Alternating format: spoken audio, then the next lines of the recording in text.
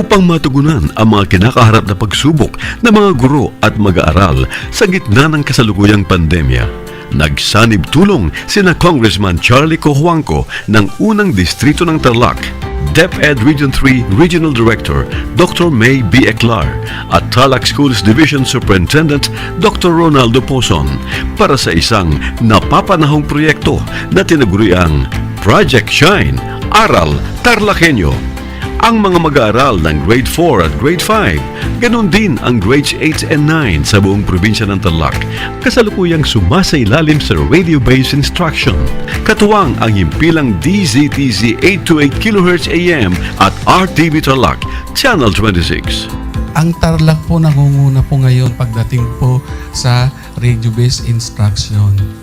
Marami pong humahanga sa atin. I'm very happy this station, itong DCTC, could reach the whole of Region 3. Hindi natin alam, we are contributing. We are creating a very big dent in the history of Philippine education. And I am proud.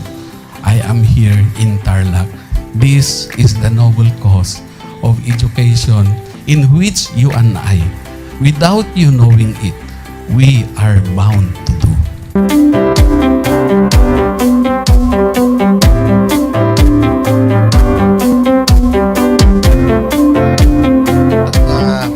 Project natin na Project Shine is a natural consequence dahil sa nangyari sa buong mundo. Let's continue to work together.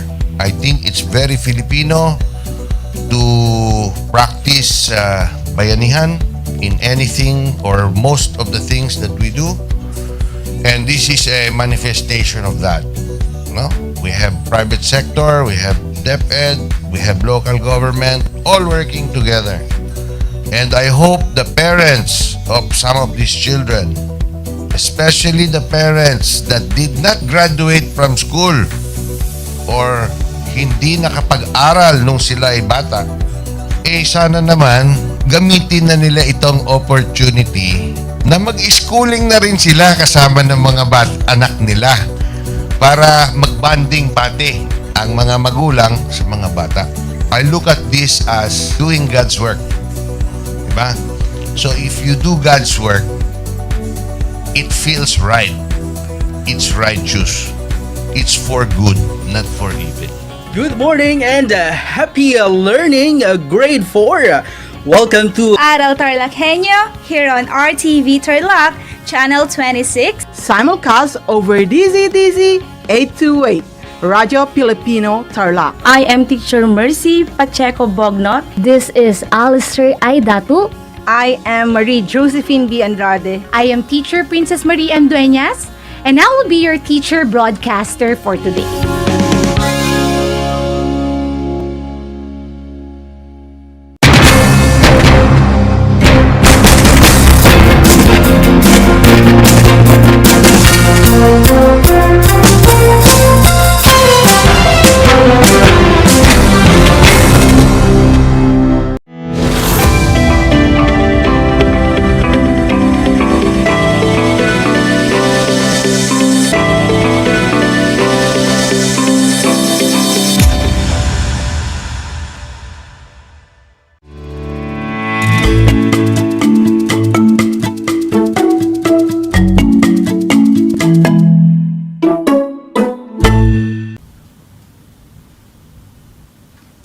Welcome to Aral TarlakHenyo here on RTV Tarlac, Channel 26, simulcast over DZTC, Radio Filipino Tarlac.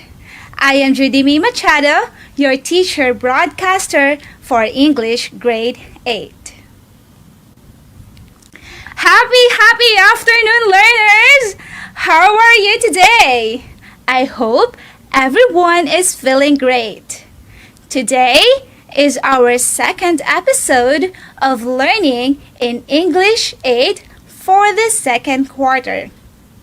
So, join me now as we learn, explore, and create multimodal text.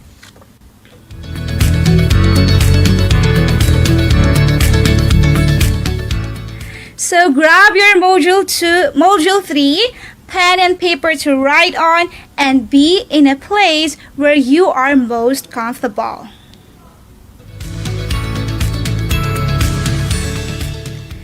Again, grab your Module 3, your pen and paper to write on, and be in a place where you are most comfortable.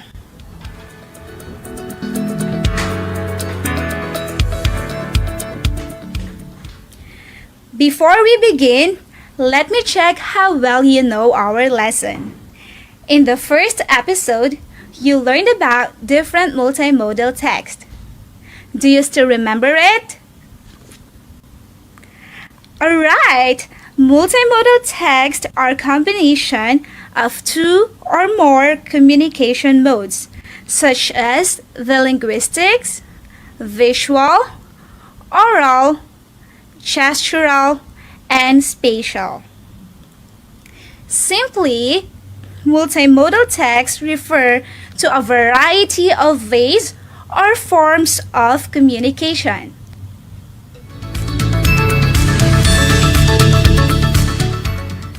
Let's say, for example, watching a movie is a multimodal text because it uses visual, oral, gestures, and spatial communicative modes. As a viewer, we use different combination of our senses such as vision and hearing.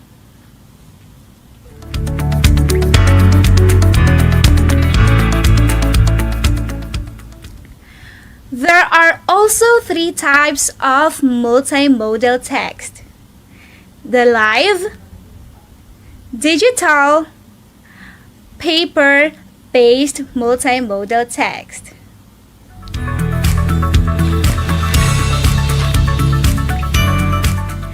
What is live multimodal text?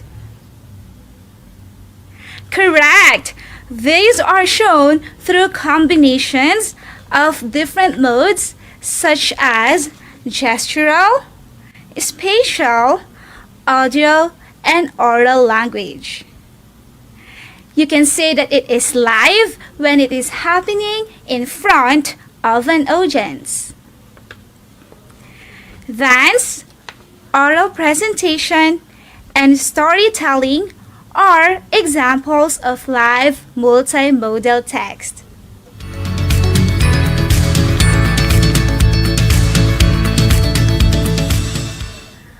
What about digital multimodal text? Very good! They convey meaning through combinations of written and spoken language. Visual, like still and moving image. Audio, gestural, and spatial modes. For example, films, animations, slideshows, e-posters, digital stories, and web pages.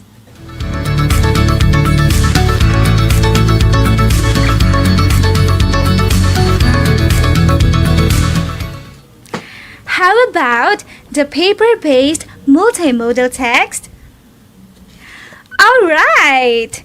They convey meaning through varying combinations of written, language, and still images like infographics, graphic text, posters, comics, and pictures.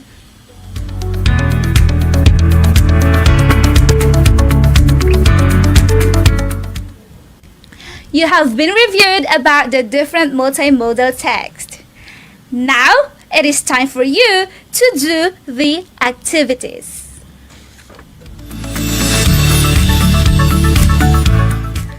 Are you ready? Of course, so listen to me and eyes on your module.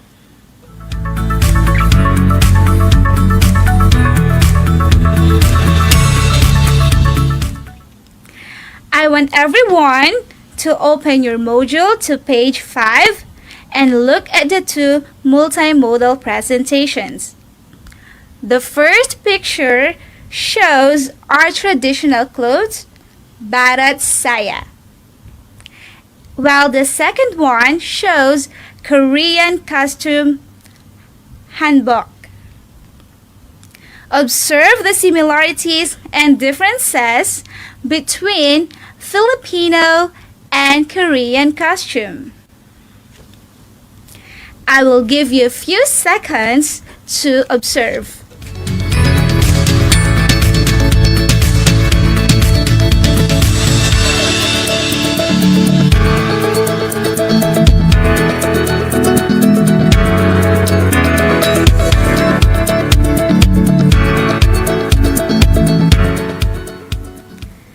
How are they similar and different to each other?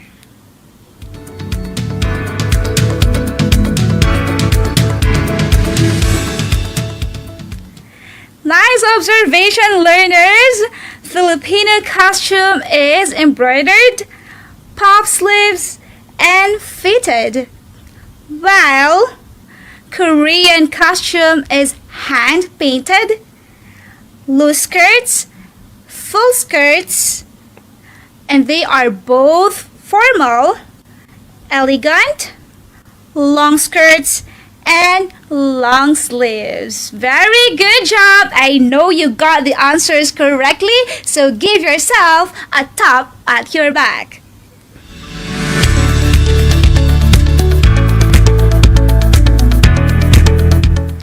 Was getting the information from the pictures easy? I bet so, because multimodal text, like pictures, can make it easy to understand.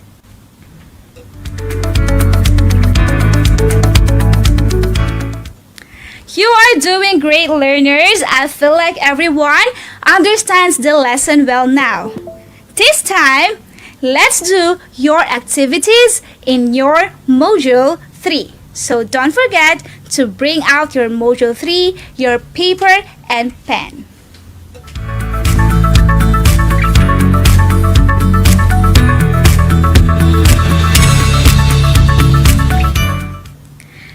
I want you to open your module to page 10, analyze and describe the two multimodal presentations in Activity 1, African Traditional Clothing.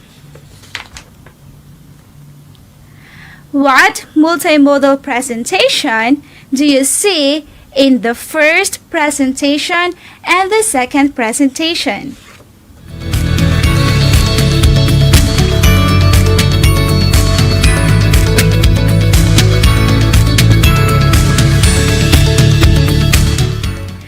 Great job, learners! The first one is a picture collage and the second one is a word cloud. Let's compare the two multimodal presentations. What similarities and differences do you see? Are the information presented in the picture collage and word cloud the same? You have a minute or two to write your answers in the graphic organizer in Assessment 1.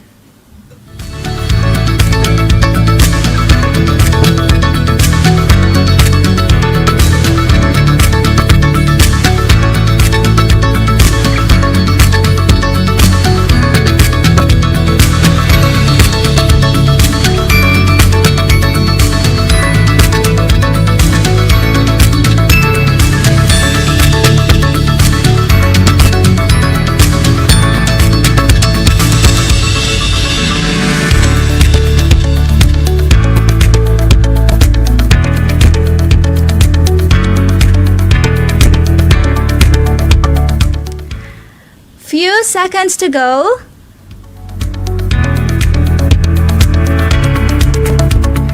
By the way, if you are watching on TV, we are also showing this on Facebook. You can like and share our Facebook page, RTV Tarlac, Channel 26. Learners, few more seconds.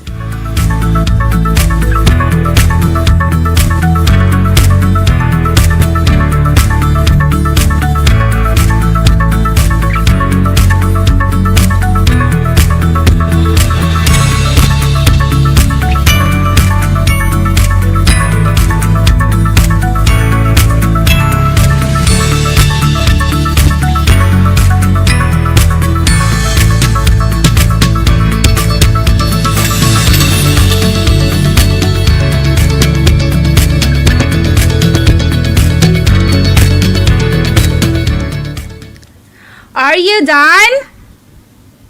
Let's check your answers. What similarities have you seen?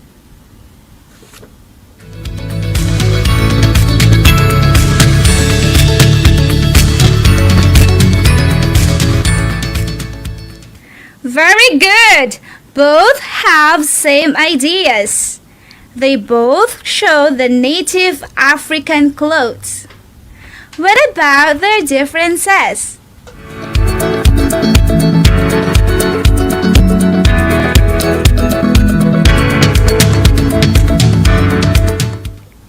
Perfect! In the first multimodal presentation, the clothes are presented through pictures. We can see them wearing headdresses and clothes that are full of beads.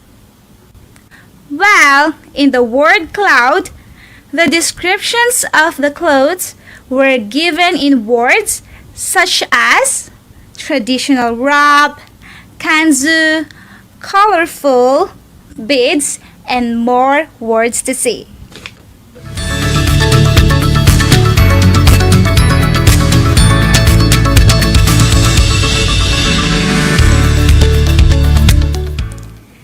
Did you get the answers correctly?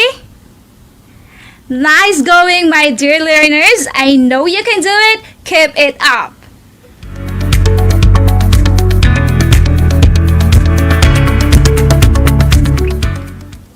Next, look at the brochure and infographic in Activity 2, Your Culture is My Culture. Analyze and describe the two multimodal presentations. What is the topic of the brochure and infographic?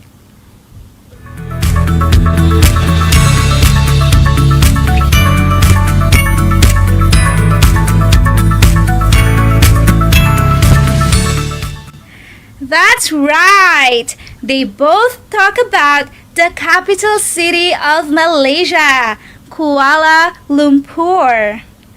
Do you want to visit Kuala Lumpur someday? Oh, me too. I love to.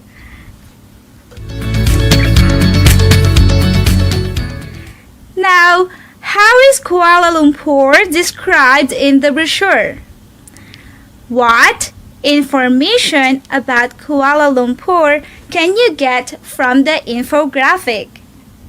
You have a minute or two to write your answers by filling in the bubbles with your description of the similarities and differences of each multimodal text in Assessment 2.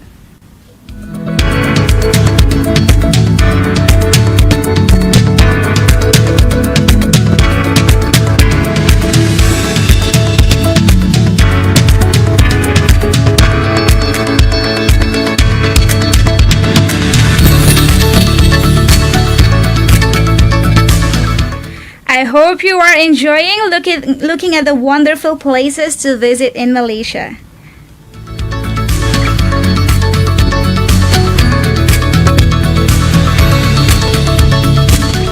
Time's up! Now we check your answers.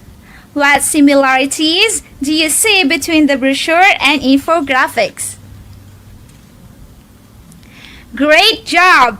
Both multimodal texts have the same topic that talk about Kuala Lumpur, Malaysia.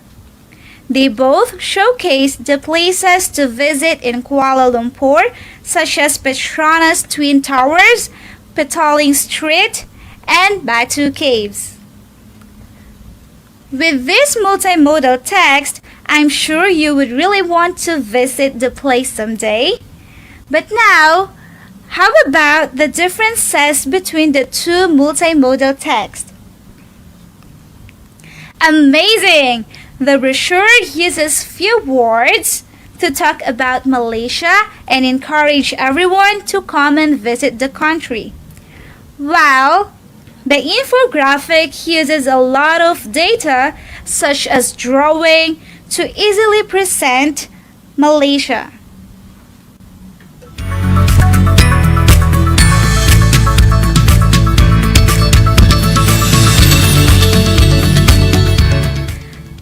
How is it going, my dear learners?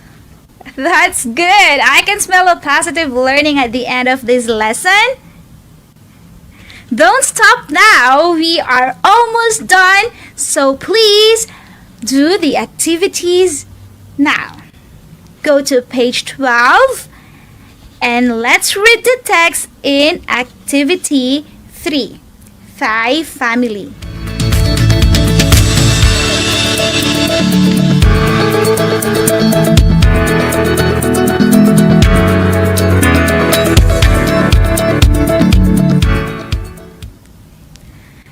I will read it first and later we will read together, okay? Listen carefully. In Thailand, the general structure of Thai families is patriarchal.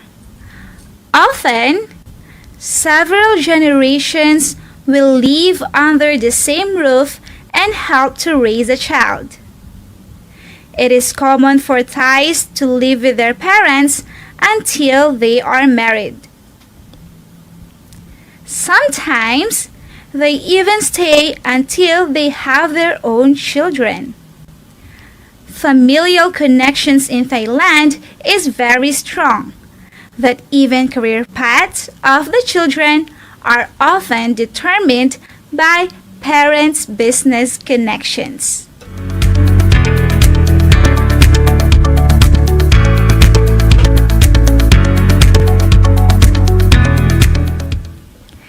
Now, let's read together, okay? At the count of 3, read with me. 1, 2, 3. In Thailand, the general structure of Thai families is patriarchal. Often, several generations will live under the same roof and help to raise a child. It is common for Thais to live with their parents until they are married.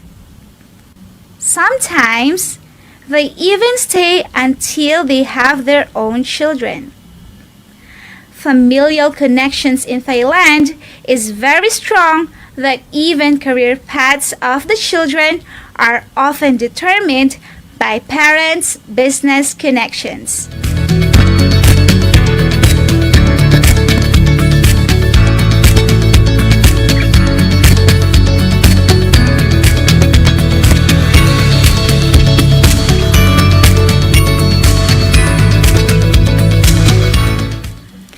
What family culture of the Thais is mentioned in the text?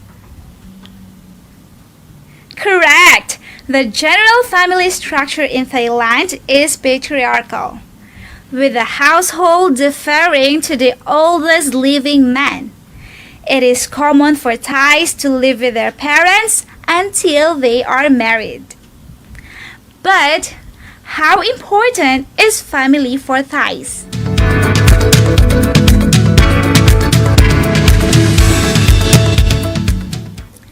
Good! Family is considered to be the foundation of social life for most Thais. The Thai concept of family is often wide and inclusive. It may include members of the extended family or close friends or neighbors, grandparents, aunts, uncles, or even cousins. They all live together in the same house in order to help raise children for family and help each other. Now let us think about your own family. How will you compare your culture to Thai family culture? Share your thoughts to your family members.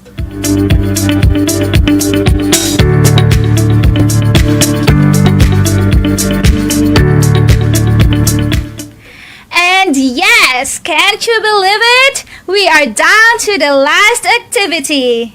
Now, answer assessment 3 on page 13.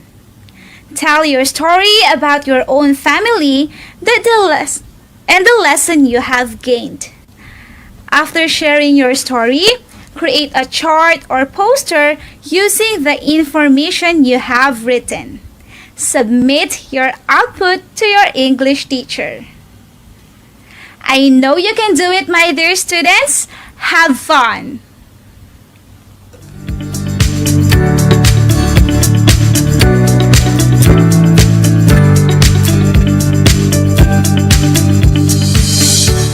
Again, answer Assessment 3 on page 13. Tell your story about your own family and the lesson you have gained. After sharing your story, create a chart or a poster using the information you have written. Don't forget to submit your output to your English teacher.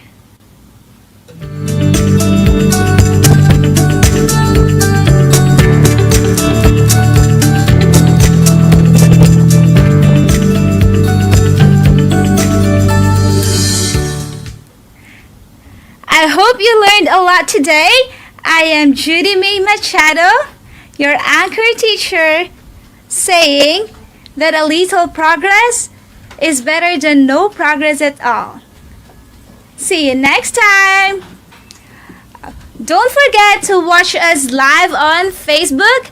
Like and share our Facebook page, RTV Tarlac Channel 26, or you can watch us on Channel 26.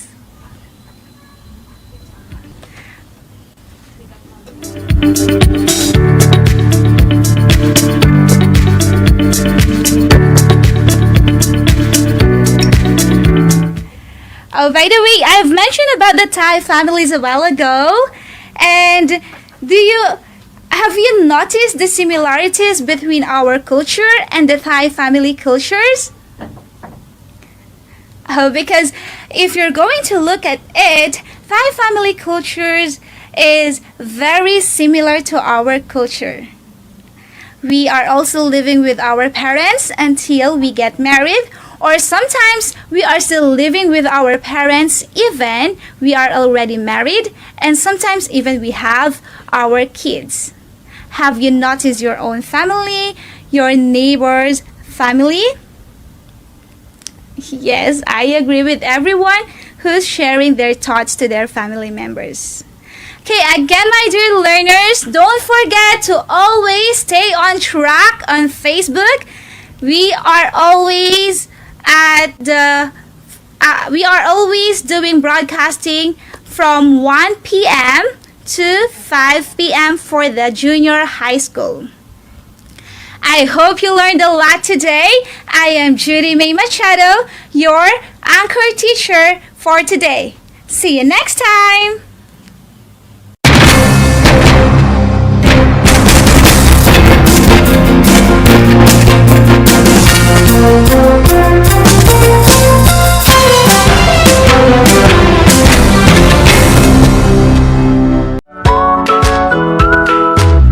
Good morning, grade 5 learners. How are you today? Welcome to Aral TarlakHenyo here on RTV Tarlac, Channel 26. Simulcast over DCTC, Radyo Pilipino, Tarlac. I am Sir Joshua Evaristo, your teacher broadcaster, Aiming to give you another fun-filled learning experience, Serving you with the different skills learn and have fun together.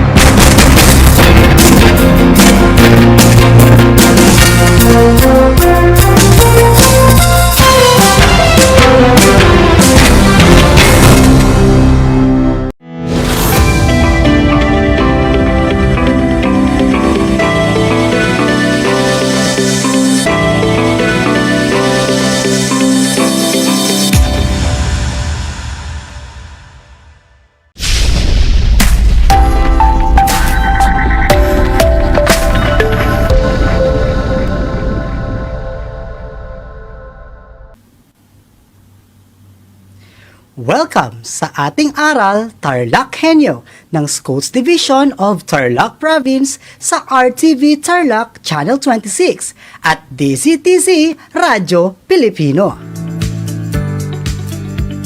Magandang araw!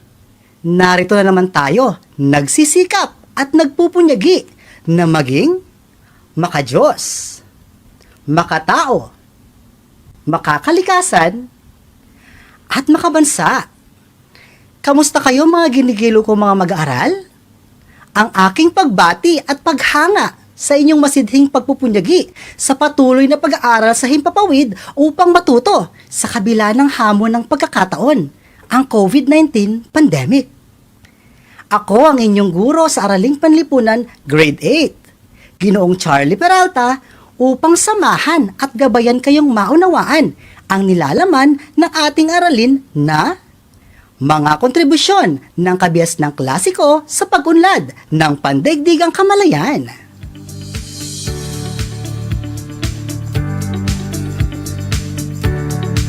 Sa lahat po ng mga magulang at mga mag-aaral sa ikawalong baitang, nakasalukuyang nakasubaybay sa ating live broadcast. Kung kayo po ay may mga tanong o nais linawin ukol sa ating tatalakayang paksa, ay maaari niyo po akong i-text sa aking numerong 0950-043-8202. Uulitin ko po, kung kayo man po ay may katanungan, maaari niyo po akong i-text sa aking number na 0950-043-8202. Makakaasa po kayo na akin po itong sasagutin ng buong husay.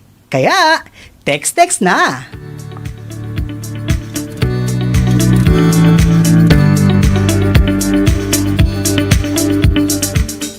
Tayo muna ay magbalik tanaw sa ating nakarang leksyon hinggil sa mga kontribusyon ng mga pamayanan sa kabihas ng umusbong sa Mesoamerica. Tingnan natin ang ating screen.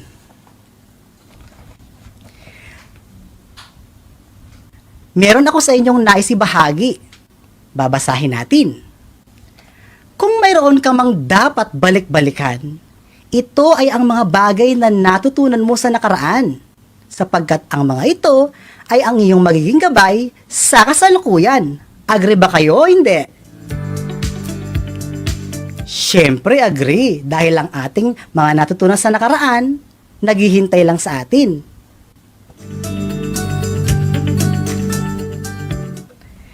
Ngayon ay ating ipagpapatuloy ang pag-aaral sa mga kontribusyon o ambag ng mga kabias ng klasiko sa Africa at mga pulo sa Pacific, maging ang mga kahalagahan ng mga ito. Inaasahan natin na pagkatapos ng ating leksyon ay inyong maipapahayag ang pagpapahalaga sa mga kontribusyon ng kabias ng klasiko sa pag-unlad ng pandaigdigang kamalayan.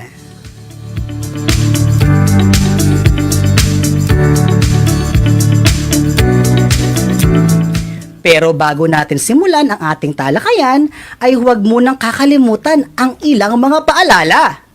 Natatandaan niyo pa ba yung mga ito? Magaling! Una, siguraduhin kayo ay nasa maayos, tahimik at komportableng lugar. Pangalawa, siguraduhin na kayo ay may hawak ngayon na module, notebook at ballpen. At ang panghuli, makinig at sikaping intindihin ang ating tinatalakay na paksa.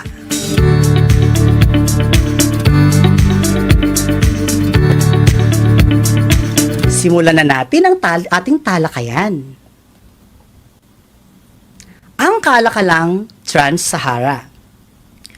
Noong 300 before Common Era, umusbong ang isang kalakalang tinatawag na Trans-Sahara. Kalakalan ito sa pagitan ng Hilagang Africa at Sudan. Tumagal ito ng hanggang ika-16 na siglo. Tinawag itong Trans-Sahara dahil ang mga nomadikong tribo ay tumawid ng Sahara na siyang pinakamalawak na disyerto sa daigdig. Sa pamamagitan ng caravan, dala ang kanilang mga aklat. Ang caravan ay tumutukoy sa pangkat ng mga taong magkakasamang naglalakbay. Ang kadalasang gamit ng mga caravan ay, tama, mga kamelyo. Pumunta ang mga taga-Carthage sa Sahara upang mamili ng mga hayop tulad ng unggoy, leon, elepante, at mga mamahaling hiyas. Nagtatag naman ang pamayanan ng mga Muslim sa Morocco at unti-unting nakilala ang Islam at namayani ito sa kultura ng kabiasnan sa kanlurang Afrika. Pinalaganap ito ng mga tinatawag nating Berbers o mga pamayanang mangangalakal sa Hilagang Afrika.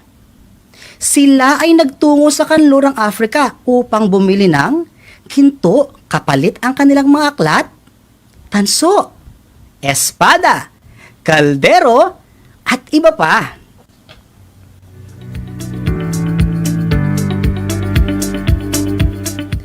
Atin naman ngayon talakayin ang Imperyong Ghana.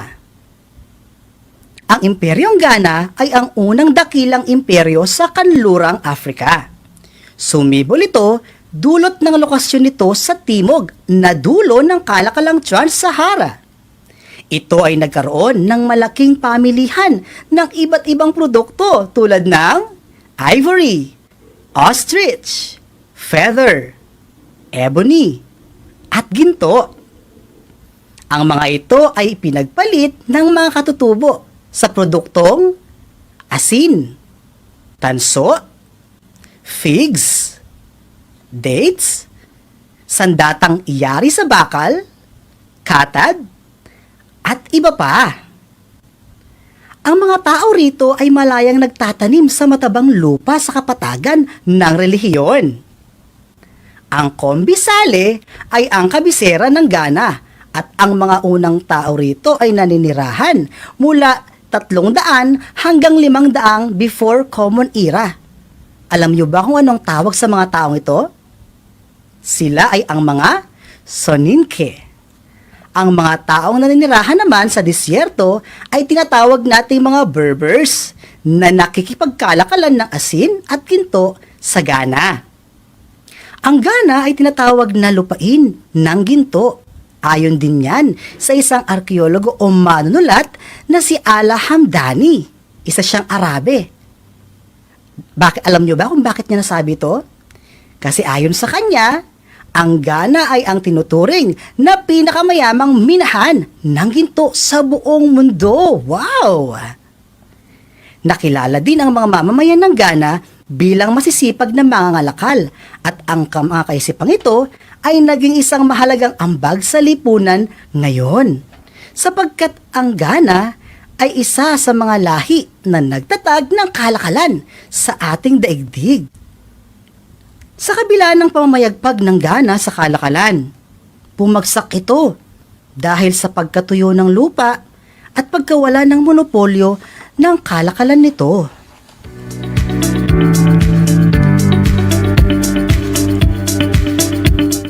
Ngayon ay dumako naman tayo sa Imperyong Mali.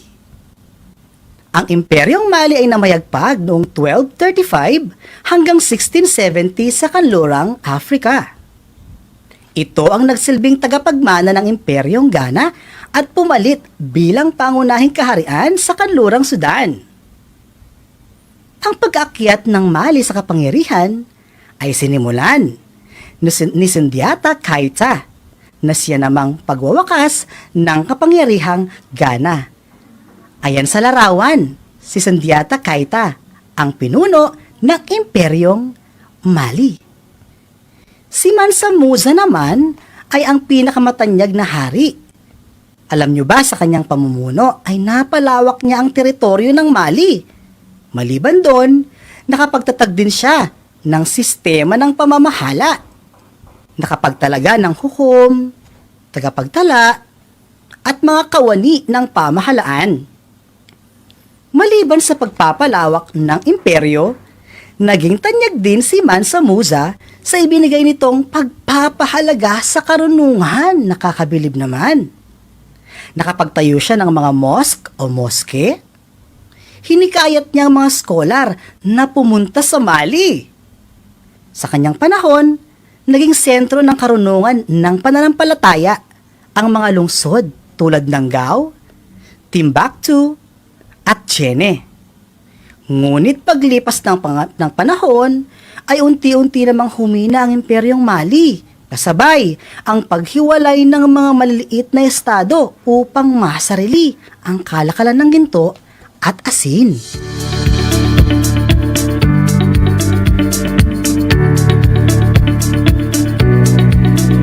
Ang panghuling kabiasnan sa Africa ay ang Imperyong Songhai.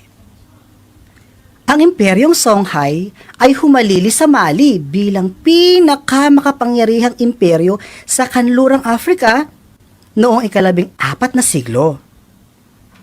Ang pamayan ng Songhai ay namalagi sa baybayin ng ilog Niger at nakipagkalakalan sa mga Berber. Hindi naglaon na impluwensya nito ng mga Berber at naging isa sa pinakamalaking Islamic Empire sa kasaysayan. Si Dia Kosoy ay hari ng mga Songhai at ang kanyang pamamahala ay naghikayat sa kanyang mga kamamamayan na yakapin ang relihiyong Islam noong taong 1010.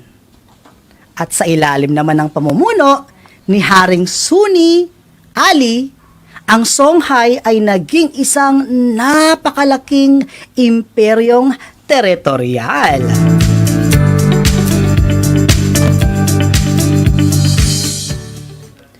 At ang mga iyan ay ang mga naging kontribusyon ng mga klasikong kabiasnan sa Africa. Ang Trans-Sahara, Imperyong Ghana, Imperyong Mali, at Imperyong Songhai. Kung ating papansinin, na ipamalas ng bawat mamamayan ng bawat kabiasnan ang kaalaman. Una, sa pamumuno at pagpapalawak ng imperyo, ganoon kahalaga to sa panahon nila. Pangalawa, pinalawak din nila ang kanilang relihiyon.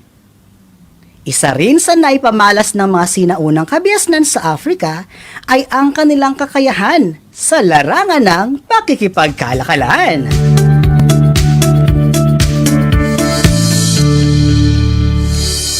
Atin naman ngayong alamin ang mga naging kontribusyon ng klasikong kabihasnan sa mga pulo sa Pacific, partikular sa pulo ng Polynesia, pulo ng Micronesia, at ang pulo ng Melanesia. Narito ang mga kontribusyon ng kabihasnan sa Polynesia. Ang Polynesia ay matatagpuan sa gitna at timog na bahagi ng Pacific Ocean. Tinatayang umabot sa 30 pamilya ang naninirahan sa bawat pamayanan nito. Tingnan nyo sa inyong screen ang mapa. Nandyan nakaturo ang lokasyon ng Polynesia. Nariyan din ang kanyang maliliit na lungsod. Uulitin ko. Ilan kaya ang pamilya sa bawat lungsod na sakop ng Polynesia? Wow, nakikinig ka nga! 30 families, biruin mo ha?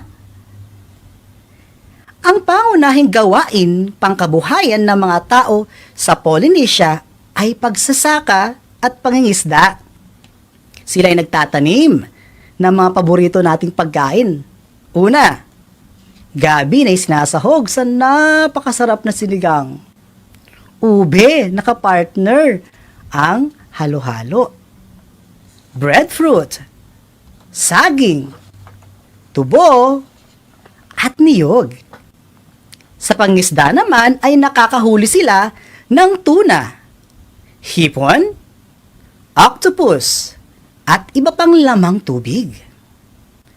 Naniniwala sila sa banal na kapangyarihan o tinatawag nating mana, kung saan pinaniniwala ang pinagkakalooban ng mga Diyos ng kakaibang lakas ang isang tao na may taglay na galing, tapang, at katalinuhan. Mayroon din silang sinusunod na mga batas at alituntunin. Ang tawag natin dito ay tapu.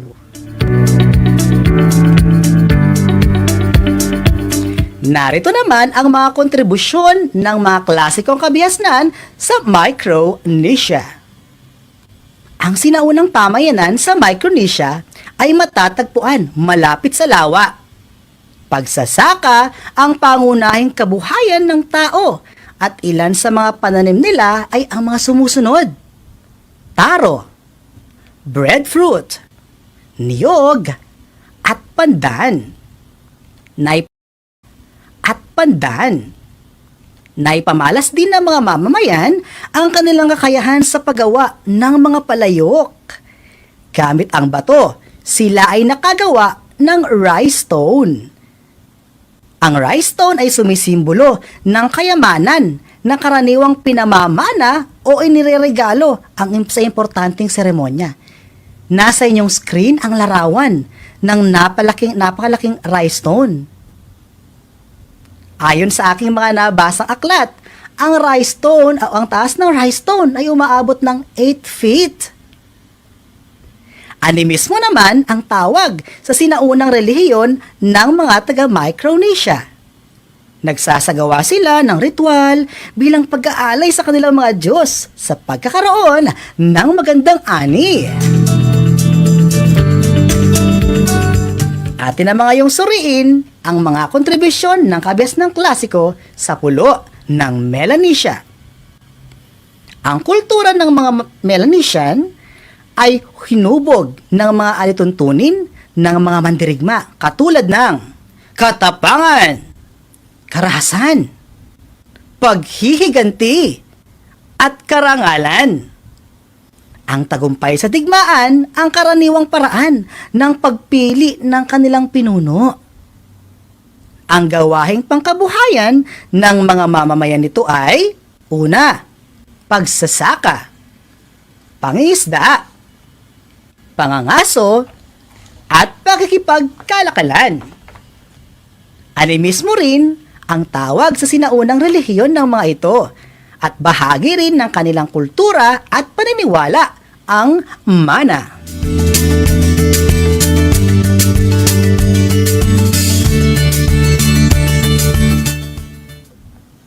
Naintindihan niyo ba ang unang bahagi na ating tinalakay na paksa?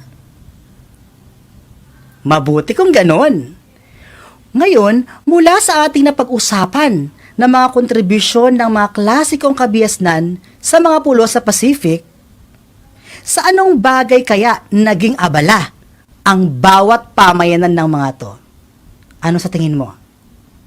Uulitin ko Sa tingin mo, sa anong bagay kaya naging abala ang mga tao sa bawat pulo o kabihasnan na ating natalakay? Tama! Umikot ang kanilang atensyon sa pagpapaunlad ng paniniwalang espiritual, mga gawaing pangkabuhayan katulad ng pagsasaka, pangingisda, pangangaso,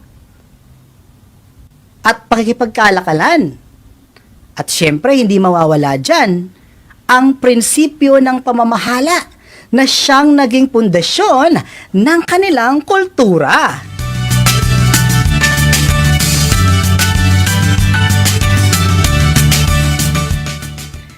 Ngayong natapos na ang ating leksyon tungkol sa mga kontribusyon ng mga klasikong kabihasnan sa Amerika, Africa, at mga pulo sa Pacific, oras na para tasahin o sukatin ang inyong kaalaman ukol sa aralin na ating tinalakay. Handa na ba kayo? Siyempre! Ihanda nyo na ngayon ang inyong mga kwaderno at ballpen para sa ating gawain. Huwag mag-alala, makakasama nyo ako dito. Isulat ang inyong pangalan, antas at pangkat, at ang petsa ngayong araw. Naintindihan nyo ba? Okay, very good. Ngayon, isa pang tanong. Handa na ba kayo para sa inyong gawain? Wow! Mukhang handa na nga kayo. Kung gayon ay pakinggang mabuti ang ating panuto at ang mga tanong na aking babasahin para sa inyo. Isulat ninyo sa inyong sagutang papel or notebook ang inyong mga kasagutan.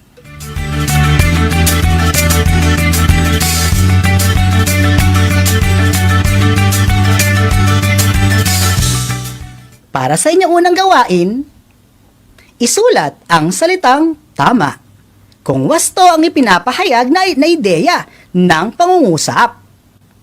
Kung ito naman ay mali, ay isulat naman ang salitang nagpamali sa pangungusap. Ulitin ko, isulat ang salitang tama kung wasto ang ipinapahayag na ideya. Kung mali naman, isulat ang salitang nagpamali sa pangungusap. Umpisahan na natin. Narito ang unang pahayag. Ang mga sinaunang tao sa Mesoamerica ay nagtatanim sa lupain ng Valley of Mexico. Kung ang inyong sagot ay tama, wow, ikaw ay tama! Narito ang pangalawang pahayag. Ang mga taga-Polynesia ay naniniwala sa mana. Kung ang iyong sagot ay tama, very good! Pangatlong pahayag. Pinamumunuan ng mga mandirigma ang pulo ng Micronesia. Kung ang sagot mo ay Micronesia, napakahusay. Ang Micronesia ang nagpamali sa pahayag dahil hindi ito ang pulo na pinamumunuan ng mga mandirigma, kundi ang Melanesia. Pang-apat na pahayag. Ang Combisale ay kabisera ng Ghana na naging sentro ng kalakalan. Kung ang inyong sagot ay tama, wow, kamangha-mangha! Panglima, mana ang tawag sa batas o alituntunin na sinusunod ng mga taga-Polynesia. Kung ang iyong sagot ay mana, kayo ay magaling. Ang mana ay ang nagpamali sa pahayag dahil ang tawag sa batas o alituntunin ng mga taga-Polynesia ay tapu. Kung nakuha ninyong lahat ang mga tamang sagot, binabati ko kayo.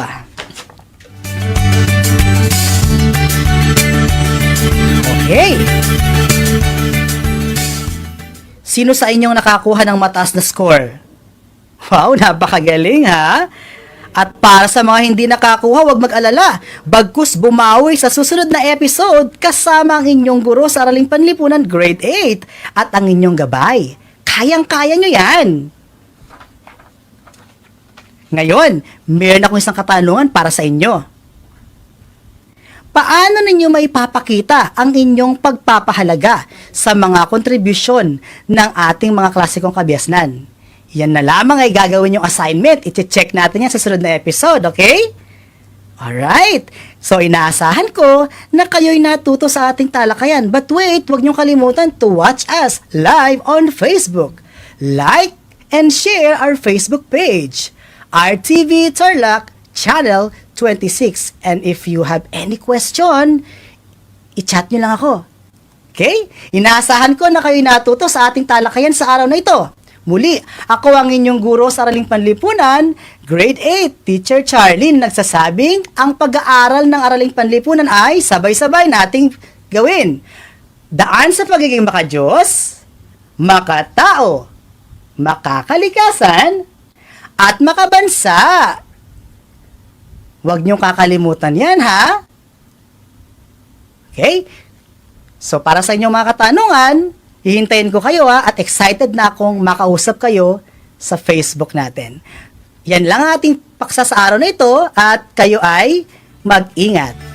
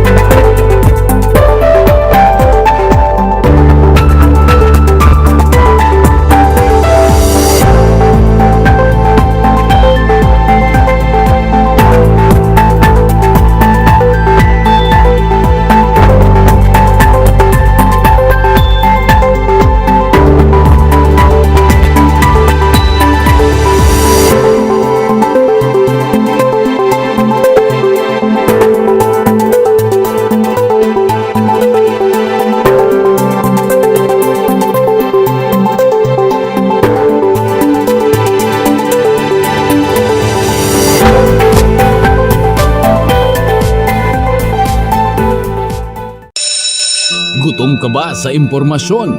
May namiss ka bang subject at leksyon? Gusto mo bang alalahanin ang nakaraan o dagdagan ang iyong kaalaman?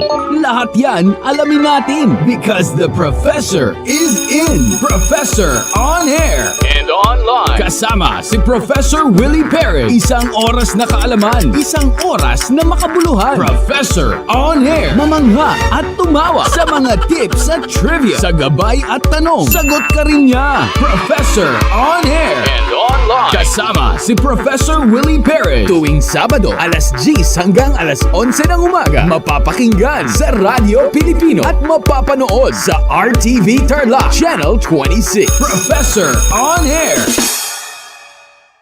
This is my story. Ano ang kwento ng buhay mo? Malungkot? Masaya? May kababalaghan? O puno ng aksyon? Ang bawat kwento ng kapwa nating Pilipino ay mahalaga. This is my story. Sama-sama nating ibahagi ito upang magbigay aral at inspirasyon sa ating lahat. This is my story. This is my story. Hosted by Mitch Desunia. Tuwing Sabado, alas 3 hanggang alas 4 ng hapon. Mapapakinggan dito sa Radyo Pilipino at mapapanood sa RTV Tarlac Channel 26. This is my story.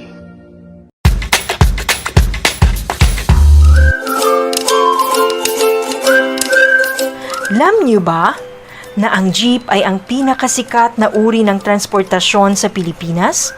May nagsasabi na ang pangalang jeep ay hango sa salitang jeepy na ang ibig sabihin ay general purpose or government purpose na naglalarawan ng military jeep na ginamit noong World War II. Pagkatapos ng digmaan, iniwan na ng mga sundalong Amerikano ang libu-libong jeep sa kalsada ng Maynila. Ang matibay at makulay na jeepney nga raw ay truly mestizo dahil sa half local at half foreign na katangian nito. Alam nyo na, yan ang jeepney.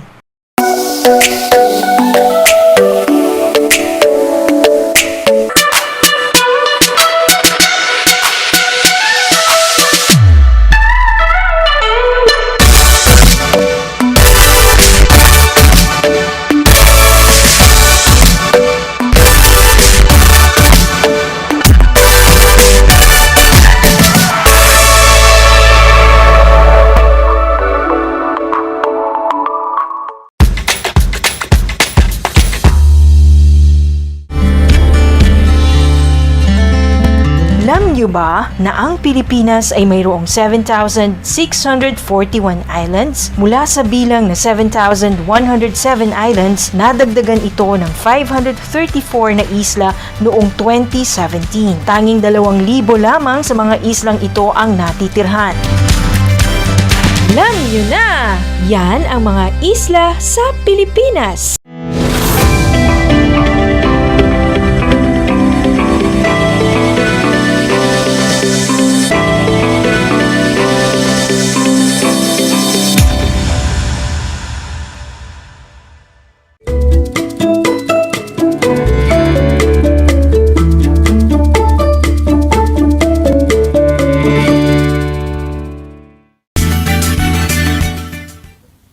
I am so thankful that we are all safe and blessed by our dear Lord. Today, we will focus our discussion on the area Industrial Arts Exploratory Course, TLE Carpentry 8, Learning Outcome Number 2, Request Appropriate Tools and Materials.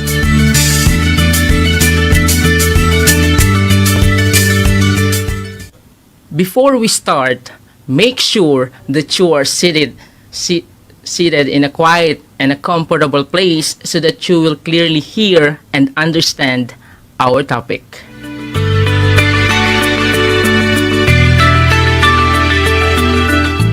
At this point, I want you to prepare your self-learning module in TLE Carpentry 8, including your pen and paper for the quiz right after the discussion.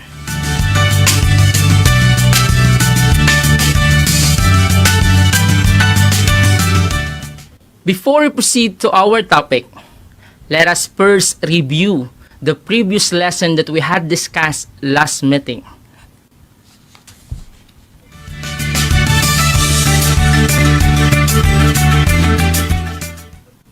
Last meeting, we have discussed the different materials that we use in carpentry. Will you please give at least 5 examples of the common materials used in carpentry?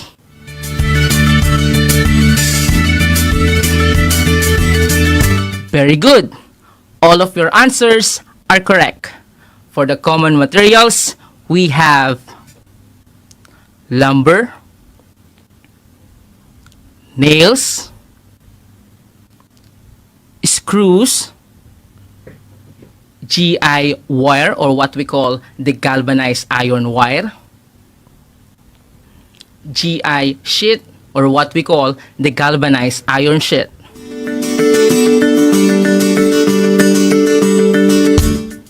How about the tools that we use in carpentry? Can you give at least 5 examples of the different tools we use in carpentry?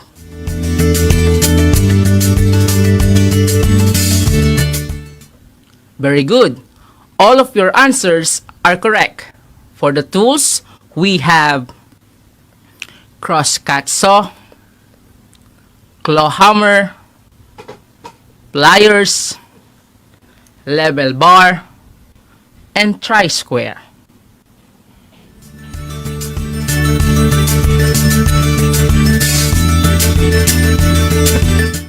Are you ready to our next lesson?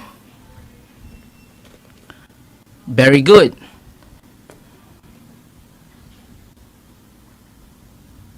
One of the important things that we need to consider when we are constructing a project in TLE Carpentry 8 is the requisition procedure. We need to prepare ahead of time so that we will be able to know what are the things that we need to consider. And part of this preparation, we need first to accomplish our requisition form, because it is include here all the materials we need in accomplishing our project.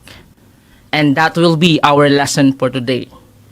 Today, I will discuss requisition form. I repeat, our lesson is all about requisition form. I will discuss to you the proper way on how to fill up the requisition form based on the given project.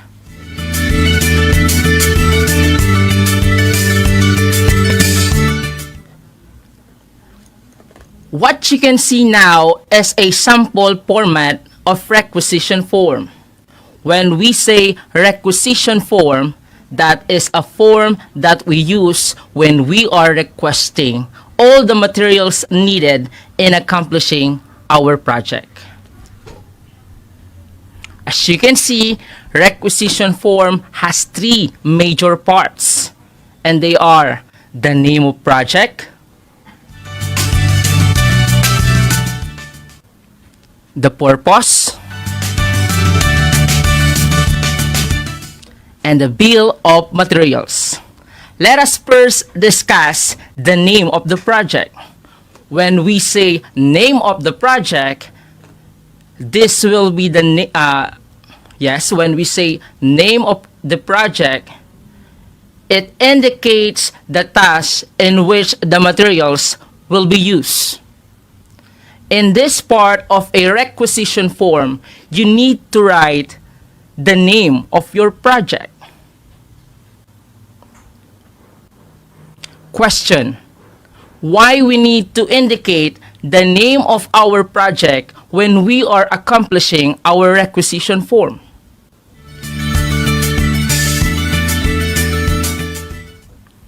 Very good, because that will be our basis so that we will be able to know all the materials needed in accomplishing our project. And what you can see now, for my sample requisition form, the name of my project is bulletin board. And part of this requisition form, you need also to indicate the date issued and the date wanted. When we say date issued, that will be the date when you made your request. And date wanted, that will be the date when you need your needed materials in accomplishing your project. Another question, why we need to indicate the date issued and the date wanted when we are accomplishing our requisition form?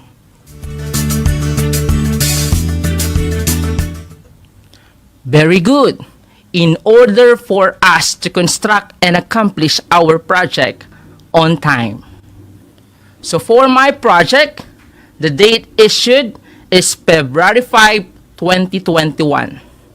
The date wanted is February 6, 2021.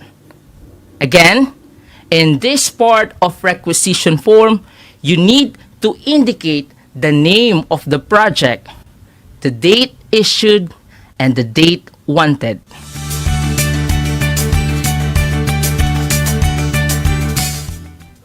The next part of requisition form is the purpose. When we say purpose, these are the reason why such project is to be produced. In this part of requisition form, you need to write your purpose or reason why such project is to be produced. And make sure, class, that when you state your purpose, it should be in a smart form. S means specific. M, measurable. A, attainable. R, resource-oriented. And T, time-bound. Once again, in this part of requisition form, you need to indicate your purpose. When you indicate your purpose, it should be in a smart form.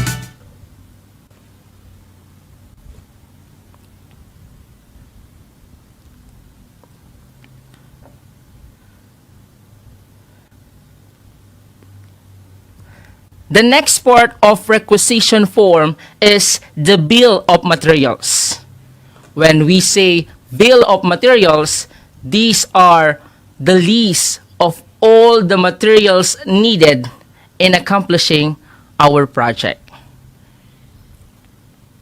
Bill of materials are divided into 5 columns. The first one is the quantity column, the unit column, the description column, the unit price, and the total price. Again, bill of materials are divided into 5 columns. They are the quantity column, the unit column, the description, the unit price, and the total price.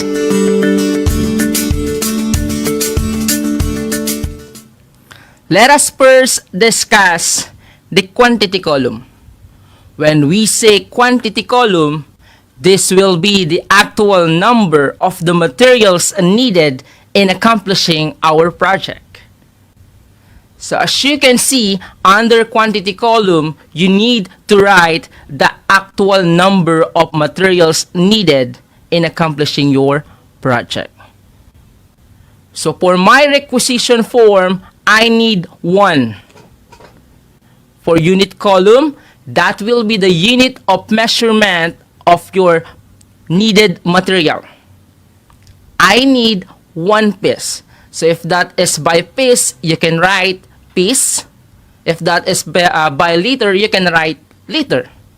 Again, under unit column, you need to write the unit of measurement of the needed materials in accomplishing your project. The next column will be the description column. When we say description column, this will be the name of the materials needed in accomplishing our project. So for my requisition form, I need 1 piece of 3/4 plywood. Question: why I indicate 3/4 under the description column?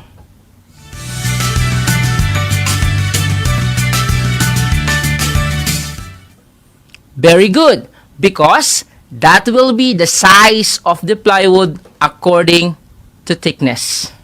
How much is that per piece? For the unit price, that will be the amount of the materials needed in accomplishing your project. So for my project, I need 1 piece 3/4 plywood. The unit price of that is 700.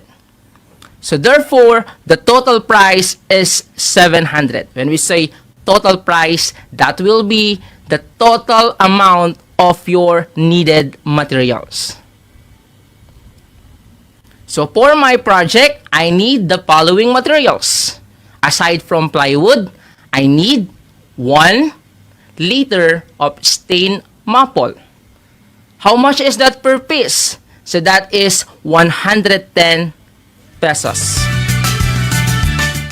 So therefore, the total price is 110 pesos. I need also 1 kilo of finishing nail. As you can see, under the description column for my material number 3, I indicate number 2. Why? Because that will be the size of the nails according to the diameter. How much is that per kilo? So that is 70 pesos. So that's why the total price is 70 pesos. Next, I need 1 foot of sandpaper. How much is that per piece? That is 50 pesos. So therefore, the total price is 50 pesos. I need also 1 liter of QDE Boysen Green. When we say QDE, quick, dry, enamel. So how much is that per liter? So that is 150 pesos. So therefore, the total price is 150 pesos. I need also 1 liter of lacquer thinner. So the unit price of that is 50 pesos. The total price is 50. And then for the last one, I need 1 piece of paintbrush number 2. The unit price of that is 40. So therefore, the total price is 40 pesos.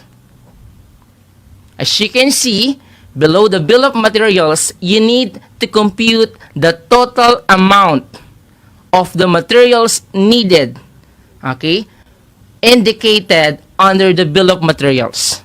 Question: why we need to compute the total or the amount of the materials needed in accomplishing our project?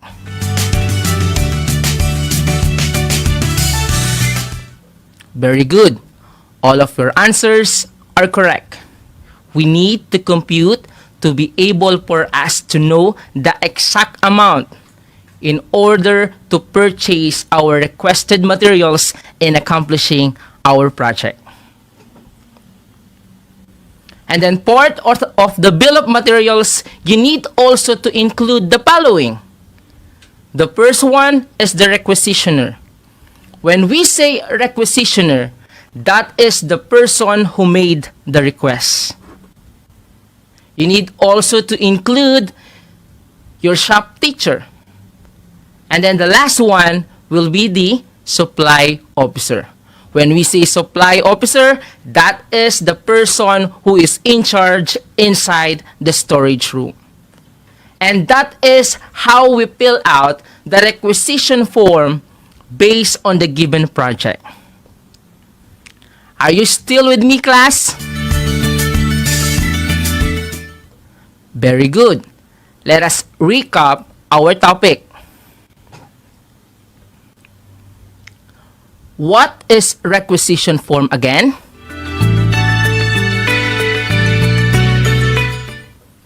Very good. It is a form used to request all the needed materials in accomplishing our project. How about the three major parts of requisition form? Kindly enumerate. Very good. The three major parts of requisition form are the following: the name of project, the purpose, and the bill of materials.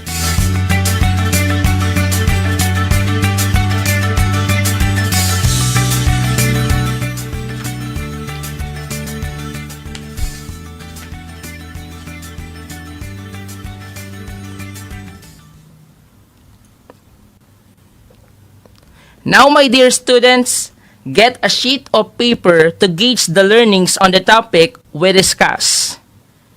We will have a short quiz.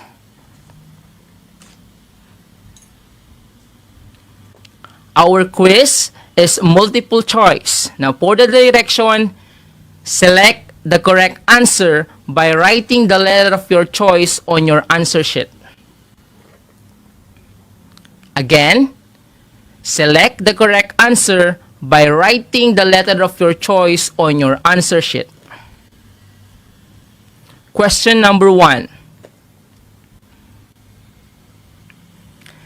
It is a form used to request all the needed materials in accomplishing a project. I repeat, it is a form used to request all the needed materials in accomplishing a project. What is your answer? A. Requisition form. B. Borrower slip form. Or C. Inventory form. Number 2. In this part of requisition form, you need to write the name of your project. I repeat, in this part of requisition form, you need to write the name of your project. What is your answer? A. Bill of materials. B. Purpose. C. Name of project.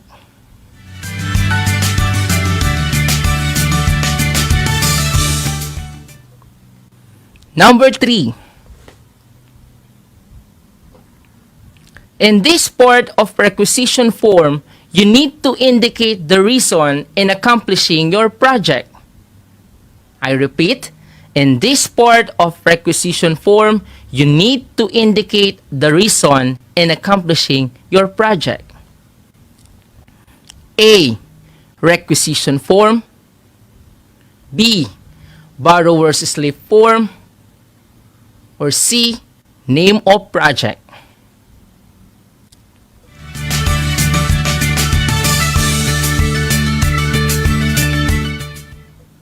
Number 4. In this part of requisition form, you need to list down all the needed materials in accomplishing a project. I repeat, in this part of requisition form, you need to list down all the needed materials in accomplishing a project. What is your answer? A. Bill of materials. B. Purpose. Or C. Name of project.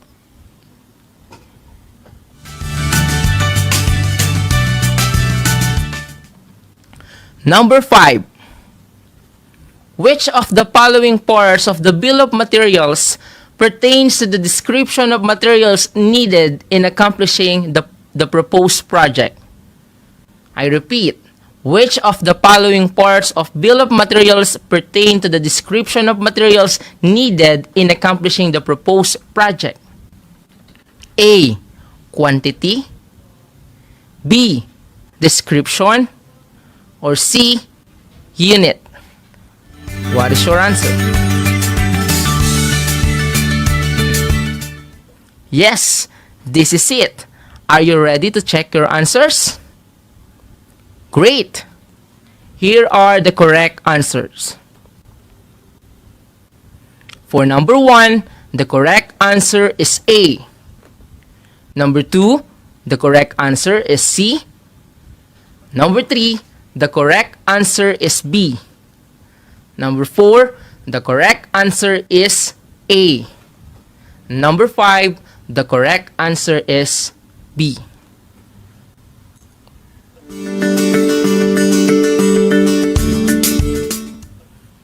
Okay, count the number of the correct items.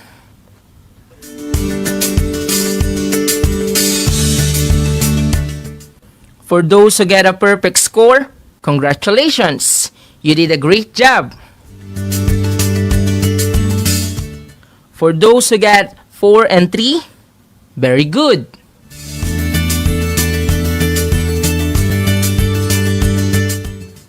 For those who get 2 below, it's still okay. Don't lose hope and keep trying. Please get your module and review your answers, okay? Did you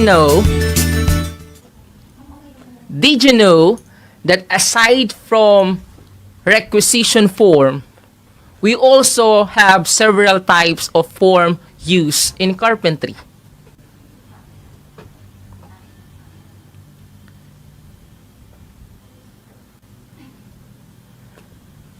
Okay, class?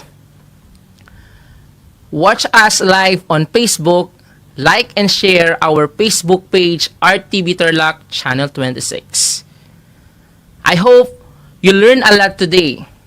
I am Ashley Divina Gracia, your anchor teacher for the day.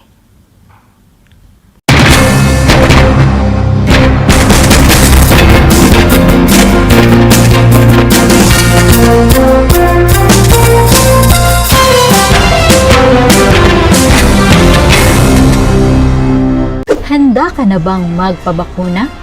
Narito ang mga paalala at hakbang na gagawin sa proseso ng pagbabakuna. Bago ang pagbabakuna, kinakailangan mo nang dumaan sa pre-vaccination screening. Kinakailangan kumuha muna ng medical clearance sa doktor ang mga kabilang sa special population tulad ng mga sumusunod. May problema sa immune system, may cancer, may HIV, sumasailalim sa transplant operation, kasalukuyang umiinom ng steroids, mga senior citizens na may special conditions. Step 1. Waiting area. Siguraduhin kayo ay pumunta sa tamang oras at petsa ng inyong schedule sa pagbabakuna. Hindi papayagan ang mga walk-in sa vaccination sites. Maupo sa bakanting upuan alinsunod sa tamang pagkakasunod ng bilang. Hintayin na tawagin kayo para sa susunod na hakbang. Habang nag-aantay, sumunod sa minimum public health standards. Isuot ang face mask at face shield. Sundin ang proper physical distancing at ugaliing maghugas at isanitize ang kamay. Step 2. Registration. Sundin ang mga patakaran ng inyong LGU o vaccination site sa pag-register at ipakita ang inyong government ID. Bibigyan kayo ng kopya ng informed consent form, health screening form, at mga pamphlet tungkol sa bakuna na pwede ninyong basahin. Hintayin na matapos ang proseso ng registration bago pumunta sa susunod na hakbang. Step 3. Screening. Kayo ay isasailalim sa health screening at tatanungin tungkol sa inyong kalusugan tulad ng history of COVID-19 exposure, history of vaccination, mga gamot na iniinom, kung may allergies at iba pa. Ito ay para makasiguro kung angkop para sa inyo ang magpapakuna sa kasalukuyan. Step 4. Health Education. Makinig sa ibabahaging importanteng impormasyon tungkol sa pagbabakuna para sa COVID-19. Kung mayroon pa kayong ibang katanungan, sumangguni sa ating mga vaccination staff.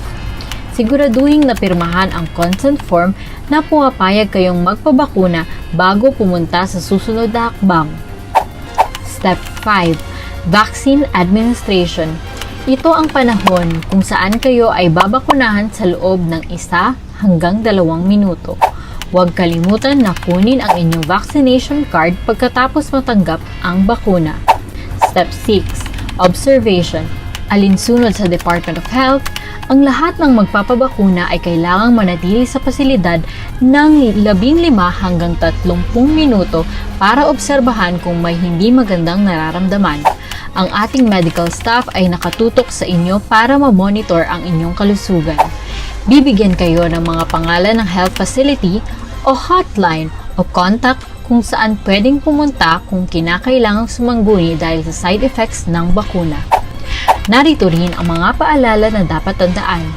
Siguraduhin bumalik sa schedule para sa pangalawang dose ng bakuna.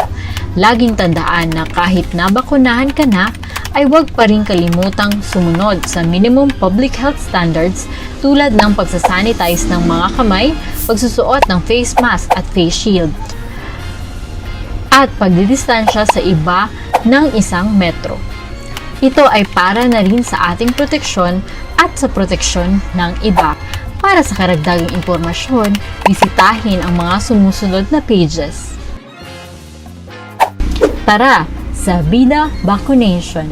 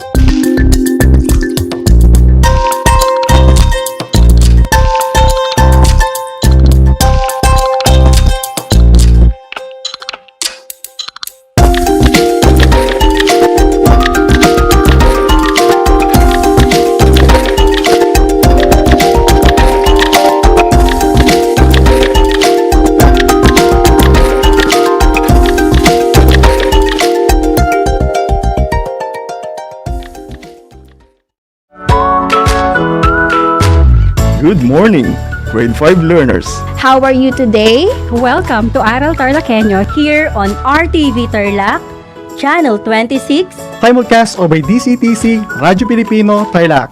I am Sir Joshua Evaristo, your teacher broadcaster, aiming to give you another fun-filled learning experience, Serving you with the different skills learned and have fun together.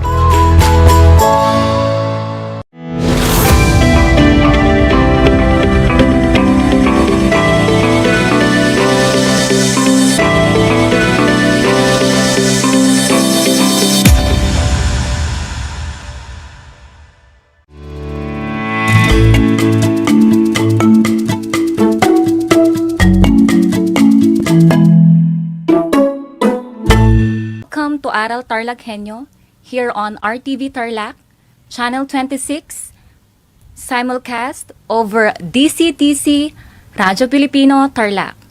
I am Ma'am Nimpa Fernando, your teacher broadcaster for Music Grade 8. Today is another day to learn more about music. Grade 8 students, please be with me for the next 25 minutes for our discussion. Now, get your pen and paper and kindly prepare your learner's module as well as your learner's activity sheet as we will begin with our lesson. So, what are you waiting for? Let's begin learning!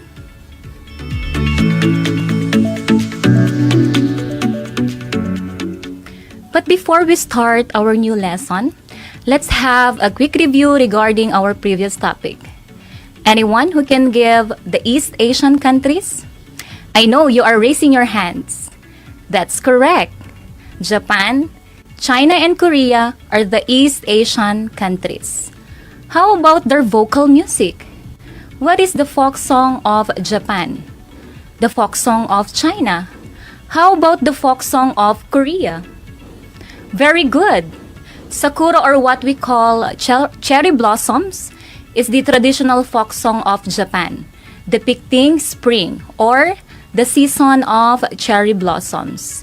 While moliwa, or jasmine flower, is the traditional folk song of China. Also, we have the arirang. Arirang is the traditional folk song of Korea. Alright, it seems that you really understood our previous topic, and for that, let's give yourselves a clap.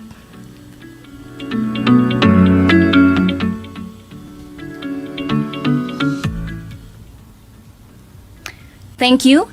And now we will move to our lesson for today. Music Grade 8 for Quarter 2 is all about the vocal and instrumental music of East Asia. For our Day 2 in music, we will talk about the instrumental music of the East Asian countries. We have Japan, China, and the last one we have Korea. Wherein, at the end of today's session, you are expected to first perform the music from East Asia with own accompaniment, and also evaluate the music performance using guided rubrics applying knowledge of musical elements and style. And let's get started.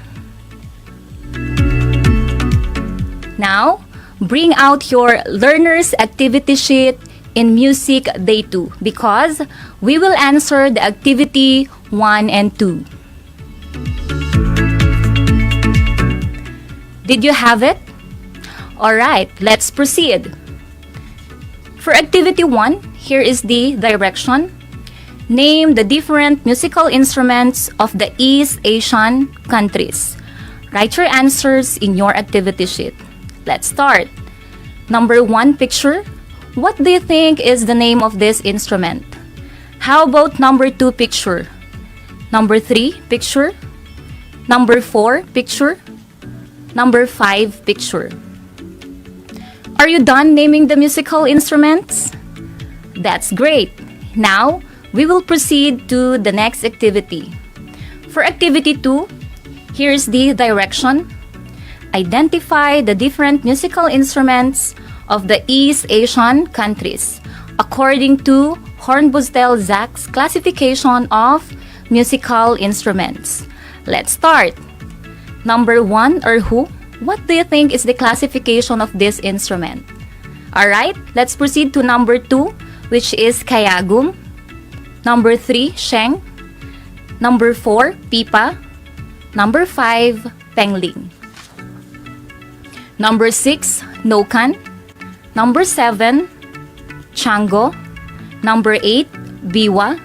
Number 9, dizzy. And number 10, shaw.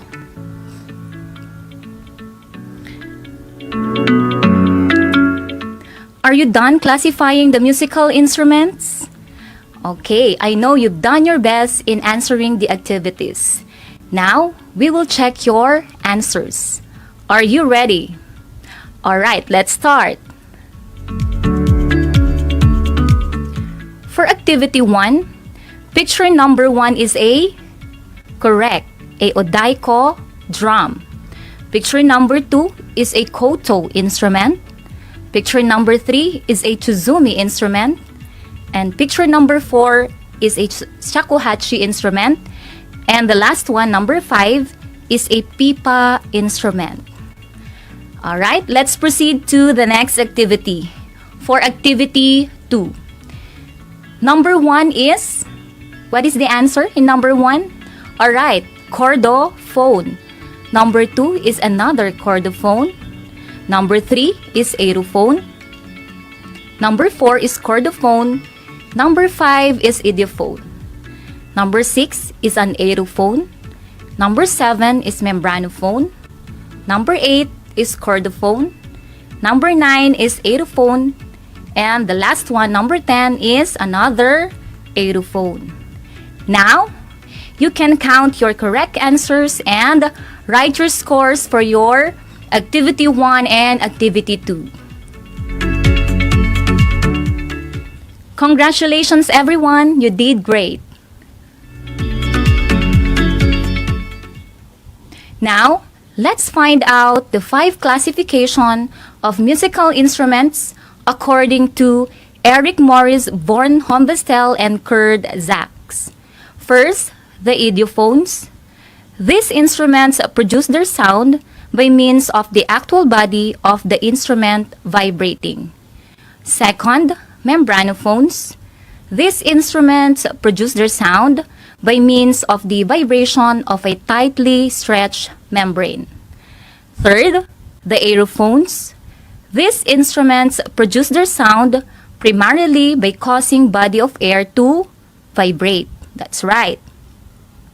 Fourth, we have the chordophones. These instruments produce their sound by means of the vibration of a string or strings that are stretched between fixed point. And the last classification is electrophones.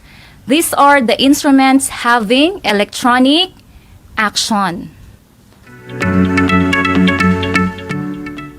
Dear students, those classification of musical instruments that was according to Hornbosdell-Sachs will be our basis in classifying the musical instruments of the East Asian countries.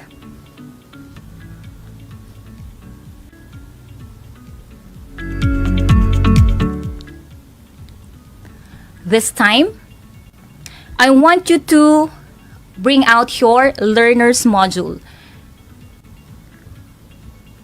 Please turn it on page 64. What can you see on that page? Correct. You will see the different pictures and descriptions of the musical instruments of Japan. The membranophones or percussion instrument of Japan includes the odaiko or a big drum, the tsuzumi, an hourglass-shaped body instrument, wherein this instrument has 2 varieties, the smaller kotsuzumi and the larger otsuzumi. They are both used in the no and kabuki performances. Another instrument is the churidaiko, a large hanging barrel drum, and also the taiko drum. Taiko is a Japanese drum that comes in various sizes that is used to play variety of musical genres.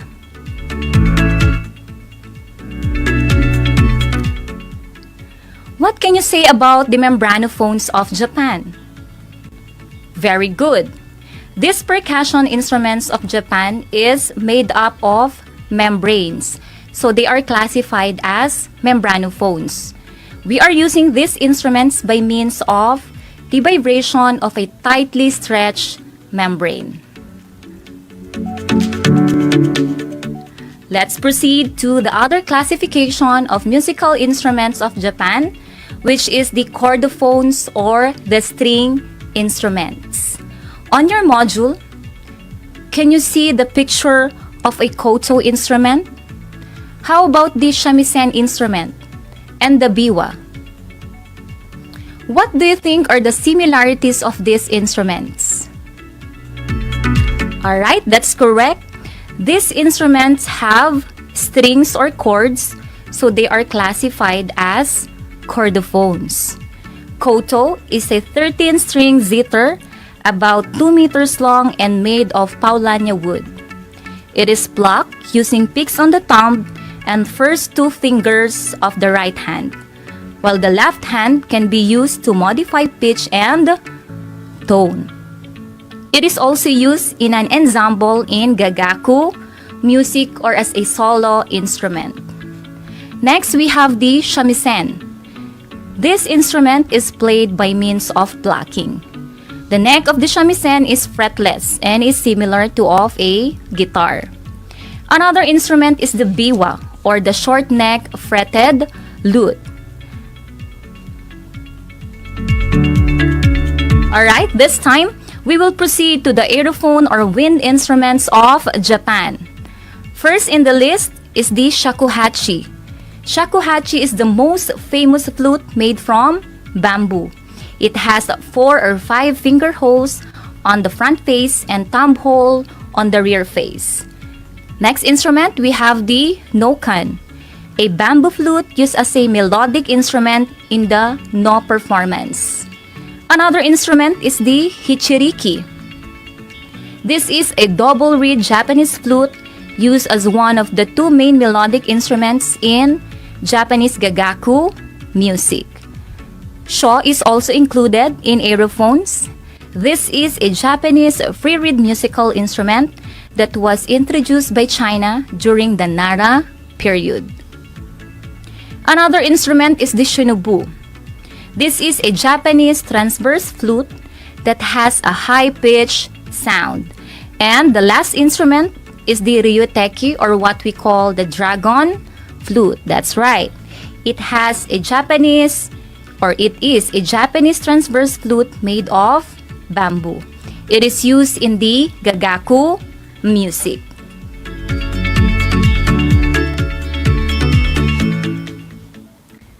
What can you say about the musical instruments of Japan? Did you like their musical instruments? Very good. Now, let's move on to another country of East Asia, which is the China. First, the chordophones, or the string instruments, that includes the yukin, a moon-shaped lute with shorter neck and 4 strings. Another is the pipa, a 4-string lute with 30 frets and a pear-shaped body. Erhu is also a chordophone instrument. It has a 2-string fiddle and one of the most popular Chinese instruments. And another, we have the zeng, that is considered an ancient Chinese instrument that has an arched surface and an elongated trapezoid with 13 to 21 strings. Next classification of musical instrument of China is the idiophone. The first instrument under this classification is the yunlo. Yunlo, literally cloud gong or cloud of gongs. Yunlo is a set of 10 small tuned gongs mounted in a wooden frame. Pengling is also an idiophone. It consists of 2 small bells made of high tin bronze, also a coloring rhythmic instrument. Another classification of musical instrument of China is the aerophones, or the wind instruments. Dixi is classified as an aerophone. This is the traditional Chinese flute. It can have a membrane over an extra hole to give the characteristic rattle effect, wherein the player plays the dixi by blowing across the mouthpiece and produces the different notes by stopping the 6 holes.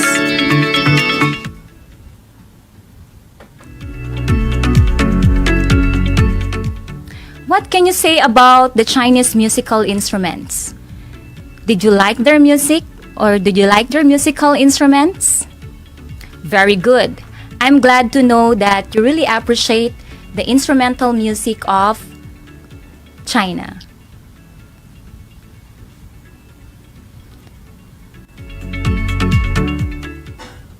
Now, we will move on to the musical instruments of Korea.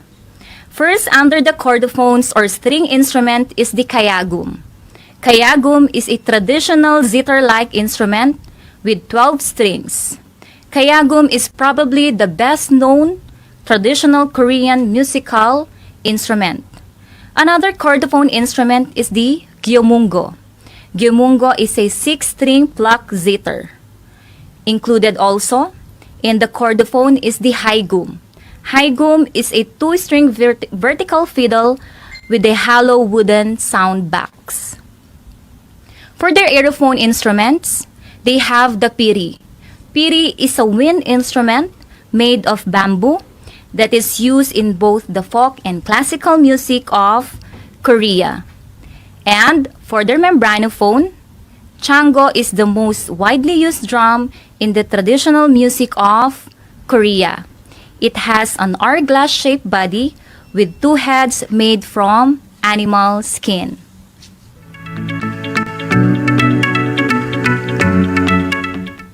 What can you say about the musical instruments of Korea? Would you like to play those musical instruments? That's good. If given the chance, why not?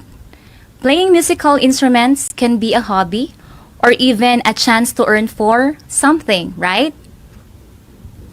Dear students, if you have enough time, you can browse the internet. You can watch on YouTube about the different instruments of Japan, China, and Korea.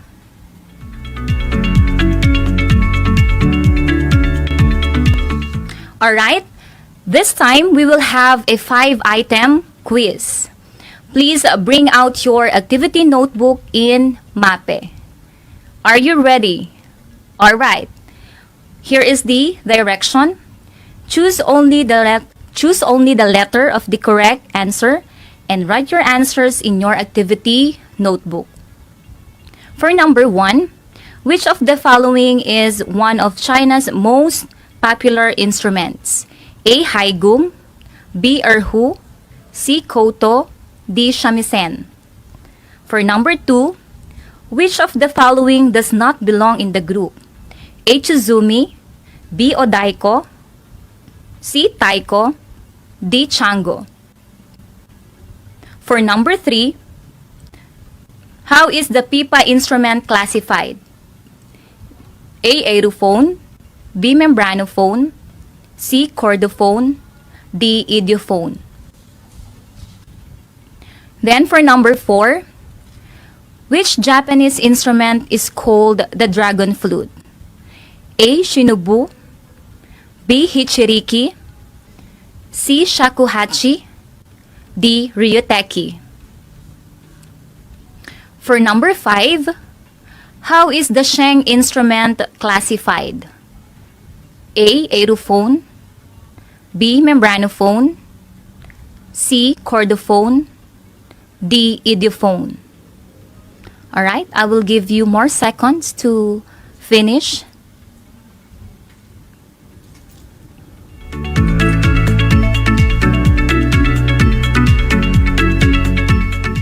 Alright, time's up. Now, let's check your answers. For number 1, the answer is letter B or Erhu instrument. For number 2, letter D is the answer or Chango instrument. For number 3, letter C is the answer or Chordophone. Number 4, the answer is letter D or Ryuteki instrument. And for number 5, the answer is letter A or Aerophone. Very good. It seems that you are very active in answering our quiz. Dear students, please write your scores in your activity notebook and pass this on Monday to your MAPE teacher during the retrieval and distribution schedule.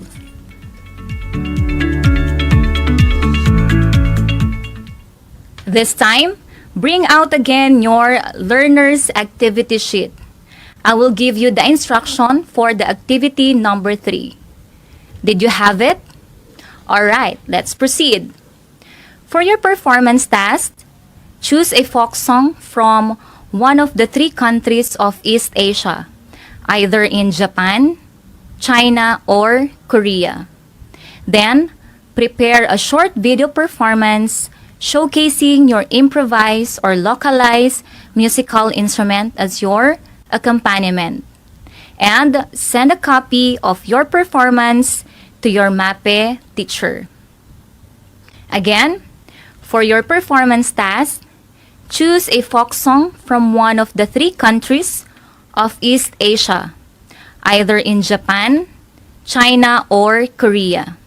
Then, prepare a short video performance showcasing your improvised or localized musical instrument as your accompaniment. And send a copy of your performance to your MAPE teacher.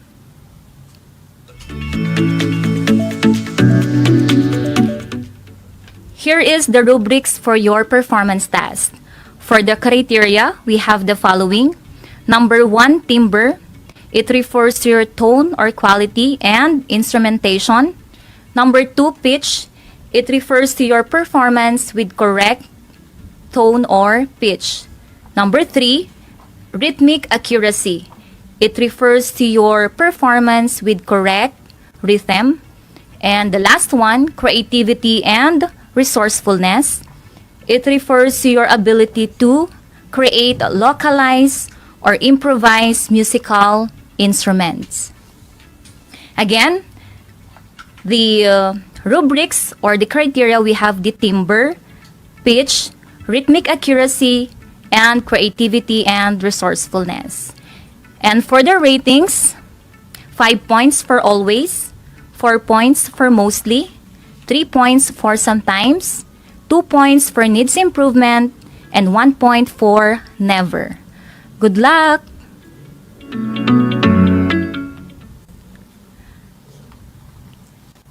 Dear grade 8 students, if you have any questions or clarifications regarding our lesson for today, you can ask your MAPE teacher or you can ask me directly. You can send your questions in my messenger and surely you will be accommodated. But for now, you can watch us live on Facebook. Please like and share our Facebook page. This is RTV Tarlac, Channel 26. Please do like and share. I hope you learn a lot today about the instrumental music of the East Asian countries. We have Japan, China, and Korea. Again, please watch us on Facebook page. Again, I am Ma'am Nympho Fernando, your Music 8 anchor teacher for today. Until next time, stay safe and God bless us all.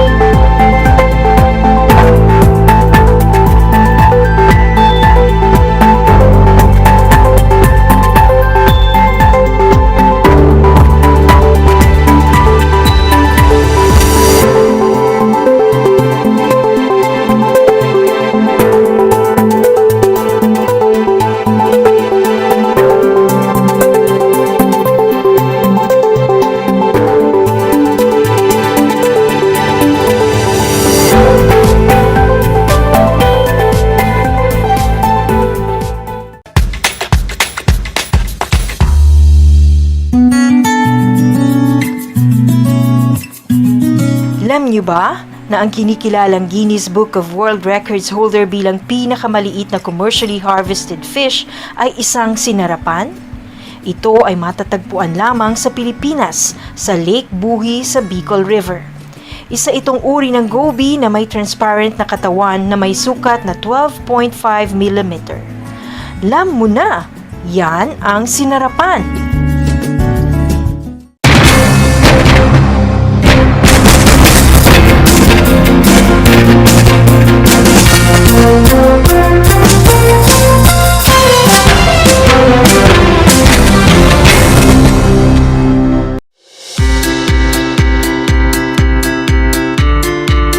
upang matugunan ang mga kinakaharap na pagsubok ng mga guro at mag-aaral sa gitna ng kasalukuyang pandemya.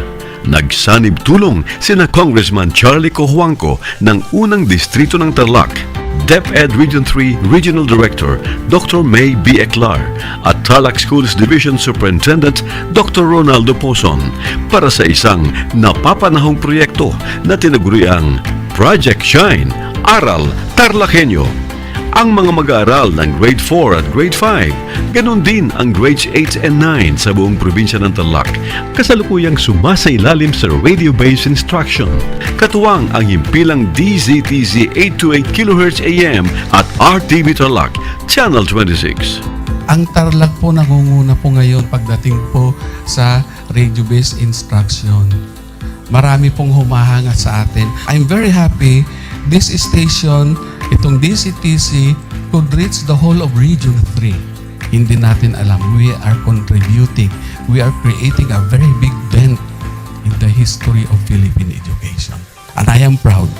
I am here in Tarlac. This is the noble cause of education in which you and I, without you knowing it, we are bound to do.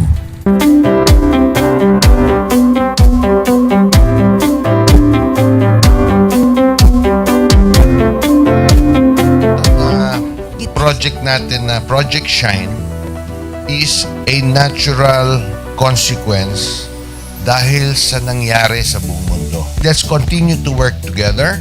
I think it's very Filipino to practice bayanihan in anything or most of the things that we do.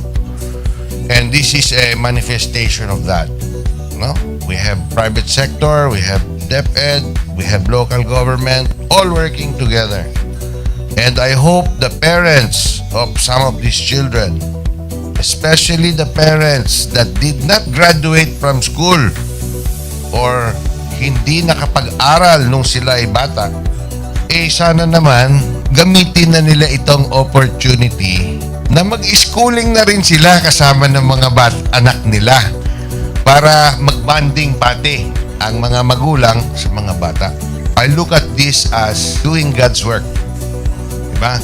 So if you do God's work, it feels right. It's righteous. It's for good, not for evil. Good morning and happy learning, grade 4. Welcome to Aral TarlakHenyo here on RTV Tarlac, Channel 26. Simulcast over DZTZ 828, Radio Filipino Tarlac. I am Teacher Mercy Pacheco Bognot. This is Alistair Aidatu. I am Marie Josephine B. Andrade. I am Teacher Princess Marie Dueñas, and I will be your teacher broadcaster for today.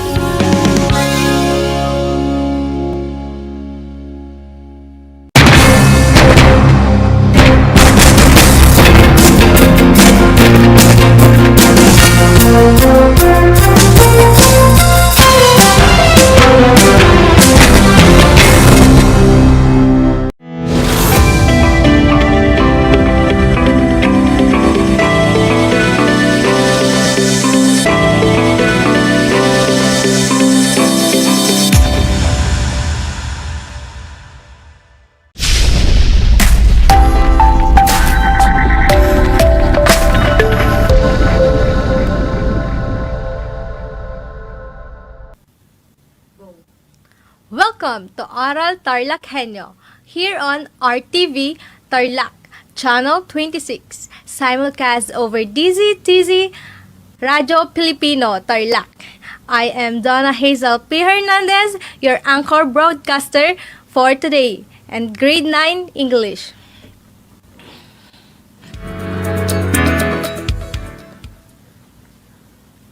At the end of our lesson, you will learn the following.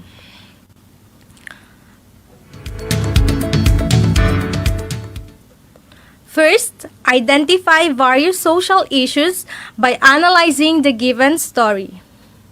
Second, determine the definition of the vocabulary words heard from the text. And lastly, show understanding of the text read by answering the comprehension questions.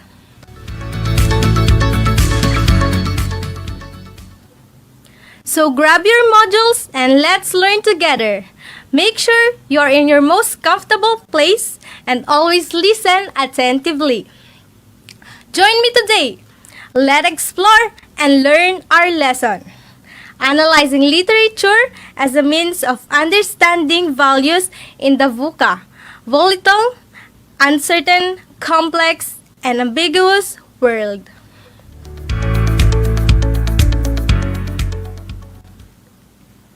Get your pen and notebook and jot down the most important part of our lesson. Here we go. Let's analyze literature as a means of understanding values in the VUCA world.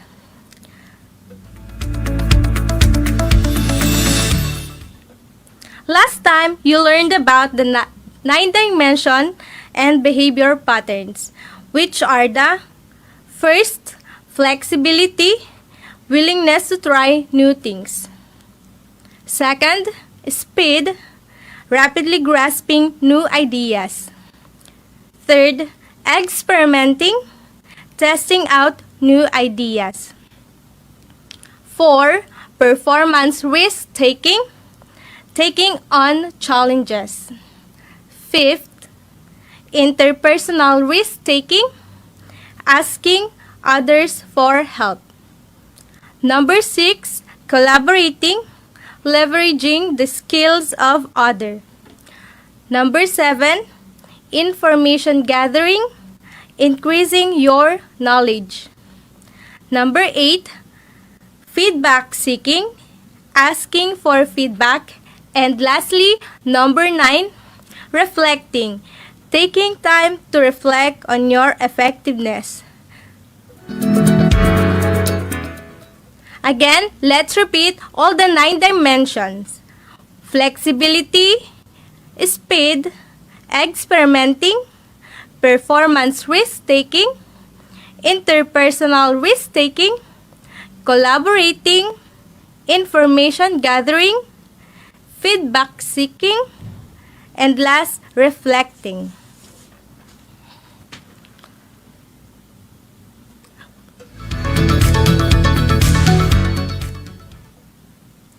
Let's see if you still remember our past lesson about the VUCA values. Here are the following statements and identify if they are true or false.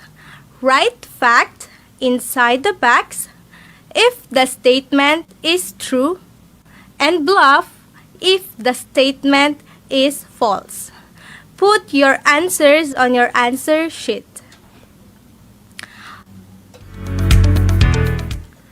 Okay, let's start. Number 1. Discrimination is the fair treatment of people based on characteristics such as gender, age, or race. Again, discrimination is the fair treatment of people based on characteristics such as gender, age, and race.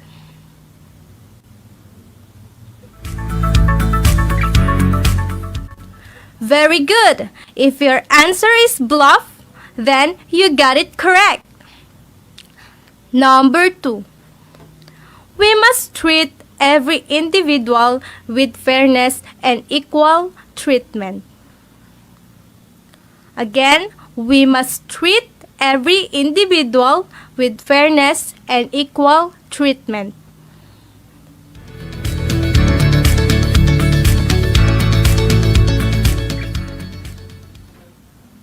Nice! If your answer is fact, then it is correct. And lastly, number 3. Continue striving hard to chase your dreams. Continue striving hard to chase your dreams.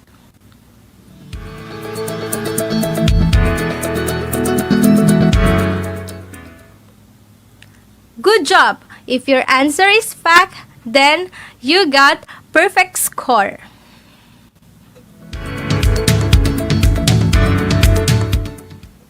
As I read, note the literary genre used by the writer.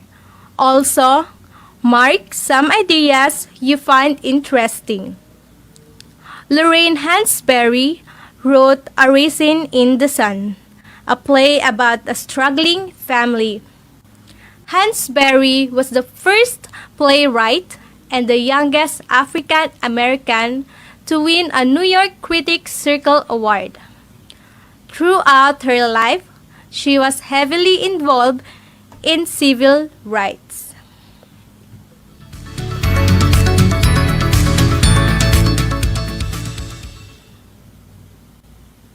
A Raisin in the Sun portrays a few weeks in the life of the Youngers, an African American family living on the south side of Chicago in the 1950s. When the play opens, the Youngers are about to receive an insurance check of $10,000. This money comes from the deceased Mr. Younger's life insurance policy. Each of the adult members of the family has an idea as to what he or she would like to do with this money. The matriarchs of the family, Mama Lena, wants to buy a house to fulfill a dream she shared with her husband. Mama's son, Walter Lee, would rather use the money to invest in a liquor store with his friend. He believes that the investment will solve the family's financial problems forever. Walter's wife, Ruth, agreed with Mama. However, and hopes that she and Walter can provide more space and opportunity to their son, Travis. Finally, Benita, Walter's sister and Mama's daughter, wants to use the money for her medical school tuition.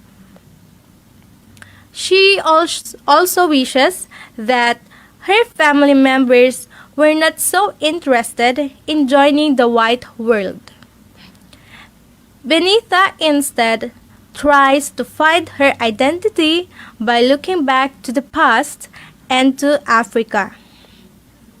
As the play progresses, the Youngers clash over their competing dreams. Ruth discovers that she is pregnant, but fears that if she has the child, she will put more financial pressure on her family members. When Walter says nothing to Ruth's admissions that she is considering abortion, Mama puts a down payment on a house for the whole family. She believes that a bigger, brighter dwelling will help them all.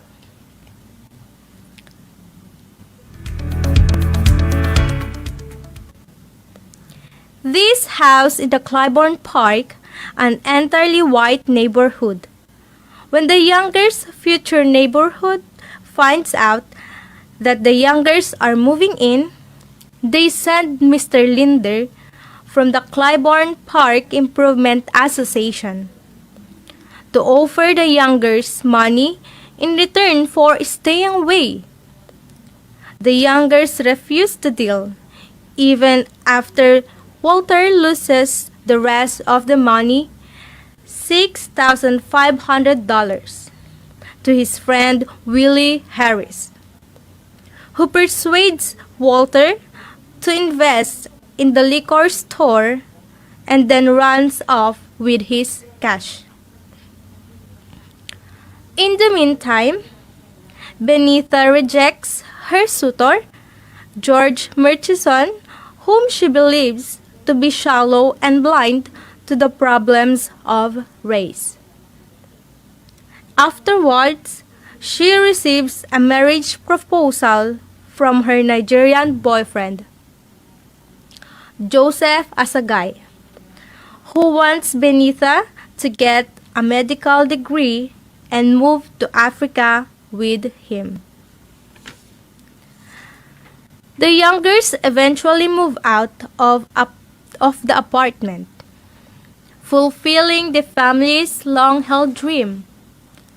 Their future seems uncertain and slightly dangerous, but they are optimistic and determined to live a better life. They believe that they can succeed if they stick together as a family and resolve to defer their dreams no longer.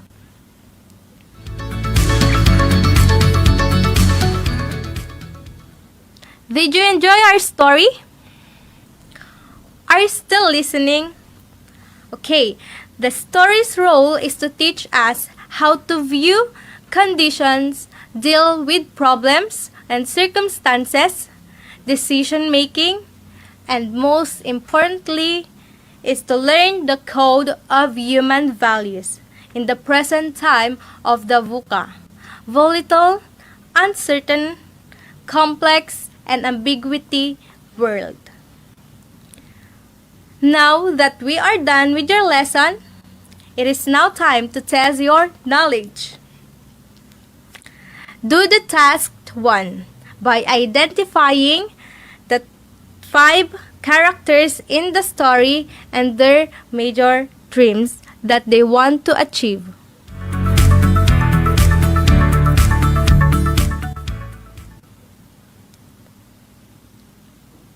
First, Mama Lena Youngers. She wants to put some money on new house. Number 2, Walter Lee, Lena's son. He wants to invest the money in a liquor store. In the end of his friend Willie Harris ran off his money. Number 3, wife of Walter, Ruth, and she also the one who agreed to Lena's idea to put the money on a new house. Number 4, Benita, Lena's daughter, and she wants to enter in a medical school. And last, number 5, Joseph Asagay, Benita's husband, and also he wants to help Benita to finish her study in med school.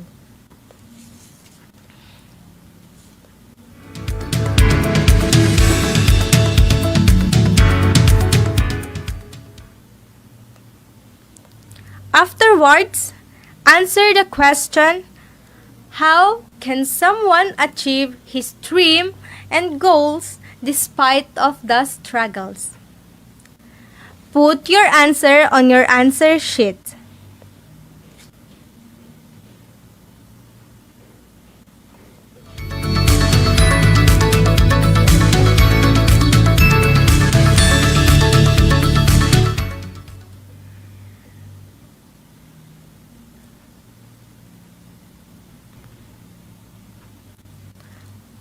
And we are done with your quiz today. I hope that everybody gets a perfect score. So again, let's have a recap about the 5 family members who dreamed to have their house. Number 1, Mama Lena, the mother of the youngers, and she wants to put some money on their new house. And number 2, Walter Lee, Lena's son, he wants to invest his money to liquor store. And at the end of the story, his friend Willie Harris ran off the money. Number 3, Ruth, Walter Lee's wife, she agrees to Lena's idea to put the money on a new house. Number 4, Benita, Lena's daughter, and she wants to enter in a medical school. And lastly, number 5, Joseph Asagay, Benita's husband, and he wants to help Benita to finish her medical school. Okay, so if you still have any question about our lesson today, you can text me through 0930-6352-705. Again, my contact number is 0930-6352-705. If you have any queries about our lesson for today, I am willing to answer that for you to understand the VUCA values. For you to understand our lesson better, read the Week 5, page 23. Attached on your modules are the activities that you will be doing. For question left unmasked, please do message me so we can explain to you the details and topic about the VUCA values.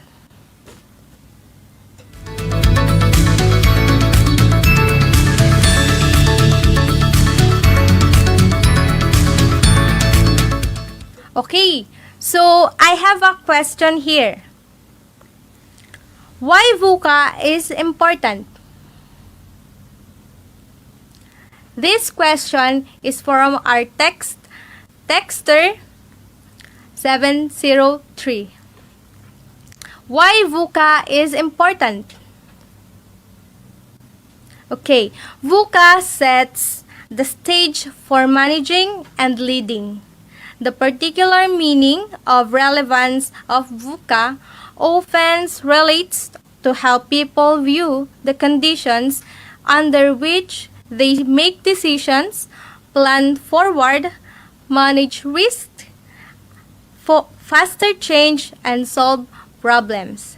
Again, why VUCA is important? Because VUCA sets the stage for managing and leading. The particular meaning of relevance of VUCA often relates to how people view the condition under which they make decisions, plans forward, managing risk, faster change, and solve problems.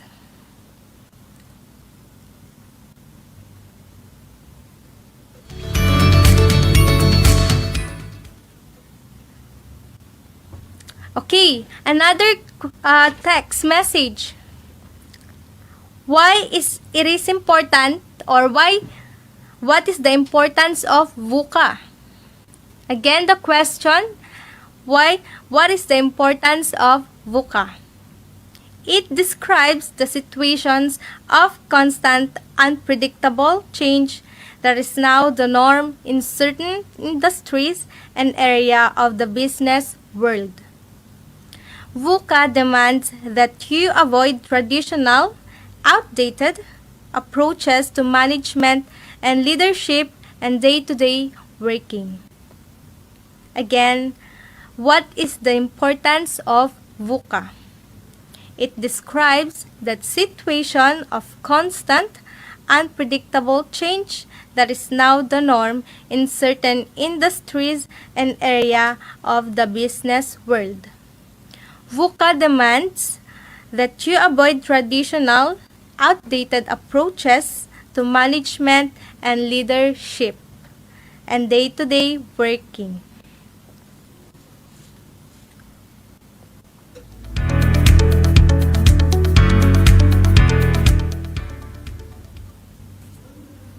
Okay.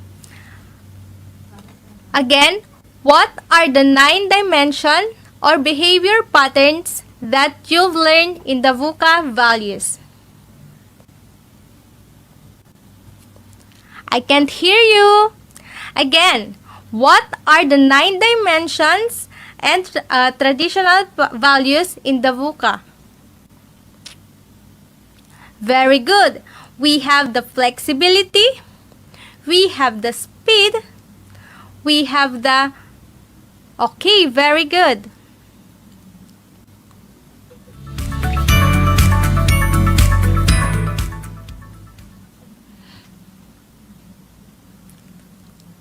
Okay, if you still have any question about the VUCA values, you can chat me.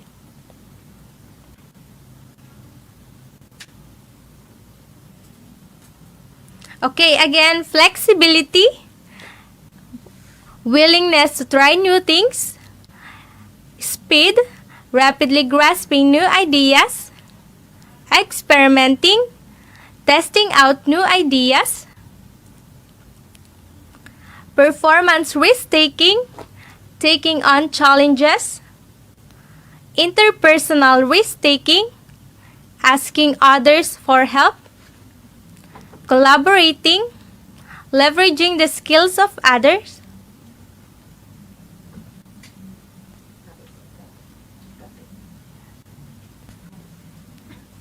information gathering, increasing your knowledge, feedback seeking, asking for feedback, and last, reflecting, taking time to reflect on your effectiveness. Again,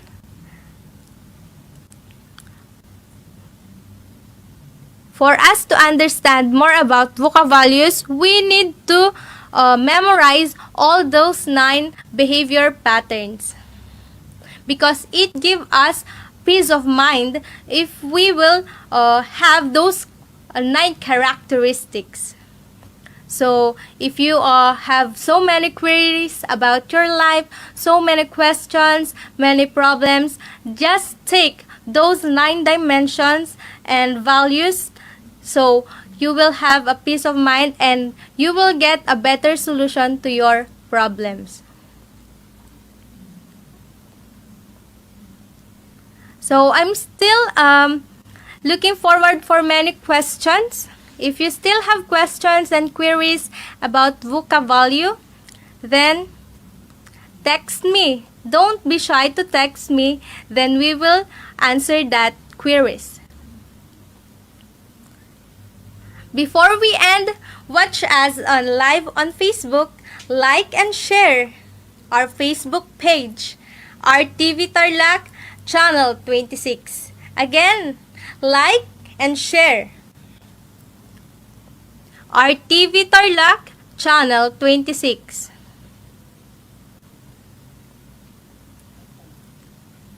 Okay, I hope that you learned a lot today.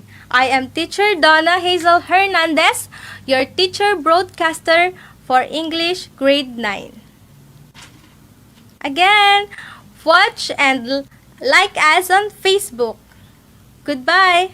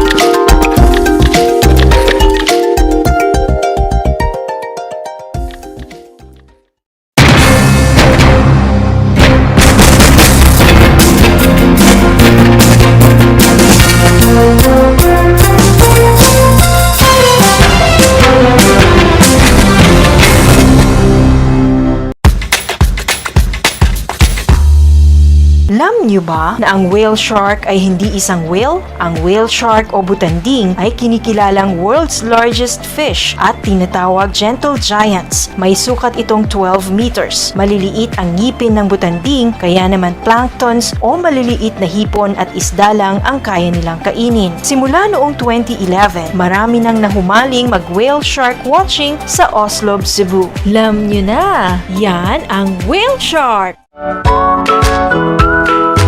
How are you today? Hello, everyone. Hello, learners of Tarlac. Good morning, Math Talino Grade 4 learners. Welcome to Aral TarlakHenyo Here on RTV Tarlac Channel 26. Simulcast over DCTC Radio Filipino Tarlac.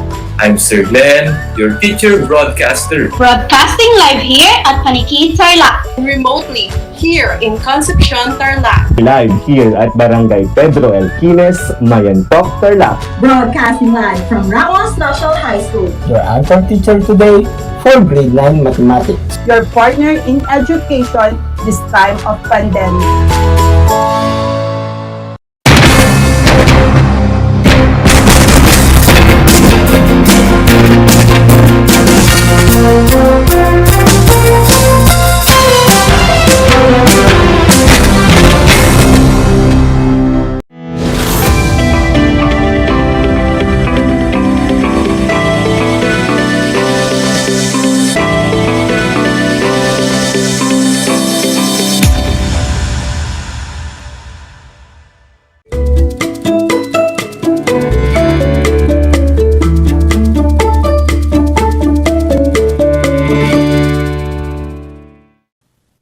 Welcome sa ating Aral TarlakHenyo ng Schools Division of Tarlac Province. Hatid sa inyo ng RTV Tarlac Channel 26 at DZTC Radio Pilipino Tarlac.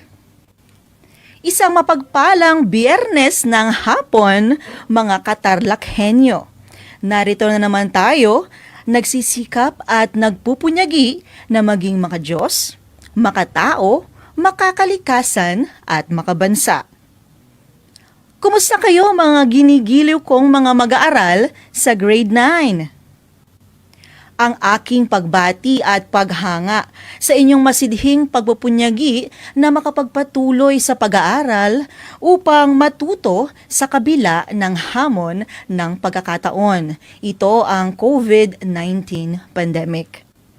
Ako ang inyong guro sa Araling Panlipunan, Grade 9, at ako ang inyong makakasama ngayong hapon para sa 25 minutong siksik na kaalaman at impormasyon dito lamang sa Economics.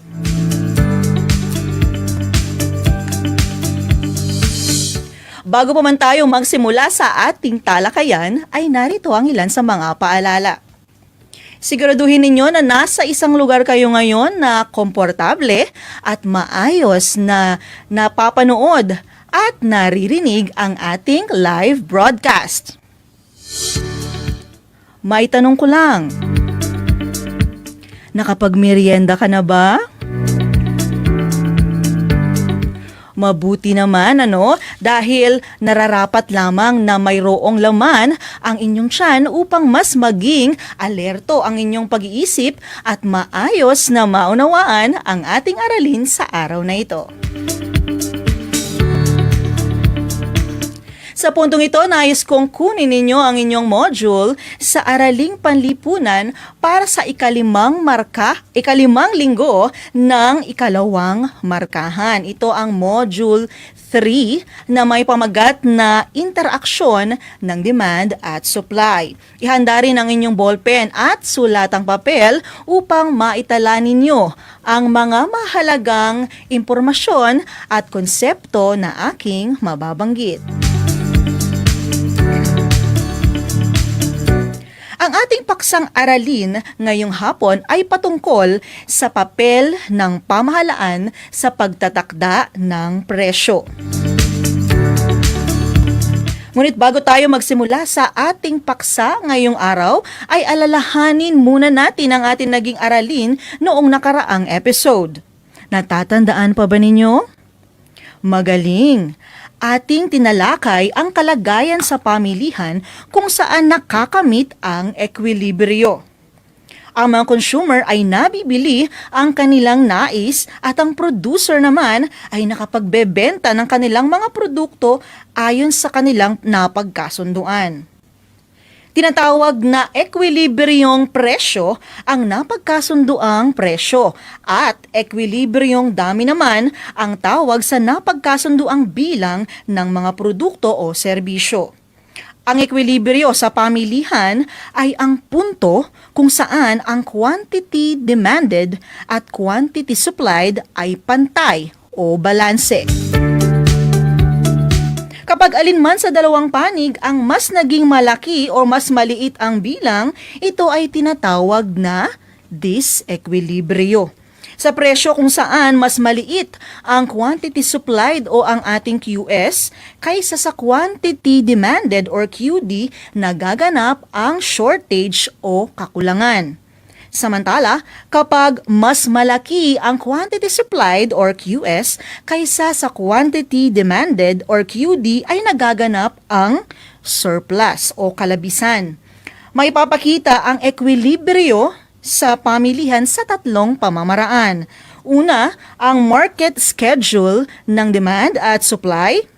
Ikalawa ay ang ugnayan ng demand curve at supply curve. At ikatlo naman ay gamit ang mathematical equation mula sa formula ng demand at supply function. At ngayon sa palagay ko ay handa ka na para sa ating paksa para sa araw na ito. Inaasahan na sa pagtatapos ng aralin na ito ay mailalarawan ang mga pamamaraan ng mga Pilipino upang maiwasan ang labis na supply ng mga produkto sa pamilihan at ang papel ng pamahalaan sa pagtatakda ng presyo. Ito ay batay mula sa Most Essential Learning Competency na mayroong code na AP9 MYK-2E-9. At sa lahat po ng mga magulang at mag-aaral sa ikasyam ng baitang na nanonood ngayon live dito lamang sa RTV Tarlac Channel 26 at nakikinig over DZTC Radyo Pilipino Tarlac, kung kayo po ay may katanungan o nais linawin sa ating paksa ngayong araw, ay maaari kayong magbigay ng mensahe sa aking messenger. Facebook, itype nyo lang ang facebook.com/Pops Macalino o maaari din kayong tumawag sa numero ito na naka-flash sa inyong mga screen, ang 0948-744-8830 or maaari din kayong magbigay ng inyong komento or question dito sa ating FB Live dito lamang sa RTV Tarlac Channel 26. Sa puntong ito, tayo ay magsisimula na. Ihanda na ang inyong mga ballpen at sulatang papel at syempre ang inyong mga sarili. May mga iba't ibang paraan ang pamahalaan upang maiwasan ang labis na supply ng mga produkto sa pamilihan. Una dito ay ang pagtatakda ng restriksyon sa supply. Isang halimbawa dito ay ang pagsusulit na kailangang ipasa ng mga nagnanais na maging abogado, o yung mga tinatawag nating Philippine Bar Examination. Limitado lamang ang mga nakakapasa dito dahil na rin sa hirap ng mga katanungan dito. Ito ay isang paraan upang tiyakin na may sapat na kaalaman at kakayahan lamang ang siyang magiging ganap na abogado. Ngunit, sa kabilang banda naman ay pinabababa nito ang supply ng mga abogado. Isa pang halimbawa ay ang restriksyon sa tunay na ivory na gawa sa tusk ng mga elepante.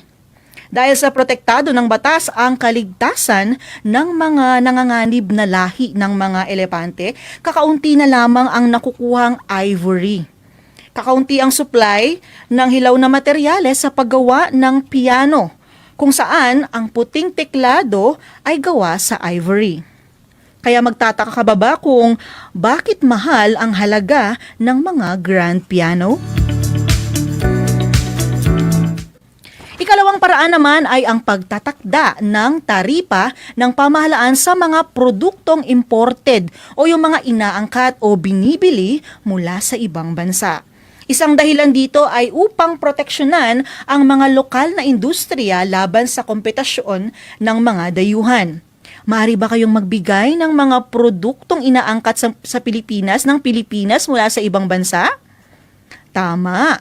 Ang mga halimbawa ng mga inaangkat na produkto ng Pilipinas ay langis, mga kotse, laptops, at mga plastic na ginagamit sa iba't ibang pabrika.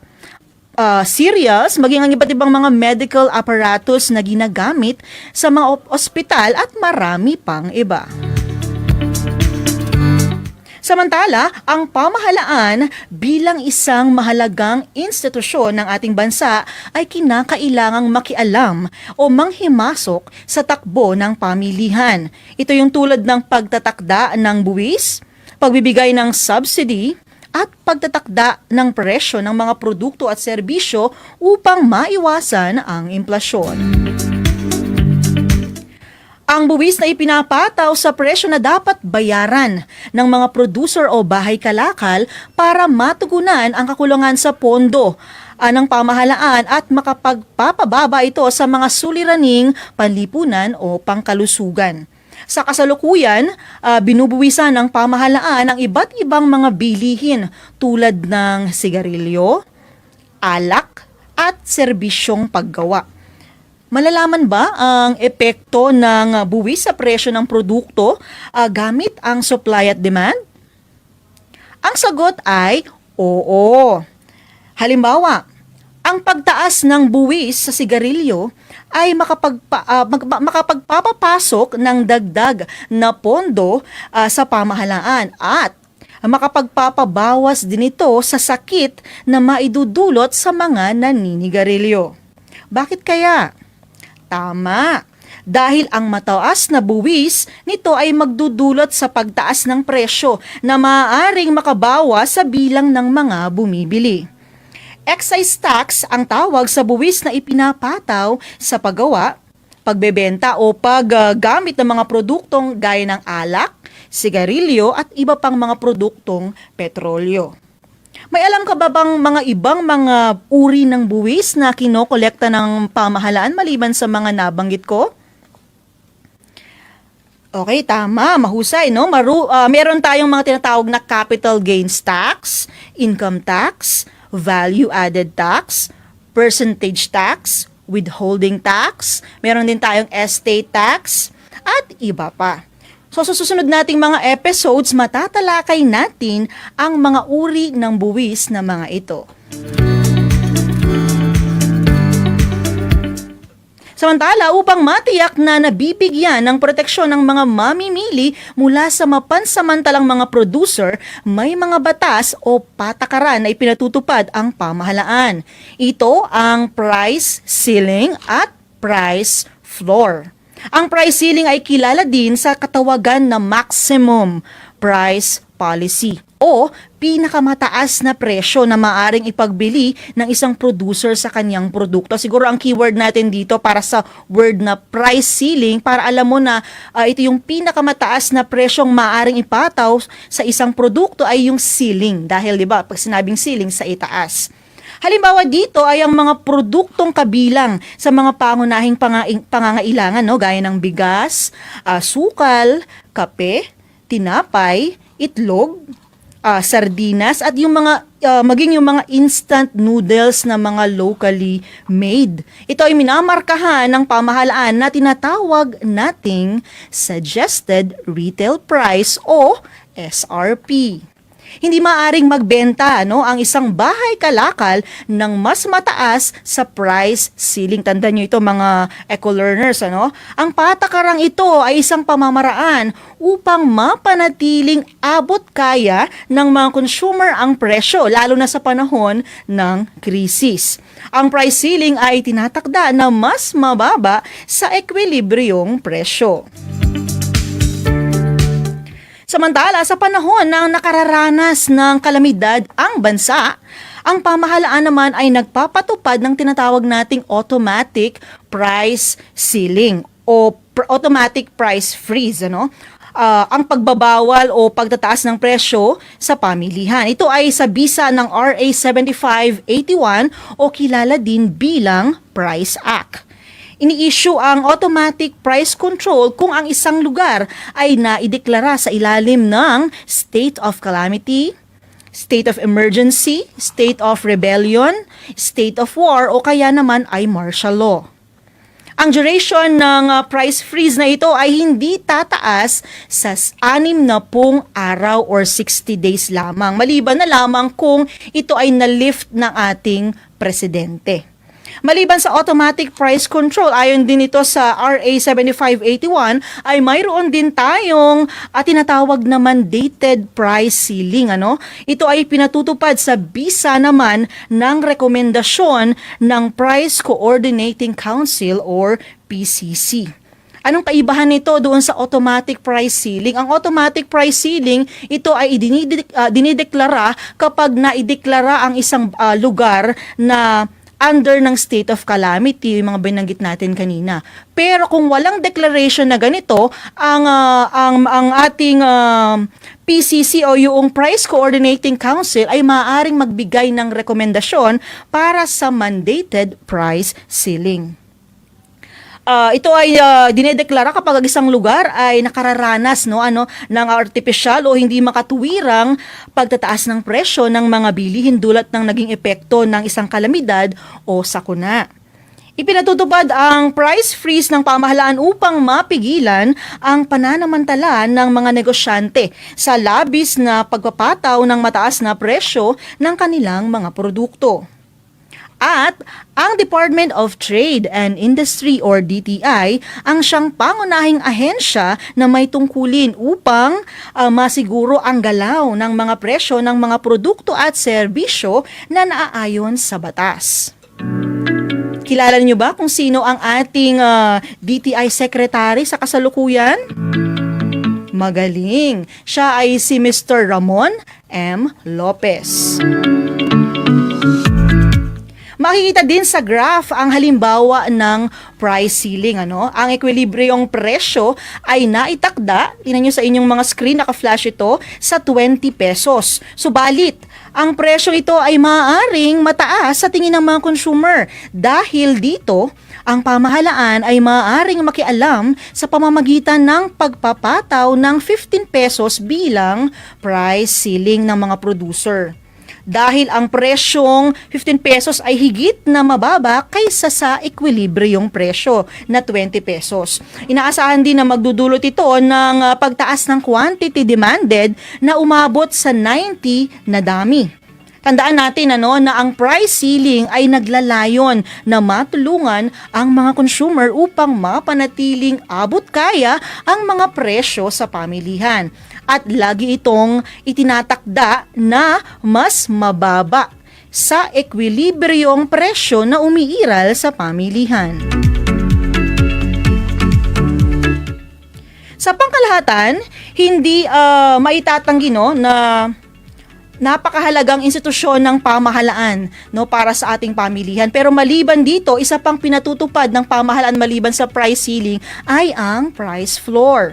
Ito ay kilala rin bilang price support at tinatawag itong minimum price policy. Kanina, maximum price policy para sa ating price ceiling. Ito naman, minimum price policy or tumutukoy sa pinakamababang presyo na itinakda ng batas sa mga produkto at serbisyo.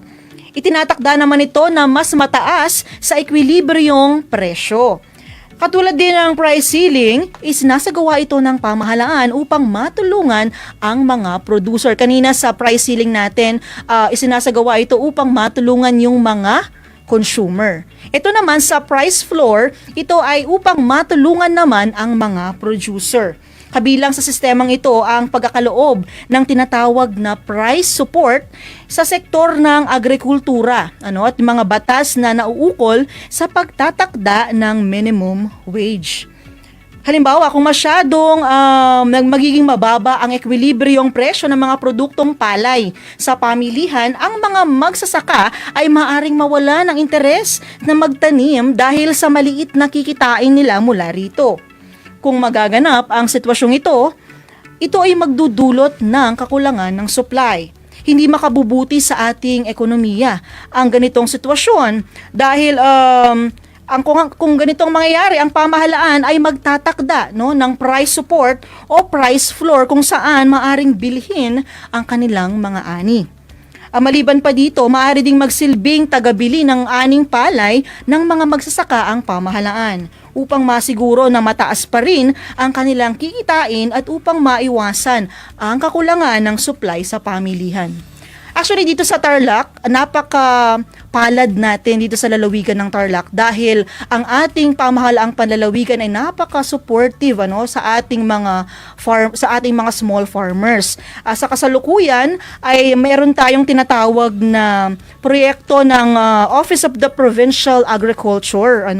Ito yung tinatawag na kadiwa ni Ani at Kita. Ano ba itong kadiwa na ito? Ito ay nagkakaroon ng pagkakataon ng ating mga small farmers na makapagbenta ng kanilang mga aning mga produkto sa abot kayang presyo at the same time ay sila pa rin ay kumikita. Ito ay bukas every Wednesday dito sa Tarlac, sa may San Vicente, Tarlac City, harap ng Capitol. Dito makikita yung mga iba't ibang mga mga produkto. So pwede kayo doon na mag-visit para sa mga nanonood po natin na mga magulang from 7 a.m. to 2 p.m. Sa kabilang dako naman, ipinatutupad ng pamahalaan ang minimum wage rate para tiyakin na ang maiuuwing sahod ng mga manggagawa ay makabibili pa rin ng mga pangunahing pangangailangan. Sa taong 2020, ang daily minimum wage rate ng Central Luzon para sa iba't ibang sektor ay mula sa 304 pesos hanggang 420 pesos. Ito ay ayon sa Wage Order number RB3-22. Samantala, ang mga kasambahay po natin na dito sa may Central Luzon pa rin ito, na hindi maaaring bumaba ang kanilang sahod sa 4,000 kada buwan. Ito po ay ayon sa daily minimum wage rate. At 4,500 naman para sa mga first class municipalities.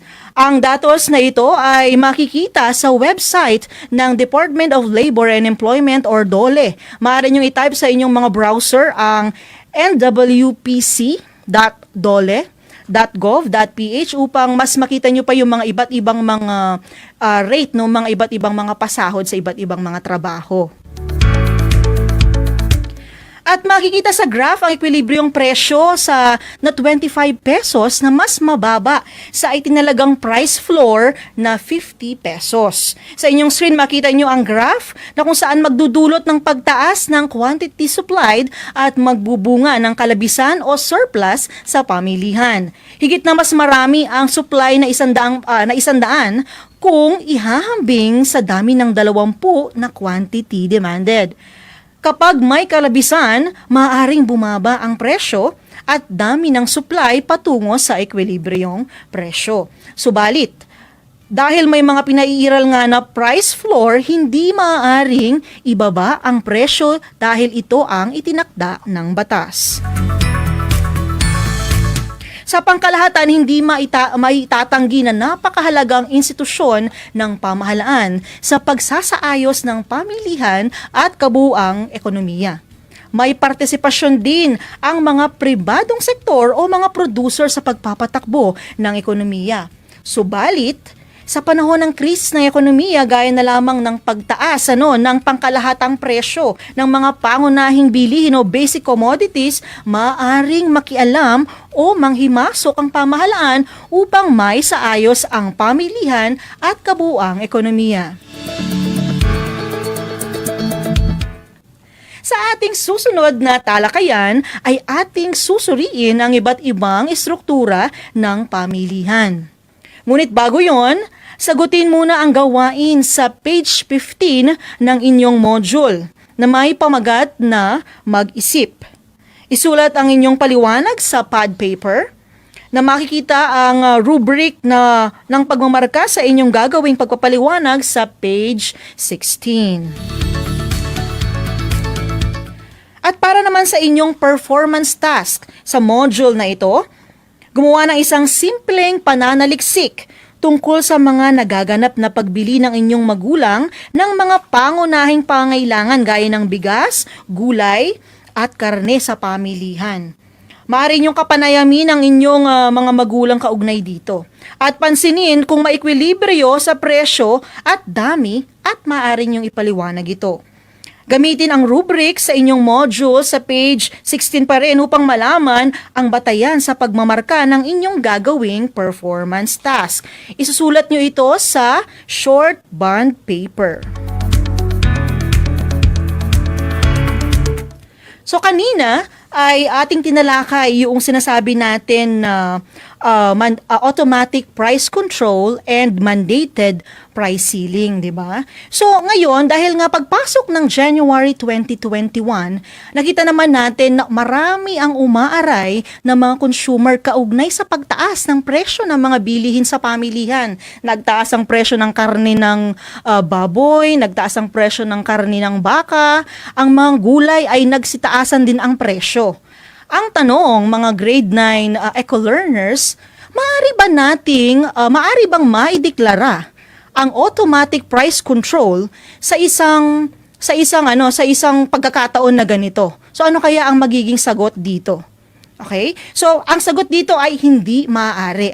Dahil ang automatic price control ay dinideklara lamang ito kapag meron tayong mga declaration ng mga tinatawag nating kalamidad. Kung wala naman tayong declaration ng state of calamity, state of emergency, hindi ito maaaring ideklara. Okay? Inaasahan ko na kayo ay natuto sa ating talakayan para sa araw na ito. Muli ako ang inyong guro sa Araling Panlipunan Grade 9 na si Ma'am Pops Macalino na nagsasabing ang pag-aaral ng Araling Panlipunan ay daan sa pagiging makadiyos, makatao, makakalikasan at makabansa. Happy weekend and hanggang sa muli!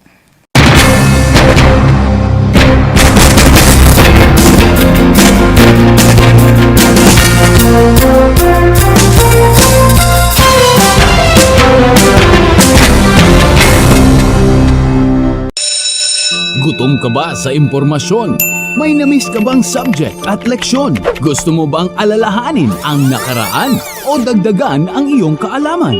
Lahat yan alamin natin because the professor is in. Professor on air and online. Kasama si Professor Willie Perez. Isang oras na kaalaman, isang oras na makabuluhan. Professor on air. Mamangha at tumawa sa mga tips at trivia. Sa gabay at tanong, sagot ka rin niya. Professor on air and online. Kasama si Professor Willie Perez. Tuwing Sabado, alas 10 hanggang alas 11 ng umaga. Mapapakinggan sa Radyo Pilipino at mapapanood sa RTV Tarlac Channel 26. Professor on air. This is my story. Ano ang kwento ng buhay mo? Malungkot? Masaya? May kababalaghan? O puno ng aksyon? Ang bawat kwento ng kapwa nating Pilipino ay mahalaga. This is my story. Sama-sama nating ibahagi ito upang magbigay aral at inspirasyon sa ating lahat. This is my story. This is my story. Hosted by Mitch Desunia. Tuwing Sabado, alas 3 hanggang alas 4 ng hapon. Mapapakinggan dito sa Radyo Pilipino at mapapanood sa RTV Tarlac Channel 26. This is my story.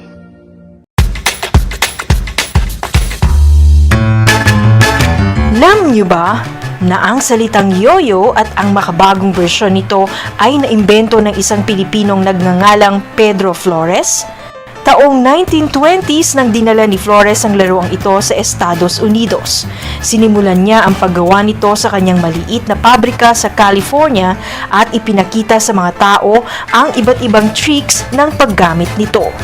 Alam mo na, yan ang yoyo!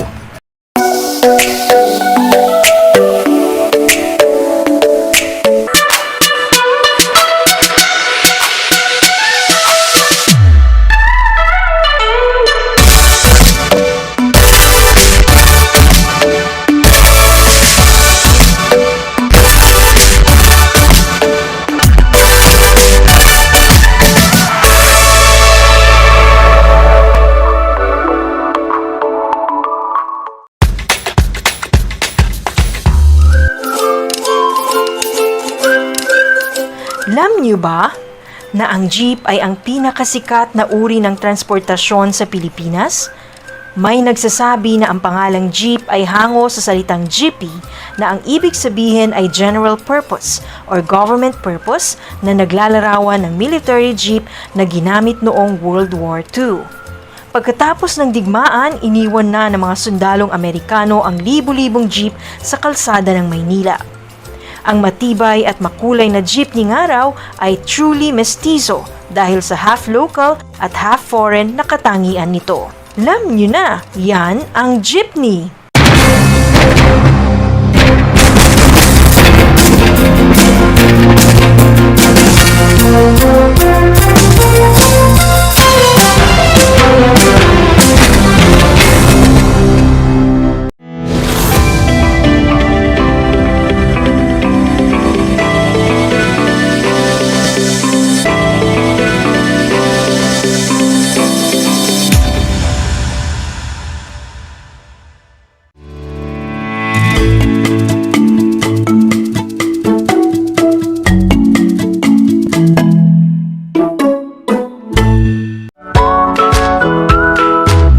Good morning, grade 5 learners. How are you today? Welcome to Aral TarlakHenyo here on RTV Tarlac, Channel 26. Simulcast over DCTC, Radyo Pilipino, Tarlac. I am Sir Joshua Evaristo, your teacher broadcaster, Aiming to give you another fun-filled learning experience, serving you With the different skills, learn and have fun together.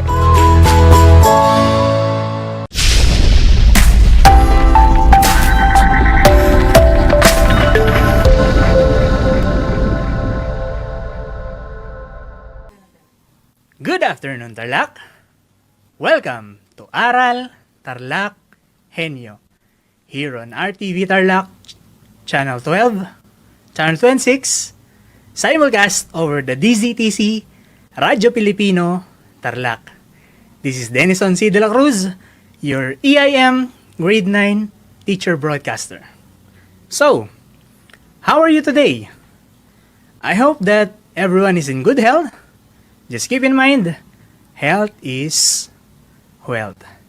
Ready na ba ang mga grade 9 EIM students natin?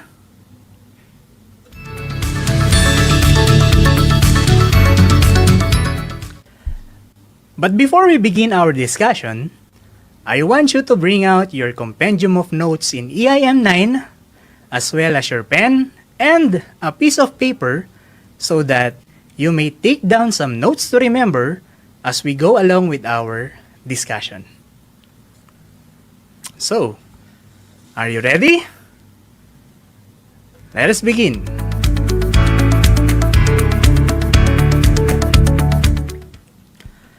Fluorescent lamp is arguably one of the most efficient lighting fixture that we use within our home.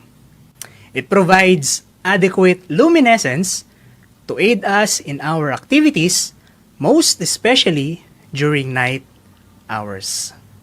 Knowledge of its maintenance is deemed a requirement for an electrician to have. In maintaining the fluorescent lamp, we must be familiar with its parts as well as their functions.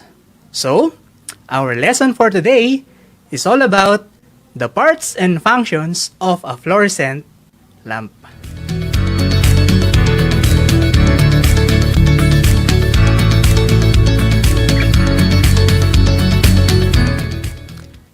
So basically, we have 6 parts of the fluorescent lamp under the category of a preheat starting hat cathode fluorescent lamp.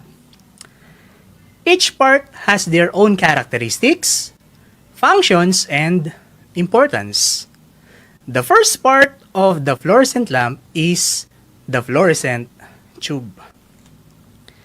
Fluorescent tube is a circular bulb containing mercury vapor and inert gases with phosphor coating inside. So, the components found inside a fluorescent tube are noble gases, which is the argon and krypton. So, madalas tinuturing din silang mga rare gas, and the characteristics of these rare gas or inert gases ay they are non-reactive and they are non-flammable but highly combustible. So, these components are the main reason why fluorescent lamps glow. It is true that fluorescent lamp produces ultraviolet light caused by the reaction of the mercury vapor and the inert gases to electricity. But with the help of the phosphor coating inside or around the interior of the fluorescent tube, ultraviolet light is prevented from escaping within the bulb. So, yung phosphor coating class, siyang nagsisilbing ozone layer natin para hindi makalabas yung ultraviolet light doon mismo sa loob ng fluorescent tube. Just like the layer of the earth, no? Yung ozone layer natin na kung saan pinipigilan niya na makapasok o makapenetrate ang ultraviolet light within the surface of the earth.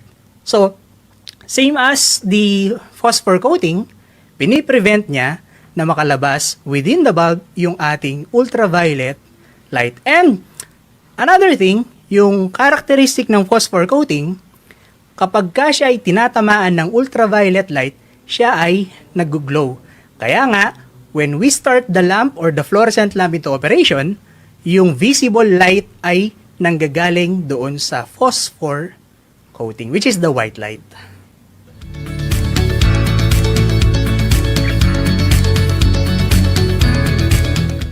Now, the second part of the fluorescent lamp is the ballast, which is considered as the heart of the whole fluorescent lighting fixture.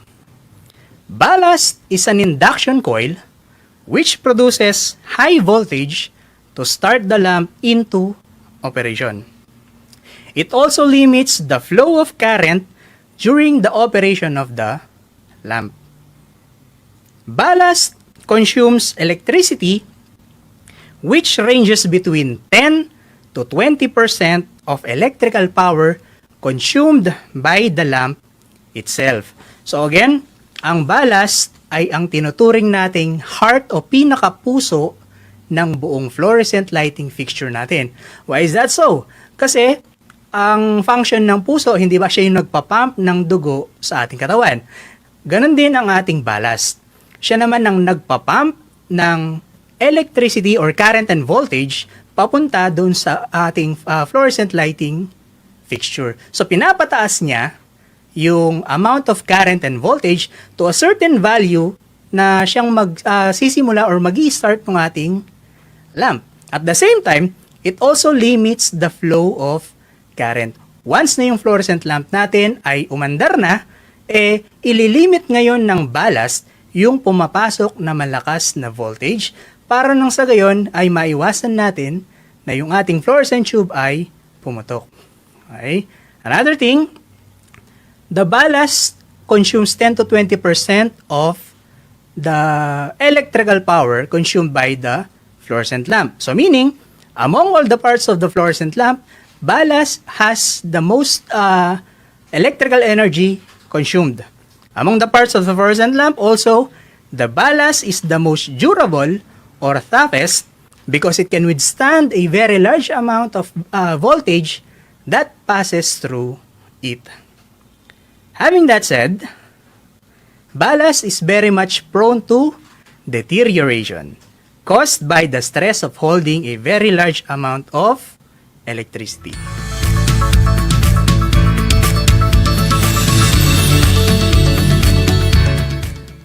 Take note of this.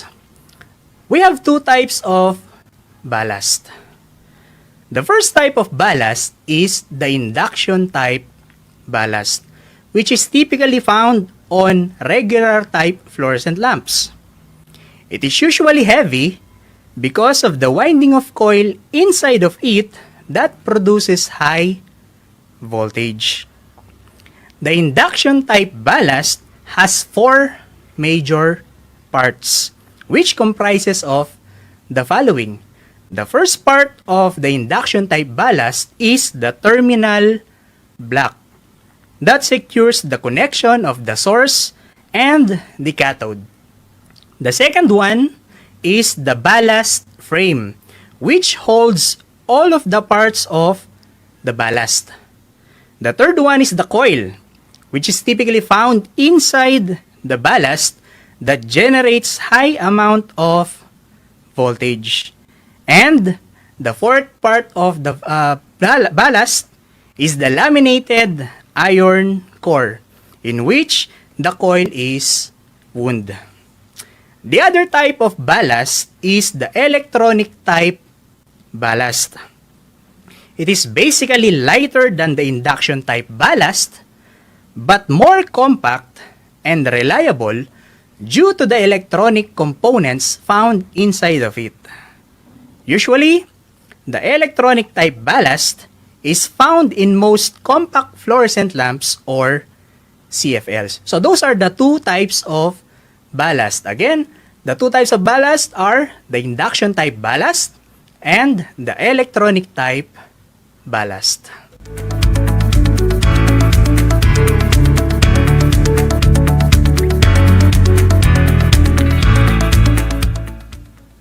Another thing to take in consideration, in common with all gaseous discharge lamps, the fluorescent lamp must be provided with some device for limiting the current drawn by the discharge. Without a limiting device, the current would rise to a certain value that would destroy the whole lamp. A device or auxiliary called ballast can best meet this requirement. The ballast for operating alternating current consists of a small choke coil woven on an iron core. There are three main important functions of a ballast. These are as follows.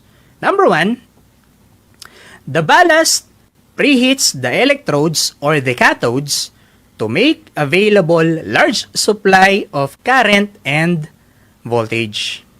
Number two, the ballast also provides a surge of a relatively large amount of voltage to start the arc between the electrodes or cathodes. And lastly, number three, the ballast prevents the arc current to increase beyond the limit set for each size of the lamp. So, it is the most durable part of the fluorescent lamp. Pero, ito rin yung may pinaka-importanting papel in the operation of the lamp. Kasi, first, it provides a surge of relatively high amount of voltage na kailangan ng fluorescent tube at ng buong fluorescent lamp natin. So, pinapump niya yung kuryente natin or electricity to make available large amount of current to start the lamp into operation.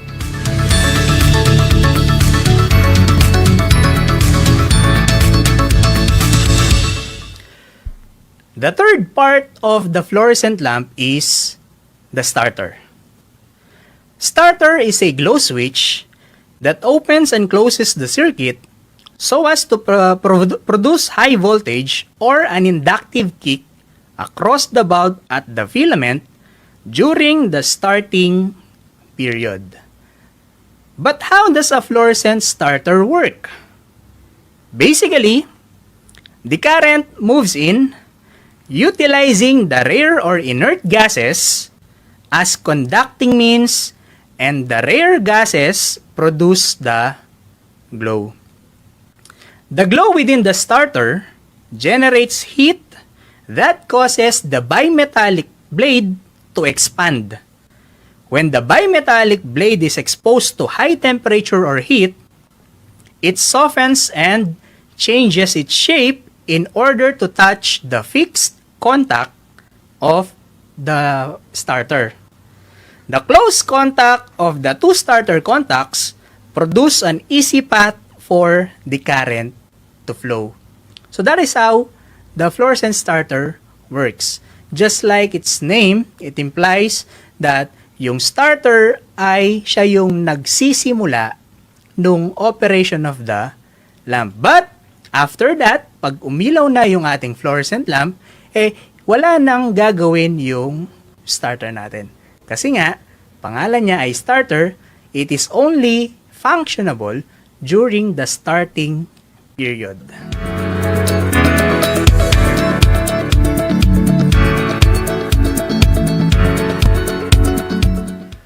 The fourth part of the fluorescent lamp is the lamp holder. Lamp holder is the point of connection of the fluorescent tube. So basically, ito yung umahawak dun sa ating fluorescent tube. It secures the fluorescent tube so that it will not fall as it hangs onto the ceiling. Lamp holders are firmly attached to the ballast or to the fluorescent metal frame. These are usually made up of plastic with copper sheets inside for the connection of the contact pins of the fluorescent tube.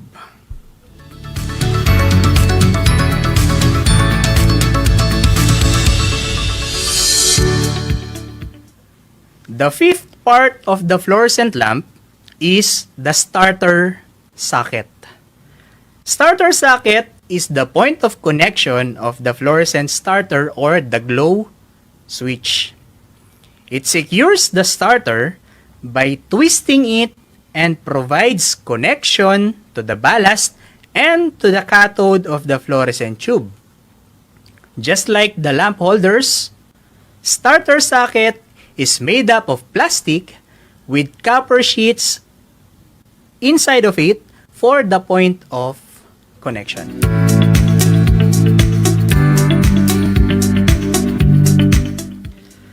The sixth and the last part of the fluorescent lamp is the frame. Frame is the metal housing of the whole fluorescent lighting fixture. It holds all of the parts of the fluorescent lamp in place and secures them onto the ceiling. It usually made up of metal for it to provide sturdiness to hold all of the components. There are various types of frames according to the job requirements. Some of which are the open type frame in which all of the parts are visible and the box type frame in which it conceals all of the fluorescent components except for the fluorescent tube. And those are the parts of the fluorescent lamps. So let us review the parts. The first one is the fluorescent tube.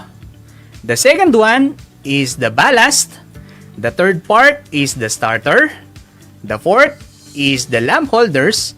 The fifth part is the starter socket.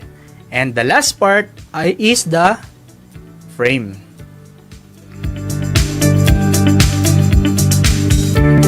Now, have you ever wondered how long does a typical fluorescent lamp last in terms of its lifespan? The lifespan of a fluorescent lamp is affected not only in the fluctuation of voltage and current it holds, but also by the number of times it is started. Meaning, every time we turn the fluorescent lamp on and off, it loses 5 days of its total lifespan. Therefore, fluorescent lamps are not advisable to be installed in areas or locations that require more frequent usage. So, ibig sabihin yan, fluorescent lamps, once na sinwitch on natin at saka sinwitch off, nababawasan daw yung kanyang lifespan ng up to 5 days. Another thing, many fluorescent lamps have a rated average lifespan of up to 30,000 continuous burning hours.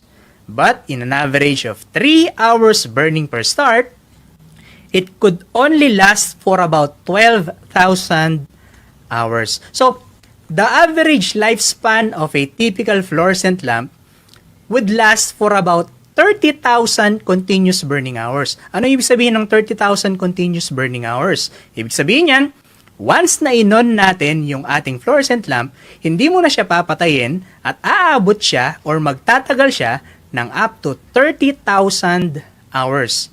But, typically, we use fluorescent lamps only for an average of 3-hour burning per start. Meaning, 3 hours natin usually ginagamit yung fluorescent lamp, then pinapatay na natin. So, in everyday na ginagamit natin yung fluorescent lamp, for 3 hours of burning, aabot lamang yung fluorescent lamp natin for about 12,000 hours only. And that is the lifespan of a fluorescent lamp.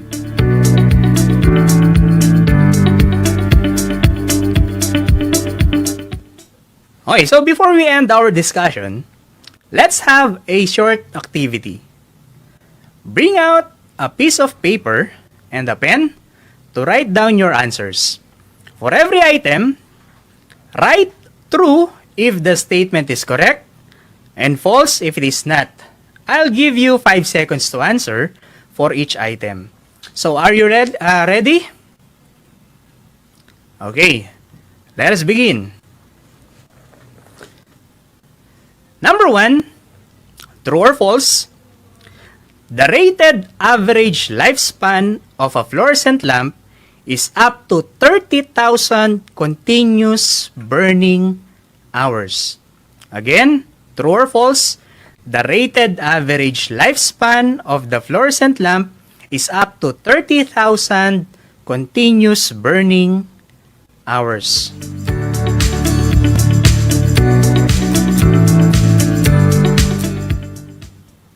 Number 2, the fluorescent lamp is affected only by the fluctuation of voltage and current.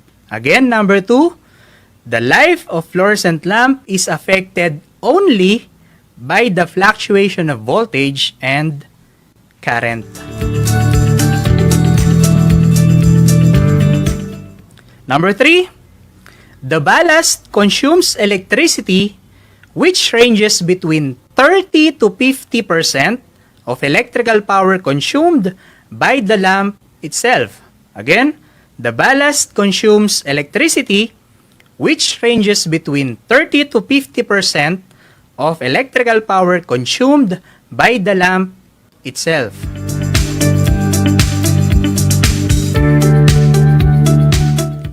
Number 4, again true or false? The lifespan of the fluorescent lamp is also affected by the number of times it is started. Again, number 4, the lifespan of the fluorescent lamp is also affected by the number of times it is started.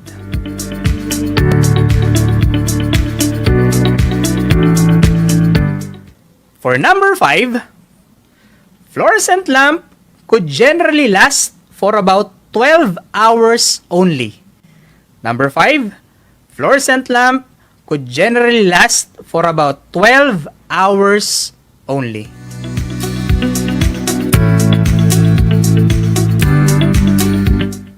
Number 6, the lamp holder is the point of connection of the fluorescent tube. Number 6, the lamp holder is the point of connection of the fluorescent tube.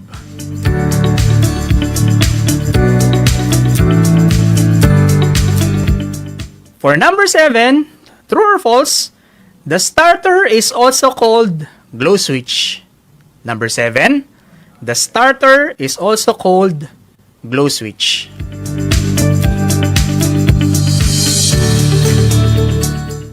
Number 8, there is only one type of ballast and it is the induction type ballast.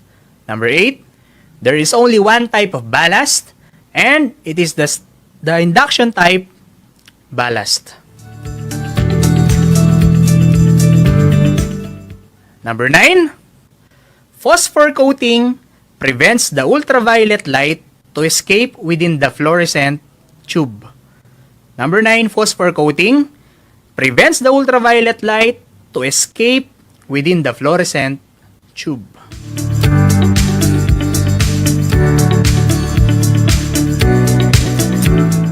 And number 10, every time the fluorescent lamp is turned on and off, it loses 50 days of its lifespan. Every time the fluorescent lamp is turned on and off, it loses 50 days of its lifespan. Okay, so let's check our answers. For number 1, the answer is true. Number 2 is false. Number 3 is false. Number 4 is true. Number 5, false. Number 6, true. Number 7, true. Number 8, false. And number 9, true. And lastly, for number 10, false. Knowing the parts and functions of fluorescent lamp gives us an idea on how to maintain our fluorescent lighting fixtures. On a typical preheat starting fluorescent lamp, all the components are connected in series.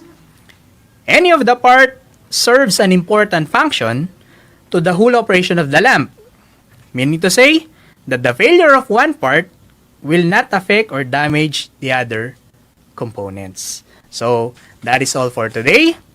Hope you learned a lot. Again, I am Denison C. De La Cruz, your TVE Grade 9 Anchor teacher. Until next time,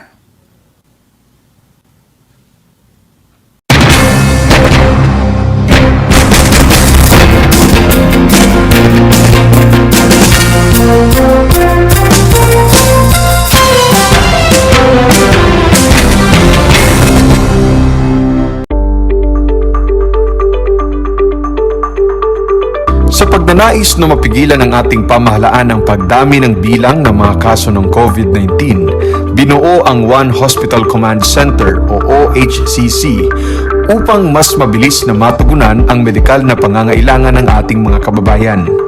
Bukas ang OHCC 24 oras araw-araw. Tumawag lamang sa mga hotline nito sa 0919-977-3333 o 0915-777-7777 o 02-886-50500.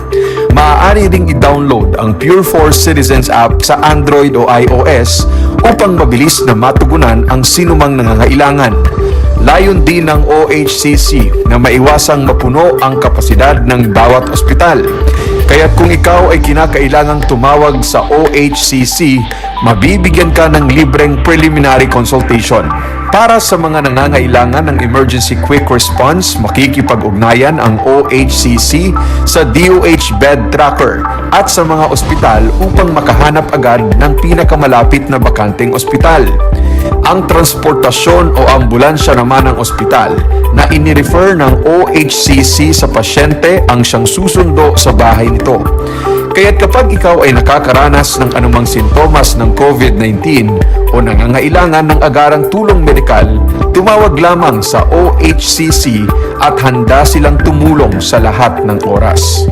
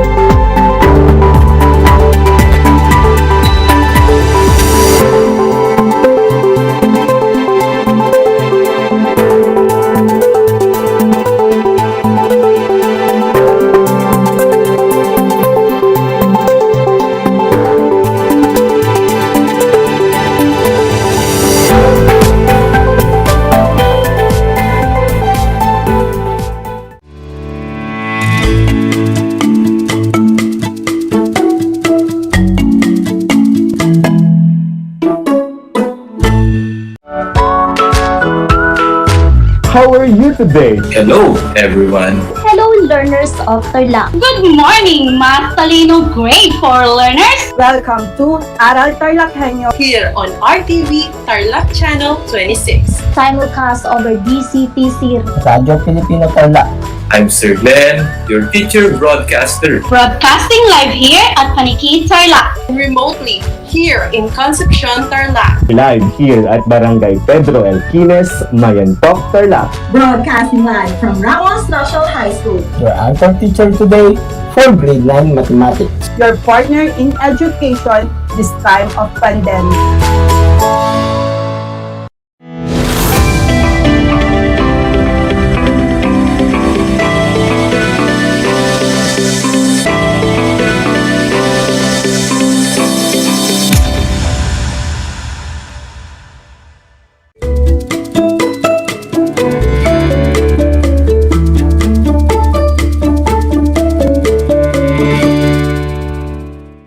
Channel 26, simulcast over DCTC, Radyo Pilipino Tarlac. I am your teacher broadcaster for today, Ma'am Karen S. Bulanadi, aiming to give you a fun-filled learning experience in Music 9. For our second day of airing in Music 9 Quarter 2, it is time to learn about the musical elements of the classical music. So prep up all eyes and ears to our discussion, dear grade 9 learners of the Tarlac province, as we go over on our lesson on the air. Are you ready? Let us first look back on the lessons that we've had on our first day.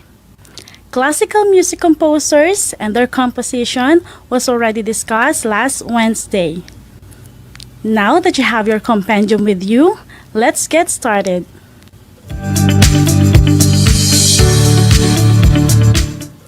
Identify what is being asked on the 4 questions that I will ask or I will give to you. Let's take a look first to our classical composers.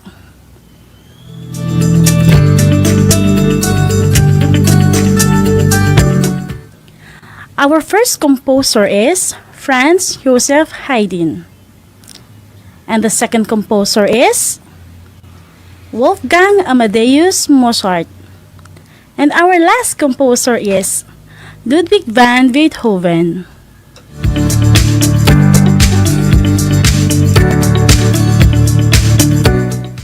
Here is my first question. It starts with letter C. It is the period from 1750 to 1820, and it is also called as Age of Reason. What is it?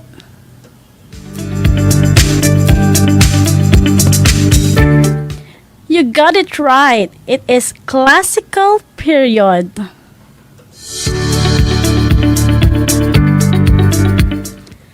Next question. His life described as a rags to riches story. Who is he? Correct. He is Franz Joseph Haydn. Our third question. He was the composer who bridged the late classical era and the early romantic era. Who is he? You are great. He is Ludwig van Beethoven.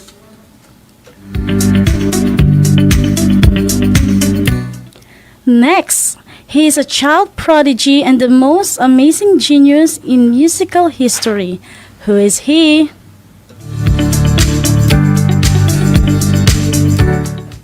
Bravo, you got it right. He is Wolfgang Amadeus Mozart. Now, count the numbers of the correct answers and write your score on top of your paper.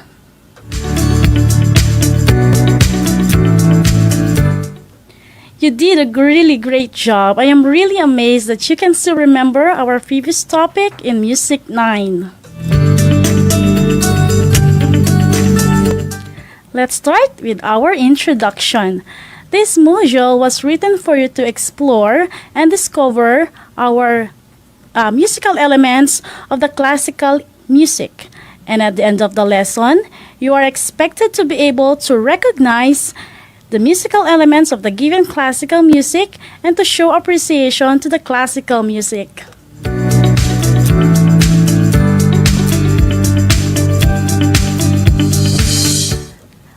Let's have first our learning task. In 1 minute, you have to search, then encircle the 5 musical elements from the word puzzle on your module. Again, in 1 minute, you have to search, then encircle the 5 elements of the 5 musical elements from the word puzzle in your module.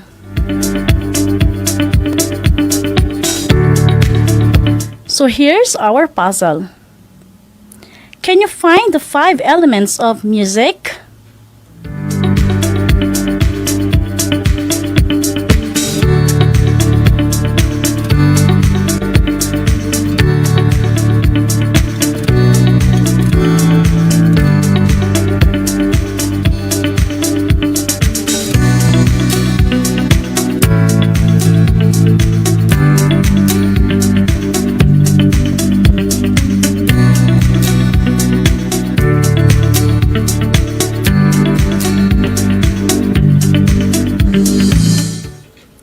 Let's see if we have the same answer. Here's my answer. I found meter, melody, texture, dynamics, and of course, tempo. Let us now define each.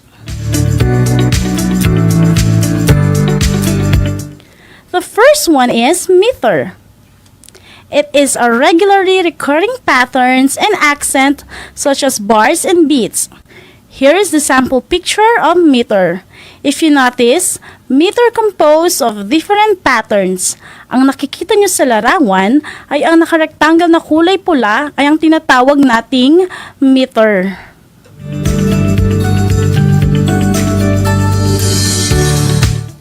The next one is dynamics. It refers to the sound of a sound or note. Loudness or softness of sound is none other than dynamics. Again, dynamics is the loudness and softness of the sound.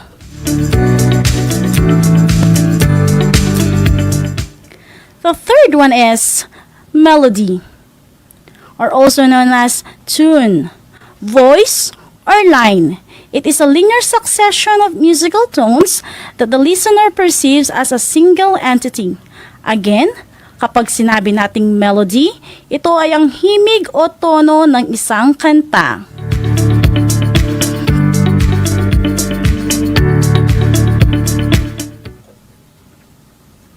The fourth one is texture.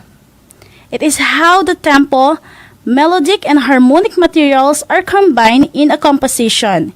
It how layers of sound within a piece of music interact.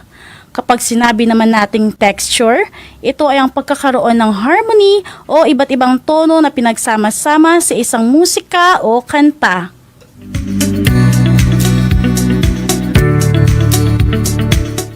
And lastly, the tempo. It is the speed of underlying beat. It can be fast, moderate, or slow. Again, tempo is the speed of underlying beat. Let us now proceed to the musical forms of classical music.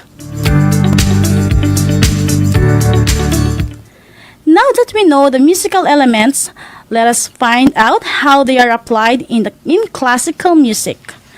Classical music has different forms o iba't ibang uri ng pagkakayari. We have here sonata. Sonata is a musical composition composed of multi-movement for solo instrument or a small instrumental ensemble. It came from the word sonare, which means to make a sound. Again, sonata came from the word sonare, which means to make a sound. The term sonare is applied to a variety of works for solo instruments such as keyboard or violin.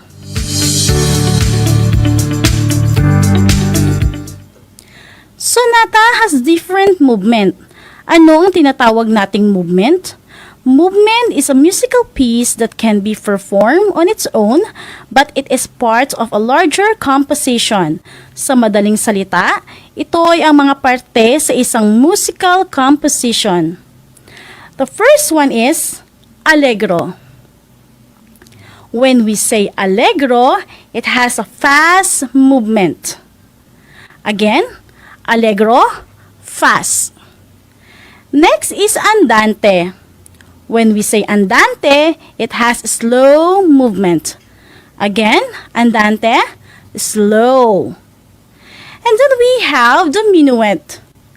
It is in 3/4 time and in a moderate movement. Again, minuet, moderate. Let us listen to an example of sonata entitled Sonata number 16 in C major.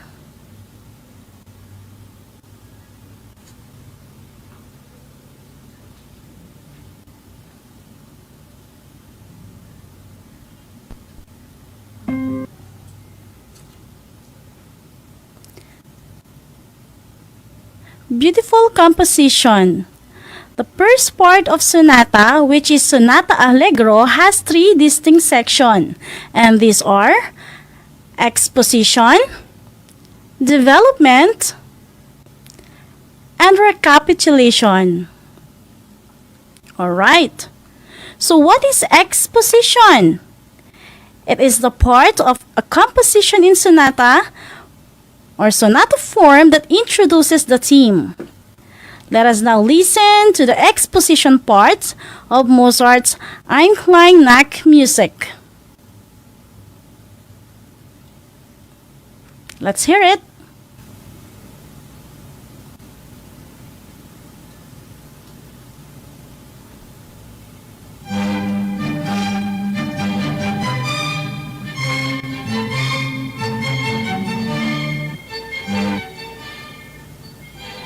That was the first part of Sonata Allegro, the exposition. Next is development. It is the middle part where themes are being developed. It explores the harmonic and textural possibilities of the thematic material. Let us listen to the development part of Mozart's Ein klein Nacht music. Let's hear it. That was the second part of Sonata Allegro, the development. And the last is recapitulation. It repeats the theme as it first emerged in the opening exposition. If the exposition moves from the key to a new key, the development passes through several keys, and the recapitulation returns to the original key. Let us now listen to the recapitulation part of Mozart's Ein klein Nacht music.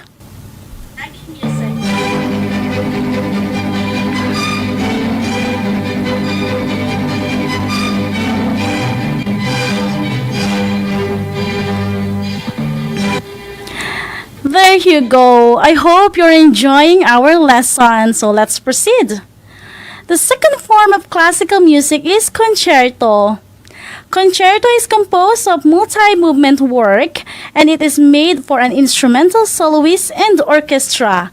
This classical form of music is intended primarily to emphasize the individuality of the solo instrument and to exhibit the virtuosity and interpretative abilities of the performer. Now, here is some example of solo instrument used in concerto. We have here the violin, cello, clarinet, bassoon, trumpet, and of course the piano. Concerto has different movement. The first movement is fast. Sonata Allegro form with the exposition of the orchestra and then by the soloist. The second movement is slow. It has more ornamentation than the first movement. And the third movement is fast again. The finale, usually in the form of rondo. Here is the sample music of concerto form, the Für Elise. Now let's go to our third form, the symphony. It is an elaborate musical composition for the whole orchestra with generally 4 movements. Symphony is derived from the word sinfonia, which literally means a harmonious sound together. Again, sinfonia means harmonious sounding together. If concerto has 3 movements, symphony has 4 movements. And here are the movements of symphony. The first movement is fast, sonata allegro form. The second movement is slow or gentle. The third movement is medium fast. It uses in a dance form. And the fourth movement is fast movement again, typically rondo or sonata form. And here is the sample music of symphony. The symphony number 5. Let's hear it.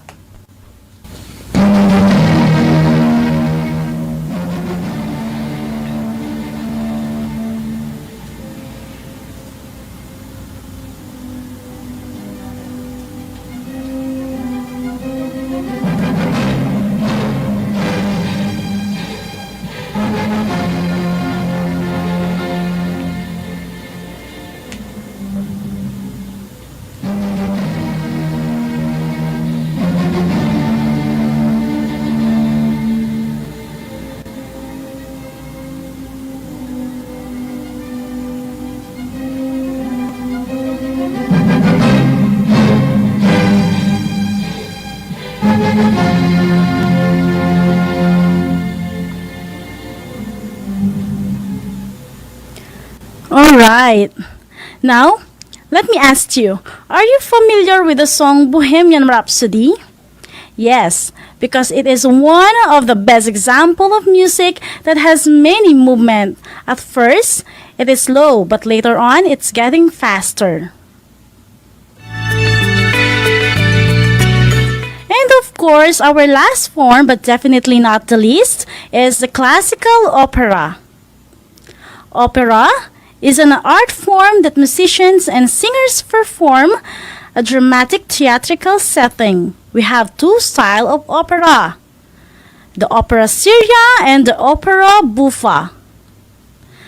The first one is opera seria or serious opera. From the word itself, serious, this usually implies heroic or tragic drama that employs mythological characters. This was inherited from the Baroque period. Now, let's go with the other type of opera, which called opera buffa.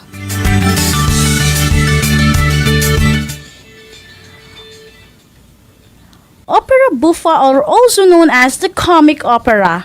This is from Italy. Comic opera made use of everyday character and situations and typically employed spoken dialogues, lengthy areas, and was spiced with side gags, naughty humor, and social satire.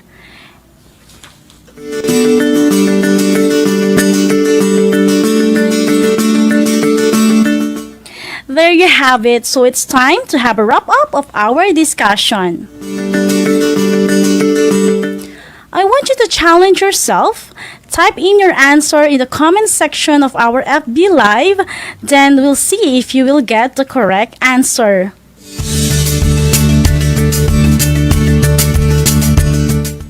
We have the 5 elements of music. What are they?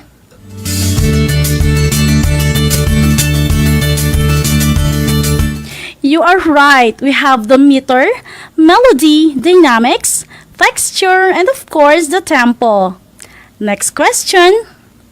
What are the forms of music during the classical period?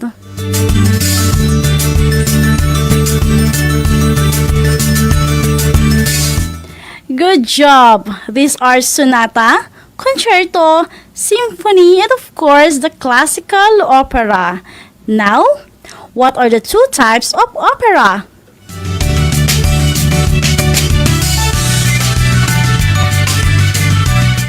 You are right, the opera seria and the opera buffa. I can see correct answers from the comment section. You are all very good. Now, tap your left shoulder with your right hand and say, "Ang galing-galing mo."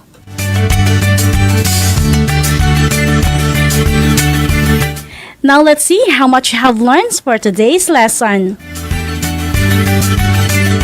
Let's get ready for our next activity. Listen to the classical music that I will play on the box provided. Draw lines that will represent the tempo and dynamics of the song being played. Let's get ready for this activity. Here's the first classical music, the Fur Elise. Let's hear it. Let's hear it.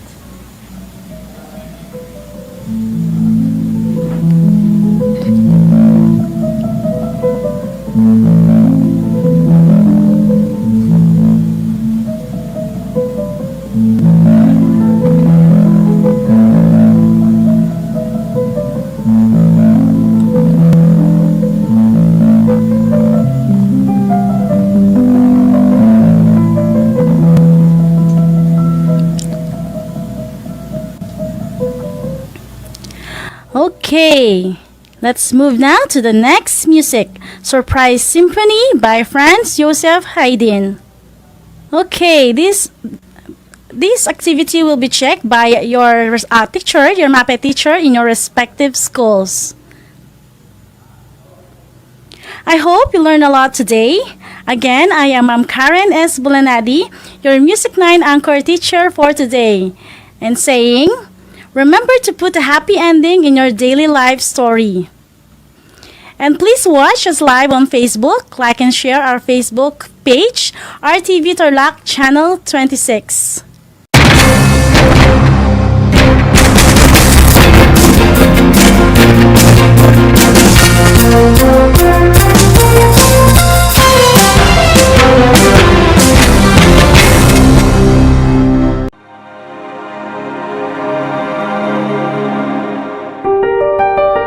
Ako po si Alfonso Ver. Ako po ang ambassador dito sa Philippine Embassy sa Bahrain.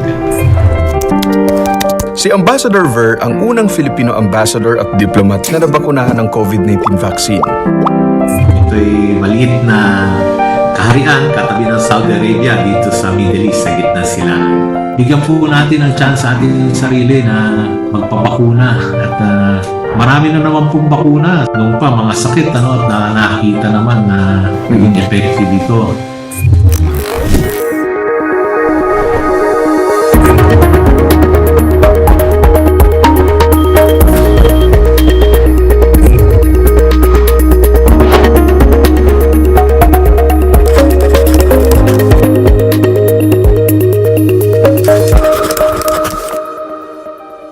Noong nakarang taon, isa si Ambassador Ver sa nangamba sa kanyang kaligtasan dahil sa pandemya. Bukod sa may edad na, may mga underlying conditions din si Ambassador Ver. Noong April, inubo, sipon, lagnat, baradong ilong, lahat na. Mahirap. Diretso kagad ako sa emergency dito. Buti naman at na-discount kagad na bronchitis ang naging, diagnosis. Pero simula nun, nag-ingat na rin ako dahil sa edad ko rin at meron na akong diabetes at hypertension. Kaya bilang pamasko sa sarili, nagpalista si Ambassador Ver para sumali sa vaccination program sa Bahrain. Online lamang ang pagpapalista para makaiwas sa pila sa registration at contact ng mga tao. So, nung nagkaroon ng oportunidad na magkaroon ng bakuna dito, syempre, nabangan ko na yan. Noong Agosto, actually, meron ng mga nagsimulang vaccine trials dito. Bago magpabakuna, maraming mga bagay ang kinonsidera ni Ambassador Ver. So, binalansi ko rin yan sa mga pangangailangan natin at yung pangailangan namin dito na kailangan makaharap kami sa mga tao, kailangan hindi maputol ang aming serbisyo na napakahalaga sa mga kababayan natin dito. There are around 46,000. Magbabagong taon, nagpabakuna si Ambassador Ver. Yung first shot ko, nakasuot pa ako ng t-shirt ng Pilipinas para mapakita natin na inisip ko na noon na makita nila na kung may kumpiyansa tayo sa mga programa nila. Ano naman kaya ang ginawang paghahanda ni Ambassador Ver? Nagpa-condition din ako, syempre binabantayan ko rin, hindi lang in preparation for the vaccination, pero pagkasama na rin sa overall na paghahanda natin na protection against COVID, diba? Sabi nila mag-exercise, get enough sleep, uminom ng vitamins. Tulad ng iba, may naging agam-agam din noon si Ambassador Ver. Pero siya rin mismo ang nagpapatunay na mali ang kanilang pagdududa. Tinurukan naman ako, syempre, may agam-agam din, pero pagkaturok, hindi ka muna alis eh. Pagka-injection sa'yo, obserbahan ka muna. Ako nangalay ng konti dahil dun sa injection, sabi naman dun sa maghintay kami ng 30 minutes kung may allergic reaction, no? Wala naman akong allergic reaction, pati mga kasamay kong nag-aabang. Tapos kung may sumakit daw the following day o mangalay o sumikip, inom lang daw ng Panadol. Aminado ang ambassador, mahigpit niya pa rin minomonitor ang kondisyon matapos ang pagpapabakuna. Araw-araw din, binapantay. Wala naman. Wala akong naramdaman. May magkasama ako dito, wala rin. Yun lang. Konting pain at siguro na nagulat dahil hindi na rin tayo sanay mga injection. May payo rin si Ambassador Ver sa mga may comorbidities tulad niya. You're more vulnerable to getting the virus and getting mas malaking epekto sa iyong mga internal organs. Dahil lang kung kunyari may diabetes ka, humina na nga yung kidney, yung liver. So, pag tinamaan ka pa ng COVID, mas vulnerable ka ng mahawa, mas malupa pa yung mga epekto sa katawan mo. So, talagang nirekomenda nila na magpa-vaccinate ka to give you protection na hindi ka mahawa and to prevent yung long-term effects sa'yo. Makakatulong ang vaccine para palakasin ka at protektahan ka. Sa Bahrain, umabot na sa 2,000 ang bilang ng mga kababayan natin na kumpleto na sa bakuna laban sa COVID-19. Bukod dito, 3,000 OFWs pa ang nakapagparehistro para sa pagpapabakuna. So pagkatapos nun, para nakahinga rin akong malalim na kahit paano, meron na akong protection. Pero paalala lang po, hindi sa 2 shots ng COVID-19 vaccine natatapos ang lahat. May papel pa rin tayo para manatiling ligtas. Huwag tayo mag-overconfident kahit nabakunahan tayo. So magpaswab pa rin tayo, sundin pa rin natin mga protocols na kailangan. Hindi ito paraan para sabihin natin na hindi ka na magkakasakit. Lumakas ka pero may protection ka. Pero sabi nga nila, baka meron ka ring dinadala, baka maging carrier ka. Although hindi ka na-apektuhan, baka ma-apektuhan ng iba.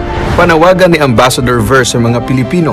Mas manalig po tayo dun sa mas nakakarami na nagsasabi na ito ay safe, ito ay effective, ito ay makakatulong talaga hindi lang sa inyo at para sa inyong pamilya na rin. Hopefully sa ating buong bayan. Better to be safe and do all the protocols that we have na kahit nabakunahan na. Saludo kami sa inyo, Ambassador Ver, at sa mga Pilipino na nakikiisa sa vaccination program laban sa COVID-19.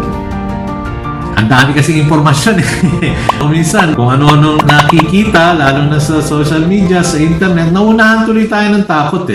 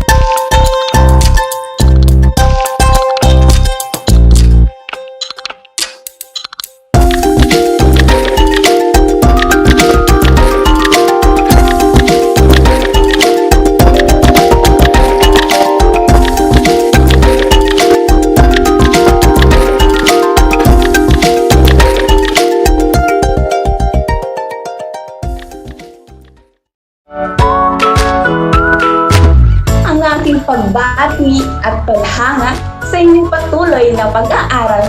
Welcome sa ating Aral TarlakHenyo Sa RTV Tarlac, Channel 26. At sa DZTC, Radyo Pilipino Tarlac. Narito na ang paaralang walang sawang naglilingkod Mula dito sa Villa Aldibay, mula dito sa bayan ng San Manuel, Mula sa bayan ng San Clemente, mula sa Santa Ignacio, mula sa bayan ng Victoria, mula sa lungsod ng Tarlac. Teacher Jury Andres Madriaga, ang inyong teacher broadcaster para sa ika-4 na baitang ng PE.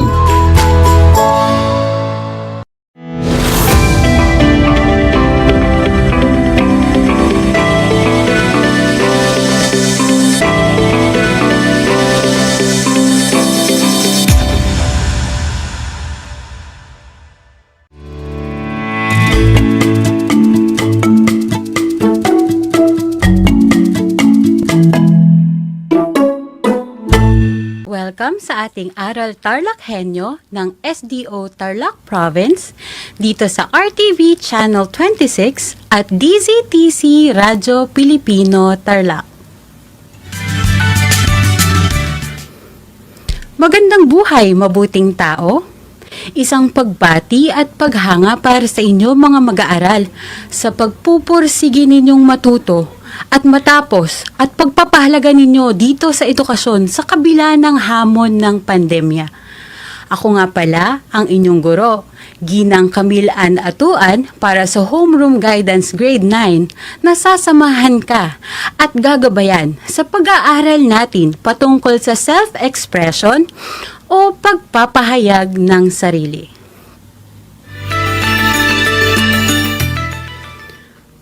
Kamusta ang inyong naging aralin noong nakaraan? Sigurado akong anuman ang inyong natutuhan ay inyo nang napagyaman at nagamit sa pang-araw-araw. Kaya naman, simulan na natin ang ating paksa para sa araw na ito. Nakapaloob dito ang mga Most Essential Learning Competencies na number 1, express views relevant to oneself and others, at number 2, identify various issues concerning personal issues or social issues.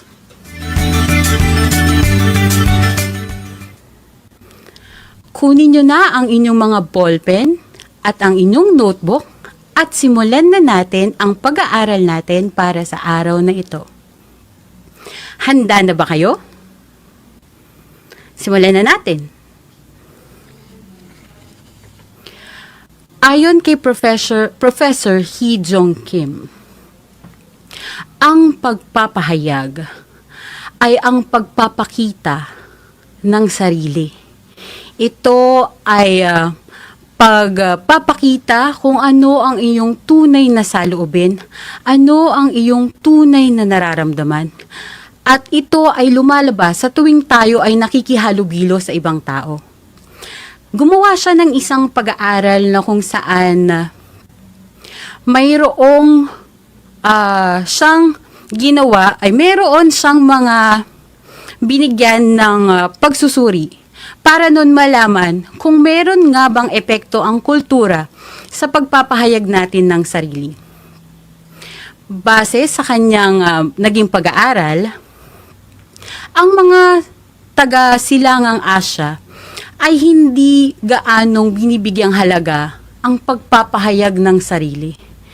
Ito ay sa kadahilan ng mas pinahahalagahan ang pag-iisip, ang pag-aaral, at ang pagpapahayag ng may nilalaman nang hindi basta-basta sumasagot sa kahit na kaninong tao. Kagaya lang natin, tayong mga Pilipino, no? Sa kultura natin, makikita naman talaga natin itong klase ng ganitong klase ng pagpapahayag. Minsan kapag ka nasa bahay ka, nagsasalita ang iyong mga magulang, o kaya nag-uusap ang mga matatanda. Sasabihin nila sa'yo na huwag ka muna magsasalita or huwag kang sasabat, huwag kang haharang, huwag kang basta sasagot hanggang nag-uusap ang mga matatanda. Kapag minsan naman tayo ay sinisermonan o tayo ay pinagagalitan ng ating mga magulang, mas gusto nila na tayo ay nakikinig lamang. Bakit nga ba kailangan nating makinig? Kasi sa ating kultura, bilang tayo ay mga Pilipino, pinapahalagahan natin ang family ties, pinapahalagahan natin ang pagbuklod ng pamilya. Kaya naman, bilang respeto na nakatanim sa kultura nating mga Pilipino, ini-encourage ng ating mga magulang, ini-encourage ng ating mga matatanda ang pakikinig muna bago ang pananalita.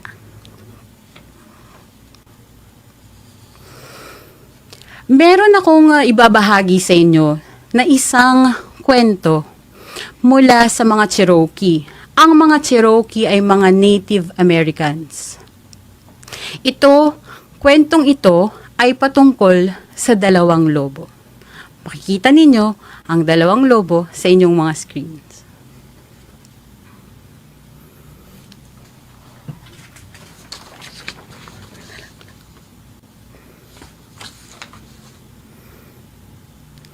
Mayroong isang matandang Cherokee na tinuturuan ang kanyang apo tungkol sa mga aral ng buhay. May kaguluhang nagaganap sa loob ko, sabi ng matanda sa kanyang apo. Malaking kaguluhan ito sa pagitan ng dalawang lobo. Ang isang lobo ay kasamaan. Siya ay galit, inggit, lungkot, panghihinayang, ganid, yabang, awa sa sarili, paninisi, kasinungalingan, at ego. Pinagpatuloy ng matanda. Ang isang lobo naman ay kabutihan. Siya ay kasiyahan, kapayapaan, pagmamahal, pag-asa, katahimikan, kababaang loob, kabaitan, awa, pagbibigay, katotohanan, at pananampalataya. Alam ninyo, pareho lang din ang kaguluhan na nagaganap sa inyong kalooban at sa kalooban din ng bawat tao. Nag-isip ang apo at tinanong niya ang kanyang lolo. Lolo, sino po kaya sa dalawang lobo ang mananalo? Simpleng sumagot ang matandang Cherokee. Kung sino sa dalawang lobo ang pinapakain mo. Ang kwentong narinig ninyo ay nagpapakita na sa loob ng bawat tao ay may kabutihan at kasamaan. Nasa atin lamang kung sino nga ba ang papakainin natin at hahayaan nating manalo. Mananaig ba ang kasamaan o mananaig ang kabutihan? Ang pagpili dito ay kagaya lang din ng pagpili kung paano ka magpapahayag ng iyong sarili. Kung paano ka makikipag-usap sa kapwa mo.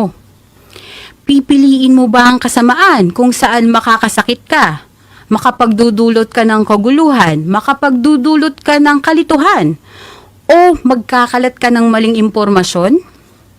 O pipiliin mo ang kabutihan at gagamitin mo ang pagpapahayag ng sarili upang makapagpasaya, makapag-angat ng dignidad ng kapwa mo at magbahagi ng tamang aral at impormasyon.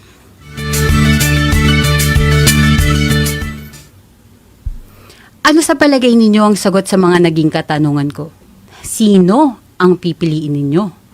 Pipiliin nyo ba yung mabuting lobo o pipiliin mo yung masamang lobo? Alam ko lahat naman siguro tayo, pipiliin natin yung mabuting lobo. Kaya naman, piliin natin yung mabuting lobo at gamitin natin siya sa mabuting pagpapahayag. At kaya, ngayon magpatuloy na tayo sa self-expression.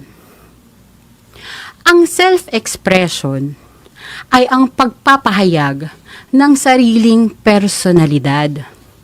Ito ay pagpapakilala ng katangian ayon sa Merriam-Webster Dictionary. Kung gagamitin naman natin ang mga salitang galing sa Virtues of Life blog, ang self-expression ay kung paano ipinapakita ng isang tao ang kanyang pagiging katangi-tangi. Ito ay sa pamamagitan ng kanyang mga salita, itsura, sulatin, o anumang likhang sining. Ito yung pagpapakita sa ibang tao ng iyong spiritualidad at totoong pagkatao. Pagpapakita ng kabuuang ikaw. Sinasabi rin dito na ang pagpapakita kung sino ka talaga ay mahalaga sa pagkamit ng kapayapaan, kaligayahan, at kapanatagan. Ngunit paano ba natin ipinapahayag ang ating mga sarili? Mula sa blog na Virtues of Life, narito ang ilan sa mga paraan. Una, ang pagsasabi ng katotohanan sa oras na kailangan ito. Minsan ba naisip mo na sana ay maaaring ibalik ang panahon na kung saan nakikipag-usap ka at sanang nasabi mo doon sa tao na yon ang tunay mong nararamdaman? Maaaring yung taong ito ay may nagawang mali sa'yo. At sa halip na sabihin mo sa kanya yung tunay mong nararamdaman, ay napanghihinaan ka na lang ng loob at umalis. Pero sana napagtanggol mo ang sarili mo? Para sa ilan sa atin, ang pagsabi ng katotohanan sa oras na hinihingi ito ay mahirap. Ito ay dahil sa takot. Takot natin sa komprontasyon. Ito ay kakulangan sa tiwala sa sarili. Kaya lang, ang hindi pagsabi ng tunay mong nararamdaman ay maaaring magdulot ng hindi magandang epekto sa ating pagkatao pati na rin sa ating kalusugan. Paano ba maipapahayag ang katotohanan at ang tunay mong nararamdaman sa oras na hinihingi ito? Una, suriin ang sarili tuwing kailan ka napipigilan. Kailan ka natitigilang magpahayag ng iyong tunay na saloobin? Sa tuwing ikaw ba ay takot? O sa tuwing ikaw ba ay galit? O sa tuwing ikaw ba ay kinakabahan? Alamin mo ang punot dulo nang malaman mo kung paano mo maiaalis ito at mababago. Ikalawa, kapag may pagkakataong magpahayag muli ng sarili, kunwari, naulit na yung pangyayari, ayan na naman, may kaba ka na naman, meron ka na namang takot, wala ka na namang tiwala. Kapag dumating ulit yung pagkakataon na to, itrato mo ito bilang isang oportunidad.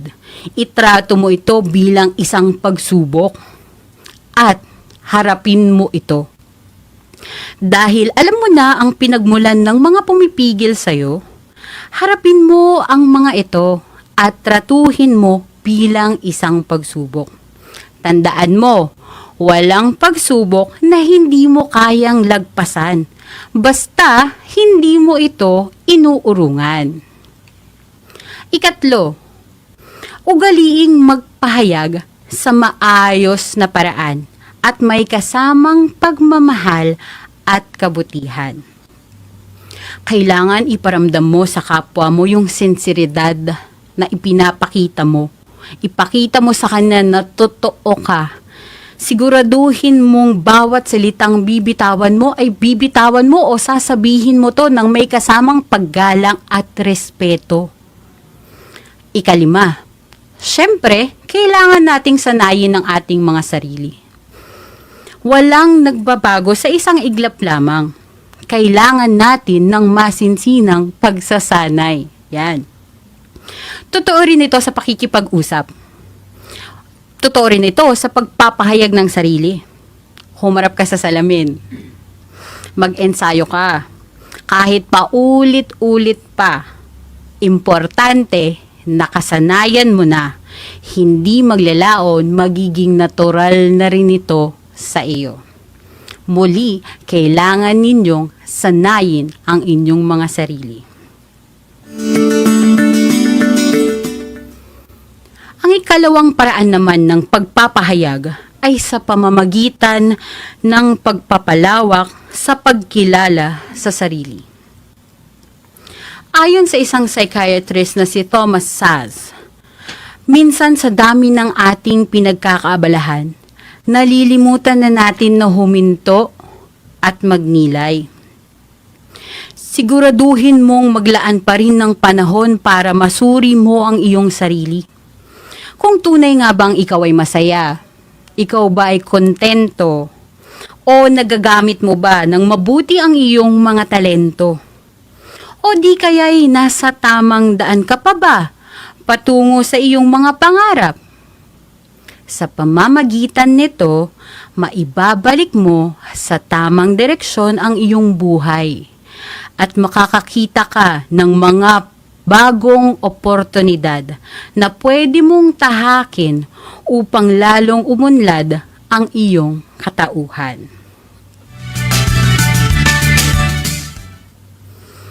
Ikalima, abutin ang iyong mga mithiin at pangarap. May mga pagkakataon bang pakiramdam mo na may gusto kang gawin pero hindi mo alam kung ano?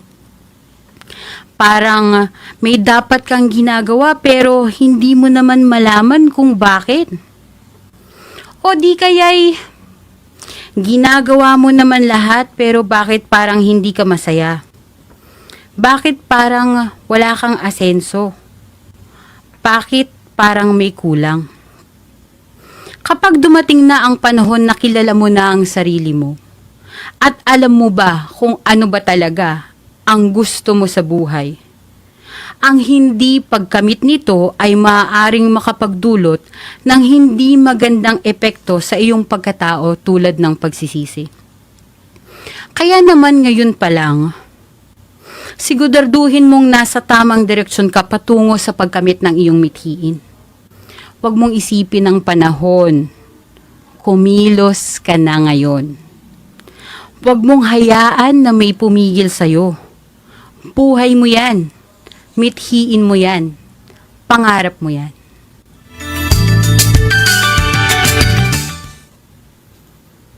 Ika-6, mabuhay sa realidad.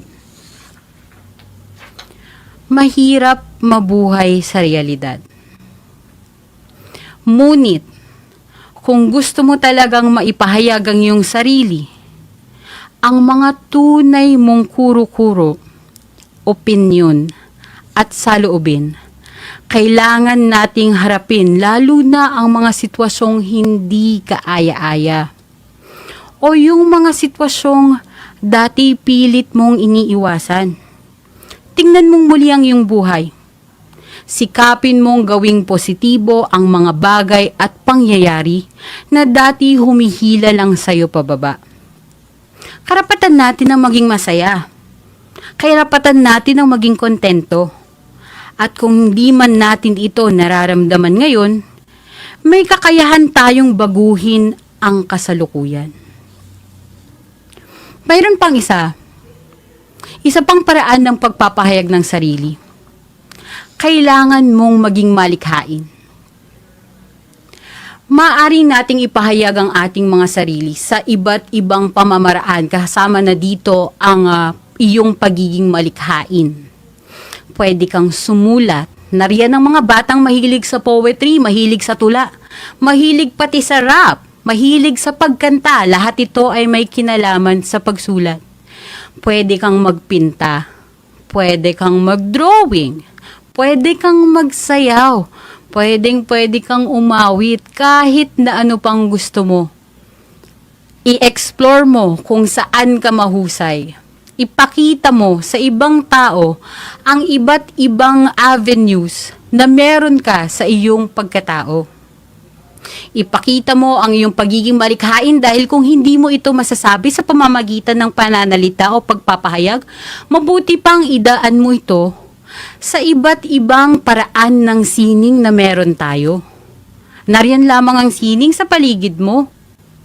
Maya-maya nga, baka nagpapatugtog ka na o di kaya'y sumasayaw ka na sa indak ng mga tugtugin ngayon. Nariyan ang sining para suportahan ka sa pagpapahalaga mo sa iyong sarili. Isa pa, kailangan mong palawakin ang pagkilala mo sa iyong sarili. Hindi ba maraming pagkakataon na kung saan itong pagkatao na meron ka ngayon, maaaring iba ito ngayon kapag labas mo ng bahay. For example, si Camille ganito siya ngayon, formal. Si Camille ngayon ay maayos makipag-usap. Si Camille ngayon ay mabait. Si Camille ngayon ay kinakabahan. Pero baka mamaya paglabas mo sa bahay, meron na palang ibang Camille na pagkatao na hinaharap mo sa iba. Alam na natin kung ano yung mga strengths natin. Alam na natin yung mga weaknesses natin. Pero minsan dito sa kaalaman ng sarili natin, nagiging limitado tayo. Nagiging limited yung pagkilala natin sa ating mga sarili. Tandaan ninyo, na sa dami ng paraan ng pagkilala natin o sa dami ng maskara, sabi nga nila, no? Sa dami ng maskara na meron tayo, na ginagamit natin sa bawat sitwasyon at pagkakataong kinakaharap natin, ganun din karami ang inyong mga talento, ganun din karami ang inyong mga galing, ganun din karami ang inyong mga lakas. Kaya wag mong limitahan ang sarili mo. Palawakin mo ang pagkatao mo. Sa pagpapalawak mo ng pagkatao mo, mararamdaman mo, maiisip mo, malalaman mo na marami palang paraan para magpahayag ako. Marami palang paraan para sabihin ko kung ano yung mga nararamdaman ko. Marami palang paraan para makipag-usap ako sa ibang tao.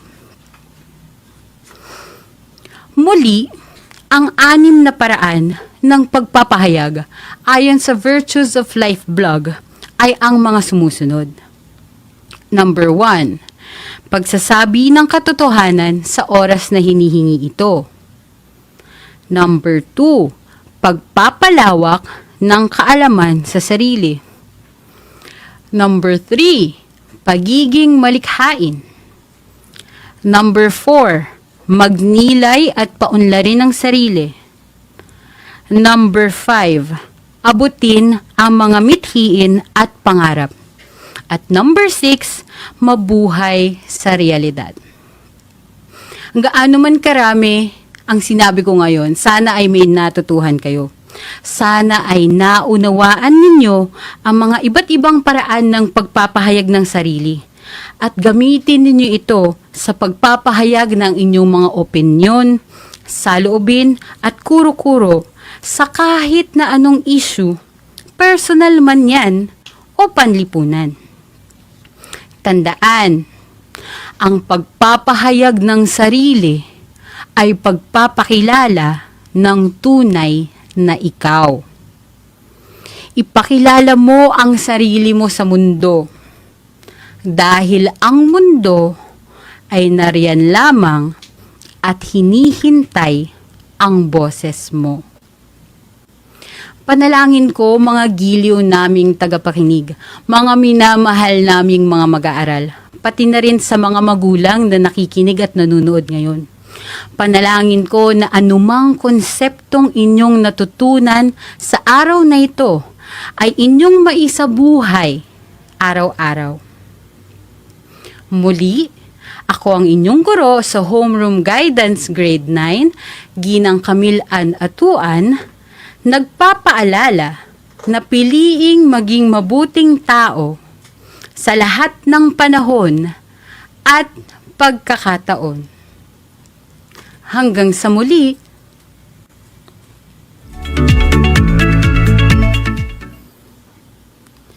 Ayan, natapos na tayo. Tignan natin ngayon kung mayroong mga katanungan kaya na naipabot ang ating mga mag-aaral.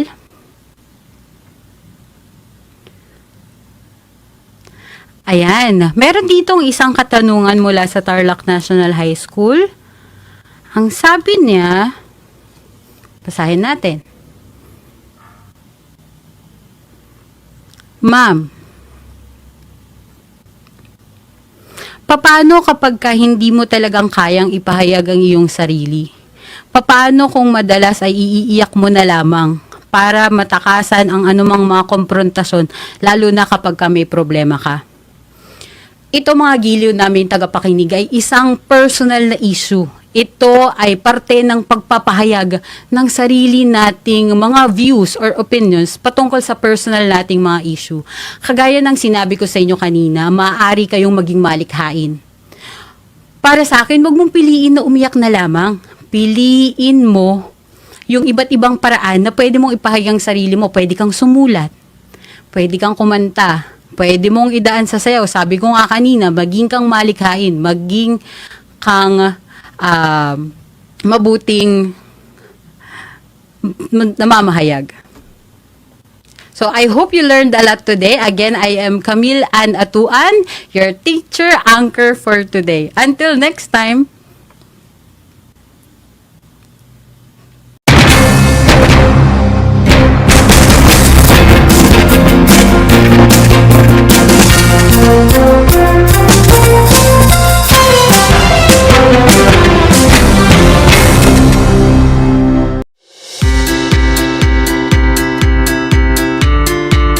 Upang matugunan ang mga kinakaharap na pagsubok